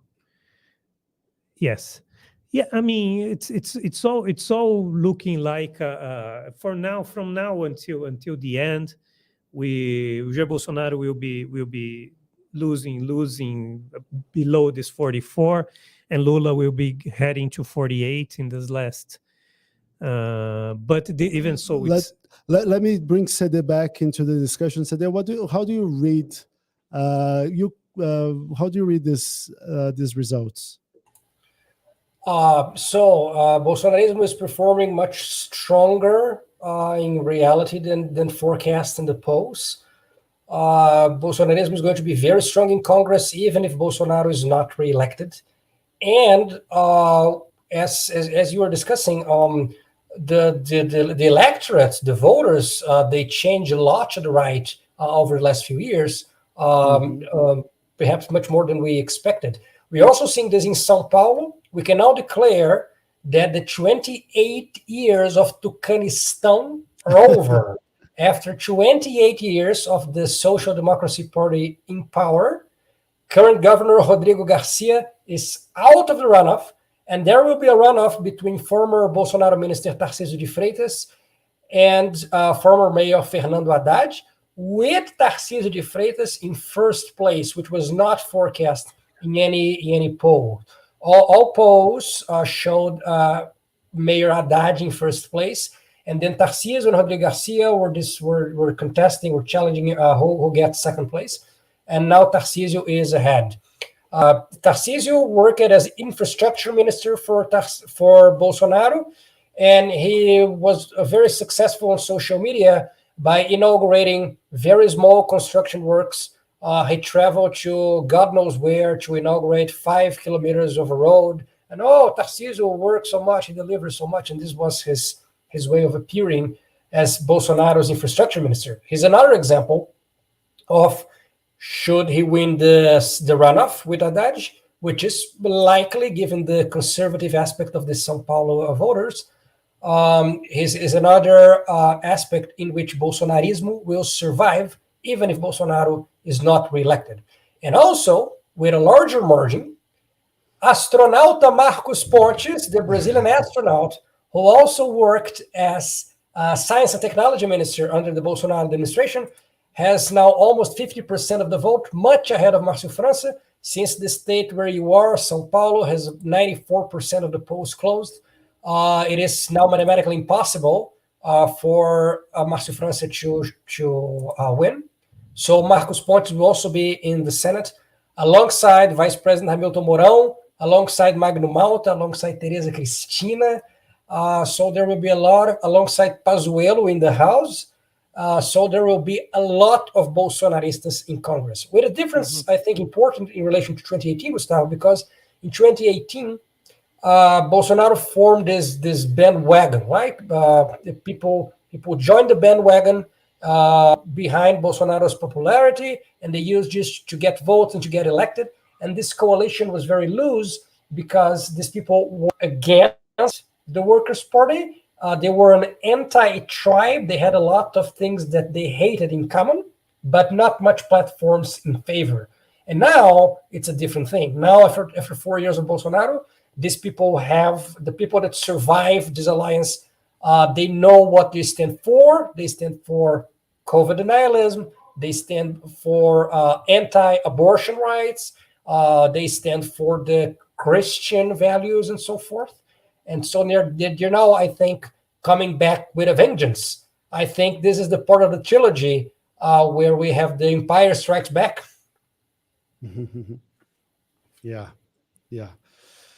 Very, very interesting results we are having so far, and they just pour in. Cedê, I would like to thank you, and I know you're going to keep an eye on this congressional races, and maybe you come back with the latest date, because the race for the House is always hard to get the final results. There is a very complicated way of calculating the votes, and how is going to be the size of each bench in each state. And I know you're going to keep us abreast around that. Talk to you later then. Thank you, Cedê, very much. Thank you. See you later. So Mario, coming back now, 90%. We are in the home stretch of this vote counting. Lula with 47%, Bolsonaro 44%. This election, how not to see it as still up for grabs? Do you think Lula has what it takes to unseat Bolsonaro? Yes. It's there's one question that's important to ask from now until October 30, is whether the Zema, Romeu Zema in Minas, can actually manage to turn Minas towards because Mezema is elected in the first round. Everybody knows he supports Bolsonaro, but there are lots of votes that he couldn't just be asking for votes for Bolsonaro for votes for Bolsonaro. Maybe in the second round he wouldn't have this sort of constraint. And Minas Gerais has been a key battle place. Lula is only winning there by 3 percentage points, even if it's probably going to be a little more than that. There is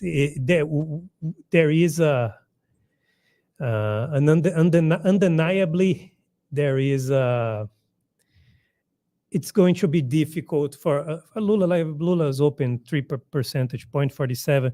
It's looking like a 48 to 43 and some and a lot, which is it's And how do you see the next steps, for instance?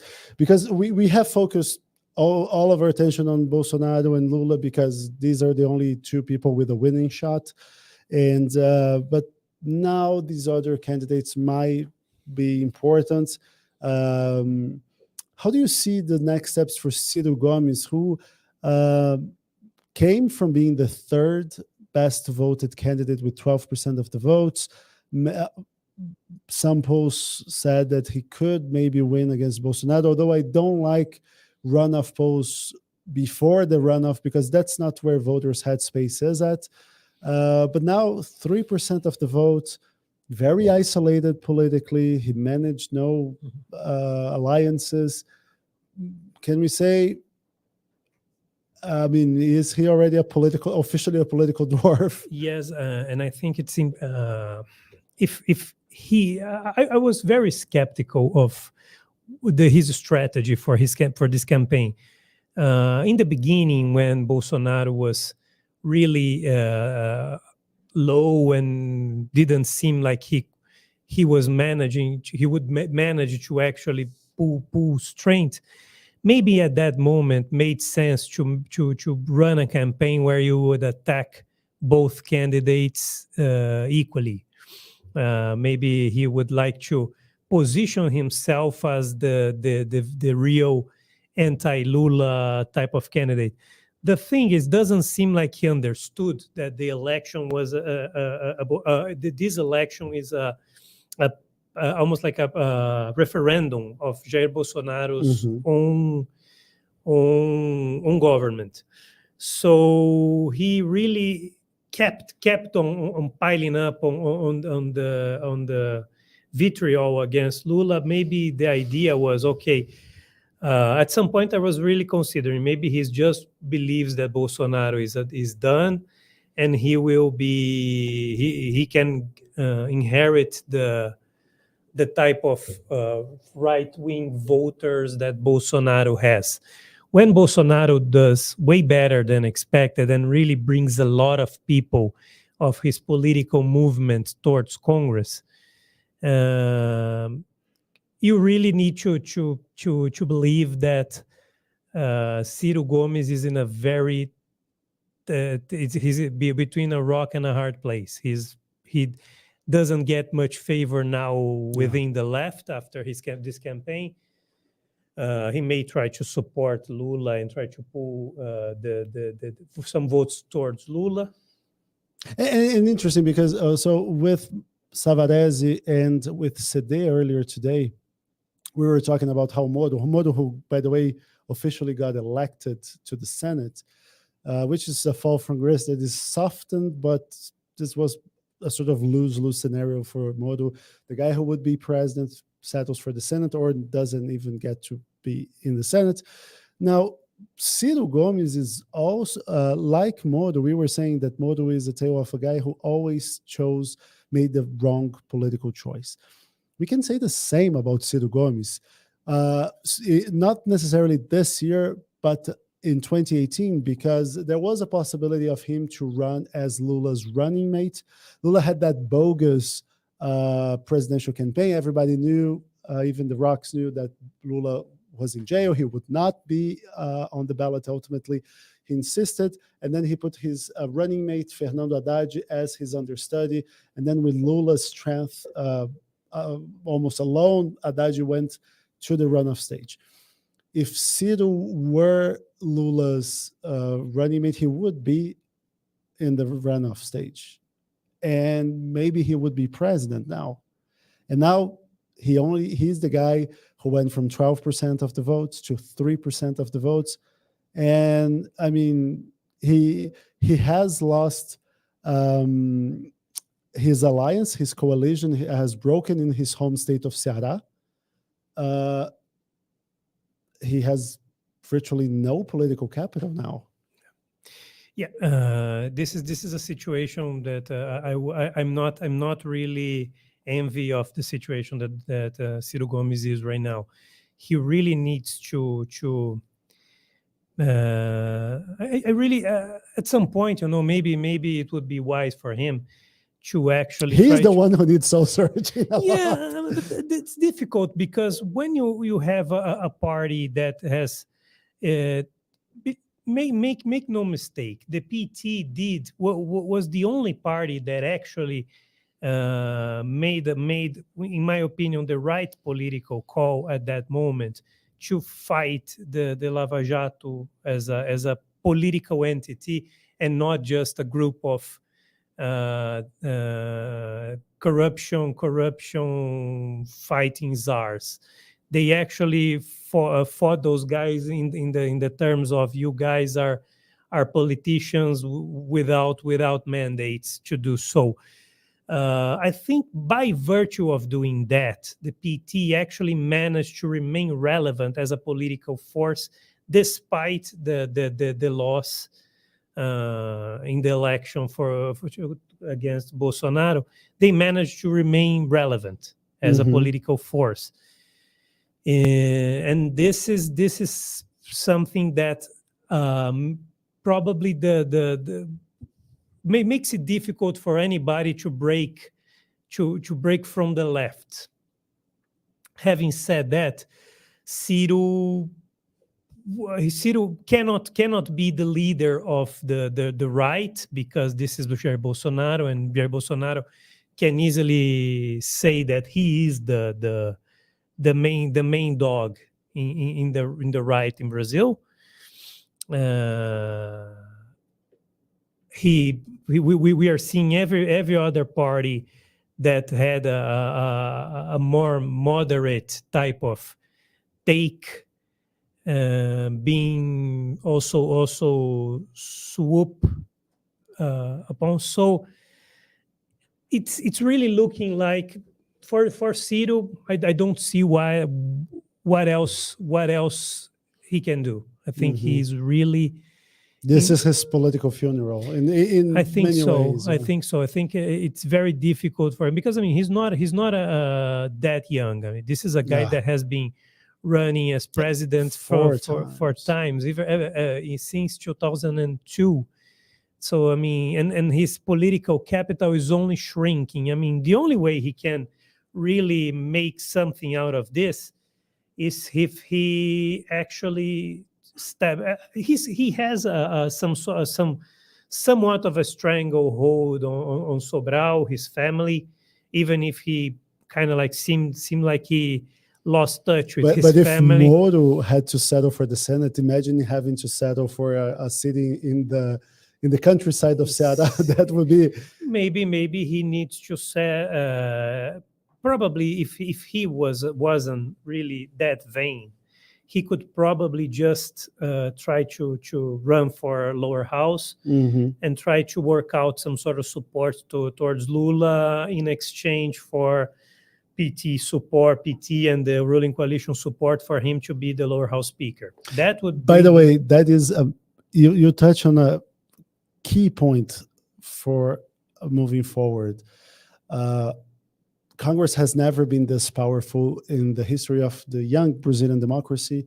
Very tough to put the genie back into the lamp, especially with this massive big center win that we are about to see. Do you think maybe it's a done deal that Arthur Lira, the speaker of over the last couple of years, might be steered into a new term, a new 2-year term as the Speaker of the House? I think he most likely will. And what does that mean for the Brazilian, for the relationship between the executive branch and the legislative branch? I think it comes down that Lula would need to it's mostly now looking like a Lula, because I mean let's be honest, if Jair Bolsonaro wins the election, there's no question who will be the lower house speaker. It will be everything stays the same. So everything stays the same. Nothing changes, and even they will try to change the kind of secret budget to something else. But I mean, if that is not enough to unseat Bolsonaro, it's not enough to actually. You actually have two of the powers merging to face the third, which is the Supreme Court. I think for now, the most a Bolsonaro victory now would probably mean the weakening of the judiciary, because Bolsonaro would have no qualms about. I mean, Bolsonaro said himself, if I win re-election, I will put other branches of government, clearly talking about the Supreme Court, in their place. Yes. So yes, I mean, and putting in their place is basically saying neutering them. You're not going to be operating freely. I'm calling the shots right now. So yes, it's not. A Folha de São Paulo, Brazil's biggest newspaper, is already calling the election second round. Yes, seems very difficult. I'm still like 93.5%. I'm still leaning on a 48 to 43 ish, 43.8, something like this, which is it's like 5 million votes. Lula. A lead that is maybe more. It's more than I think it's going to be a 5 million. Not now. It's probably a little a Simone Tebet of difference between both. Yeah, it's still looking like Lula's. I mean, we're just not calling because we want to be on the safe side. Lula is 47.47%. He will probably not get to that magical 50%, but let's just stay in the side of caution. Yes. No, I don't think it's possible for him. Well, no. I mentioned Amazonas. Really, Lula really. This is How important. about Bahia, by the way? This is important in Amazonas. Omar Aziz is finally on front. That is a major turn of events if that confirms. Did you want another interesting set of numbers? Governor of Bahia, the governorship of Bahia. So we wrote, Cedê Silva wrote this story like, why do underdogs keep winning in Bahia? And the reason is Lula. So they won each of the last 4 elections by first round landslides, mainly running on the platform, I'm Lula's guy. This former education secretary, Jerônimo Rodrigues, who was unknown for a lot of the folks in Bahia, he was polling very low, and then he starts this massive surge. And his campaign was saying that I'm Lula's guy in the most conspicuous of ways. His slogan was, Jerônimo is Lula, Lula is Jerônimo. I mean, you cannot get more obvious than that. And now look at the results. So the last polls had ACM Neto, who is also the representative of another political dynasty in Bahia. You have this recent Workers' Party dynasty, and then you have the traditional Magalhães dynasty. Antônio Carlos Magalhães ruled the state for ages, and his grandson, who was mayor of capital Salvador, was polling in the last poll before the first round at like 48-50%, and Jerônimo 41%. Now they are in the opposite points. Jerônimo 48%, ACM Neto 41%. The Bolsonarista candidate, João Roma, 9.4%, which is pretty remarkable. 85% of ballots counted. So now we have here the map of ballots counted.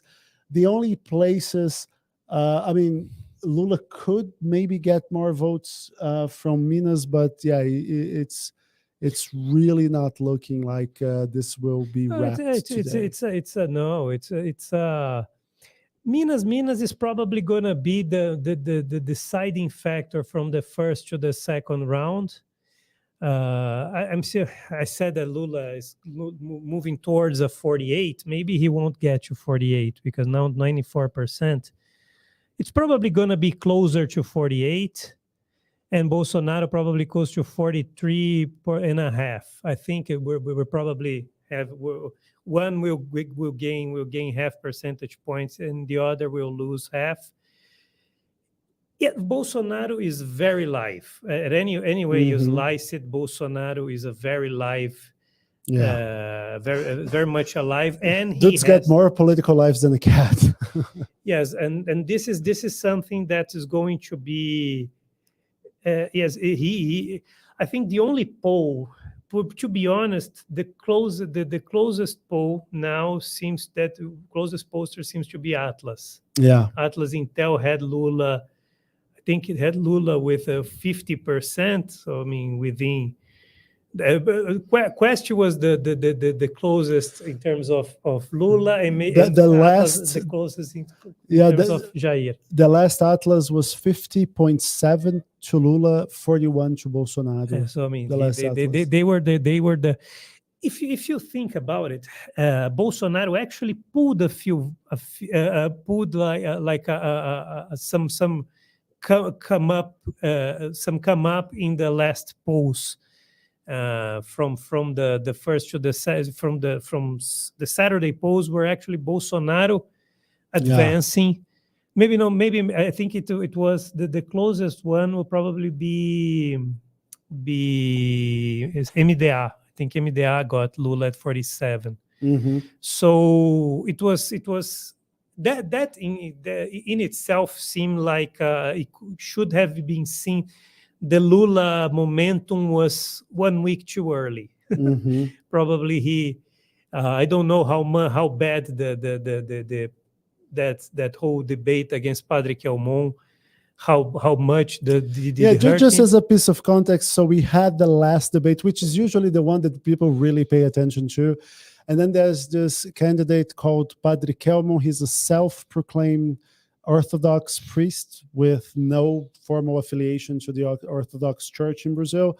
And they went into a shouting match almost when they were confronting each other. And one calling Lula saying, "You're in a costume," and Padre Kelmon saying, "You're persecuting religious people," etc., etc. Do you think that may, because I mean, I remember writing this on our newsletter, like that could cost votes because that catered to the Bolsonaro narrative that Lula will persecute religious people. Yeah, because it was the guy was dressed as a priest, even if he was an impostor, he was dressed as a priest. So you kind of like you saw him calling. I don't know if this whole PCC news that was prohibited today, I don't know if that somehow also got a lot of undecided voters towards Bolsonaro. It's very difficult to actually pinpoint whatever happened there, but it's going to be a very eventful couple for 4 weeks for sure. I think it's not. Take a look at the map. It's the map we've had for the past 16 years, right? Yes. This is a. It is Brazil in a nutshell. Brazil, we are. Do you think for the runoff, because a lot in politics is momentum, how do Lula and Bolsonaro get into this 4 weeks of campaigning? Do you think that that can be like this sort of, we thought we had it, we didn't have it, from the Lula side. And then from the Bolsonaro side, everybody said we were done, we were buried, and we show them time and again. I think it may be within Bolsonaro's campaign, but not among his voters. His voters really believed that they had a commanding victory. At the most of the Bolsonaro voters were very, very. So it doesn't create a momentum of their own voters, because they actually believed they had they had a chance of winning this even in the first round. So I think, and they remained in front for a good chunk of this whole whole period here. So, and by the way, just like, let me be a homer here, because once again, I want to stress, I said that in the first remarks when we started this live 4 hours ago, but I think this is amazing that in a country of 156 million voters, that is the size of 2/3 of Europe, except for Russia, it goes from Norway to Chad. And in a matter, so the polls closed 4 hours ago, and I mean, we are already with 95% of the ballots counted. No major incidents. I remember in our Twitter space, I was saying I was really afraid that we could have hacking attacks, that we could see disruptions. This is, well, we always love to say that, oh, this is the democracy's party. I mean, in a way, it's like, let me be corny here, but yeah, why not? It's an amazing endeavor. What Brazil's electoral authorities pull. It's an amazing feat anywhere you slice it. I don't think that by definition you shouldn't say, okay, now this is a booming democracy without its problems. Maybe the problems were a little overvalued, overrated. But this is it was an election that was, in terms of what you could say, a disruptive event. It was rather uneventful. It has been disputed within the rule set. I don't think that it's going to be that different in the second round. It's going to be, the rhetoric is going to be very aggressive by both ends. Probably the campaigns will be starting to consider the finding the right equilibrium into what is the attacking and what is the what and how much is too much. But Bolsonaro has a few stronger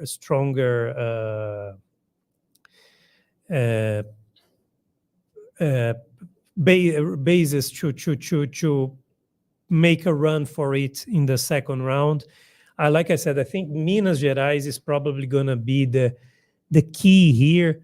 How much, if any, how much will the Zema try to actually pull something in Bolsonaro's favor? I don't know if Zema can actually turn votes. It's the votes that are Lula's. I don't know if he can actually turn votes, but if he can make this a little closer, because I fail to see how Lula can make it more closer in São Paulo than he already got. It was a very big mistake in São Paulo from the pollsters. Yeah. Rio de Janeiro also very commanding lead that Bolsonaro got there, that people weren't expecting.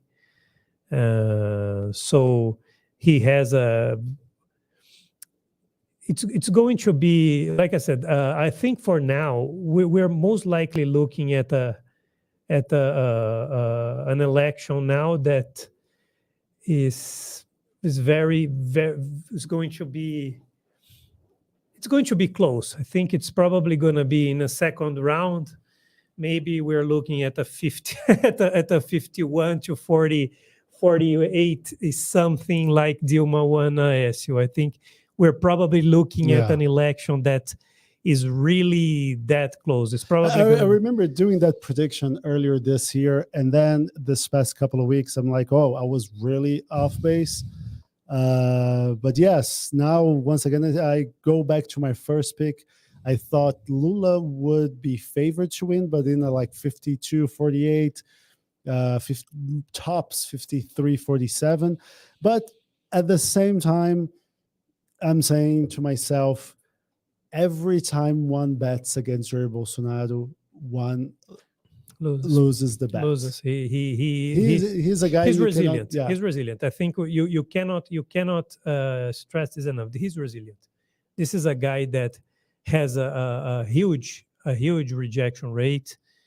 Which I mean, and we are seeing the only two guys who really comment for themselves, regardless of everything. They can go. Lula can go from the Workers' Party to the Social Democratic Party, the PSDB, and he will have his voters.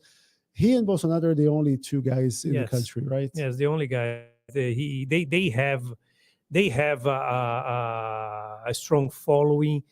This is why it's difficult for me to see like a turn of events, even if Bolsonaro is making it very close, to actually be able to because let's just say that Lula is probably going to have this 55 million votes threshold he'll probably reach. Those are his votes. Yeah, he's probably not going to lose a lot of these votes. But Bolsonaro is about to reach 50 million. You're ready with 95% of the ballots counted. You're ready to call this election? I am. Yes, it's a second round election. So please do the honors. We're gonna have a second round election between Lula and Jair Bolsonaro. I believe this 5%, 4.7% of the ballots that are going to be open probably will yield a larger gap between Lula and Jair Bolsonaro than we have right now. I think something along the lines of 4.5 to 5 million votes in favor of Lula. It's not very easy because at any way you slice it, this has been a two times for second round campaign. So it's the Ciro Gomes and Simone 7% is not that small, but if you consider that the top two guys are just like very, it's really comes down to two sets of second round elections, which so this is why I believe that Lula will eventually win the election, even if from now to the second round he actually gains less. He'll probably gain enough for to split the remaining votes with Jair Bolsonaro, which is not enough for Bolsonaro to overturn this deficit. But the make no mistake, Bolsonarismo as a political force is well and alive. And it's not alive, just alive and kicking. They are really. Yeah.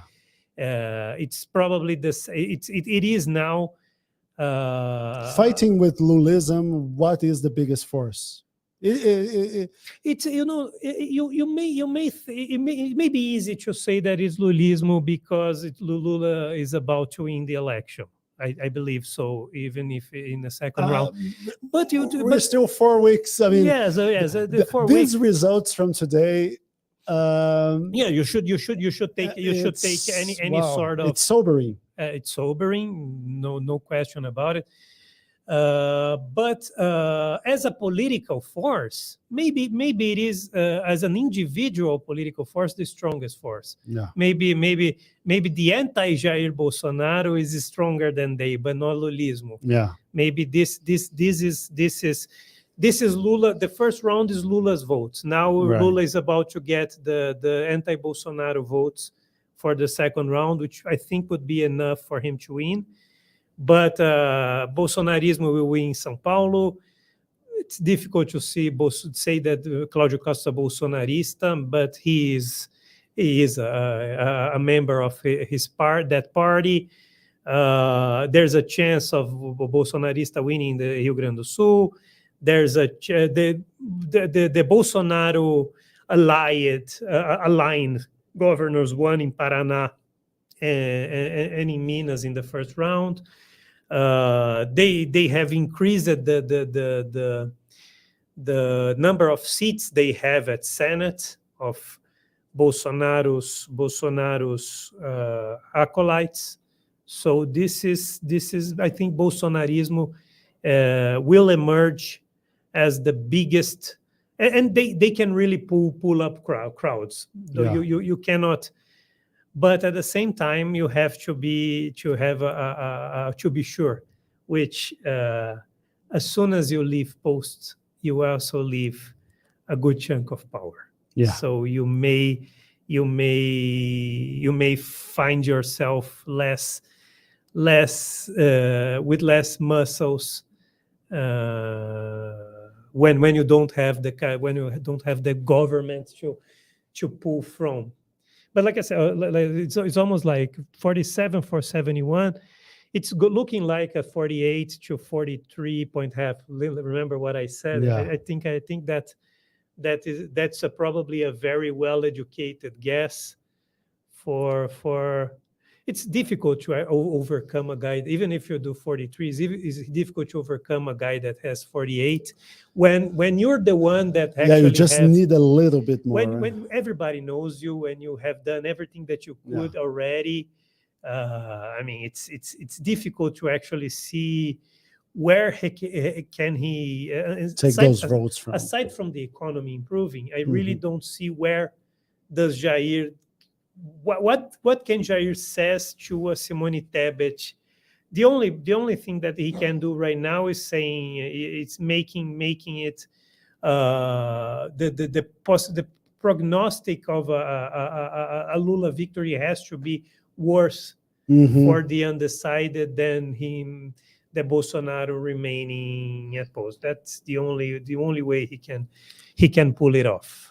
So with Mario Sergio Lima from Medley Advisors calling this election a two-round election, so it means that Brazil will only know its president in 4 weeks from now on October the 30th, and you can follow those results here with us again. We will be on the same bad place, on the same bad time to bring you the results of the runoff stage on October the 30th.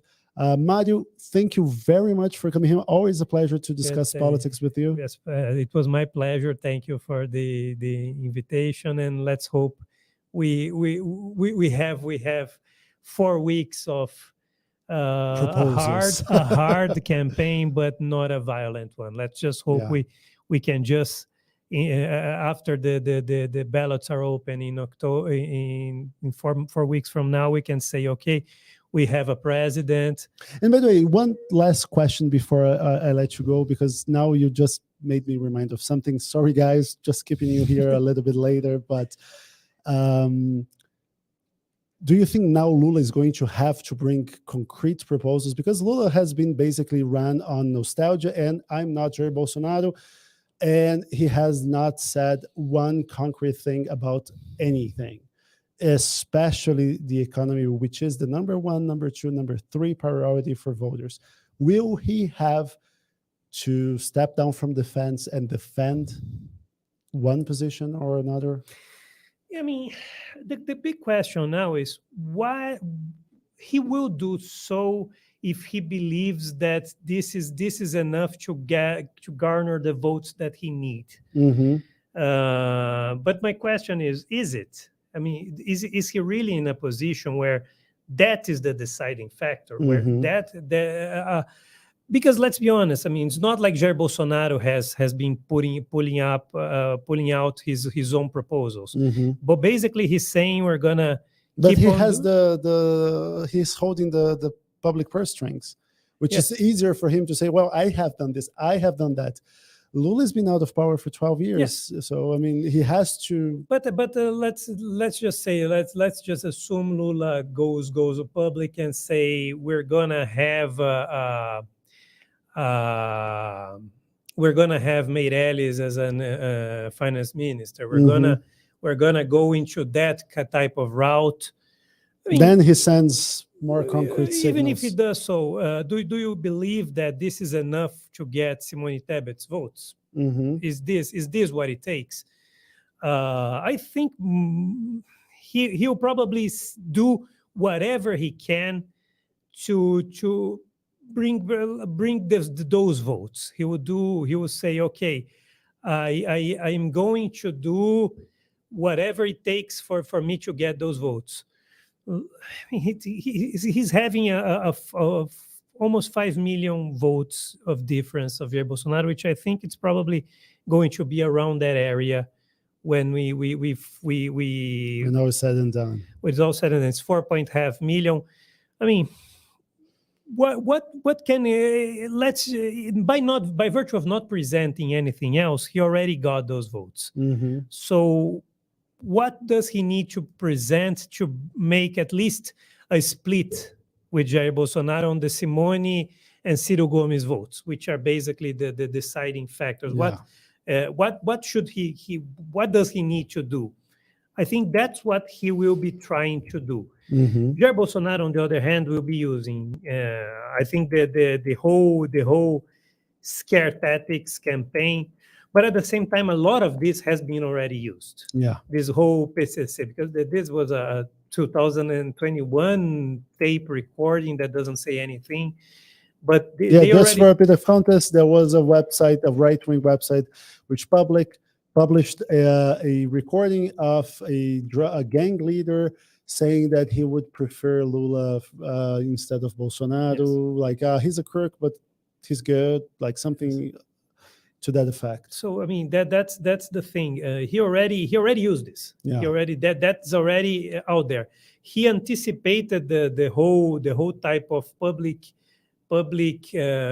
support from Neymar and the Sertanejos, which was supposed to be a second round type of weapon. He already did so. I mean, let's be honest. It's not like he would need to actually be bringing up a lot of unknown ammunition. Pull a lot of rabbits from his hat. A lot of rabbits from his hat. From here to now, and he also, this is a fine equilibrium, because he cannot just be going out and saying that the Supreme Court and this electoral court are just a bunch of crazy guys against him, because he's on the verge. He needs votes that he doesn't have, and those votes which may come from Simone or Ciro, those guys are really not into this whole type of fraud rhetoric. So I mean, I find it difficult. Jair Bolsonaro, from here till now, he doesn't have a lot on his toolbox. But at the same time, what does Lula has? This is why, to answer your question, who knows? Lula would need to actually he would need to know if that's a tool for him to make the grade. Then he probably would. Right. But I don't believe that they feel like they really this is something they need. Mario, thank you very much, and I hope to have you back 4 weeks from now. Thank you. I hope to be here, and we're just saying the same thing. It's an election that has run its course without violence, without major nasty developments. We'll just be talking politics and moving forward. What does this mean for the next government? Let's just hope that this is what in our plate 4 weeks from now. Now, thank you very much for all the people watching, and we had a pretty steady viewership for this 4 hours that you 3 of which you just heard me blabbing. So thank you very much for that. And before you close your YouTube tabs, please go to Brazilian.report, subscribe to our website. We are a subscription-based media outlet, and we rely on subscribers to remain independent. If you are already a subscriber, then you can give us a cup of coffee to boost the energy. And believe me, we will need a lot of cups of coffee tonight to pull off our newsletters or special content, because our coverage will go hours and hours from now. We will, you can still follow the developments of this election on Brazilian.report, and you can donate a cup of coffee for our journalists on buymeacoffee.com/Brazilian Report. Thank you very much for staying with us for this 4 hours, and we have a rendezvous here 4 weeks from now with the runoff results. Thank you very much, guys. Thank you.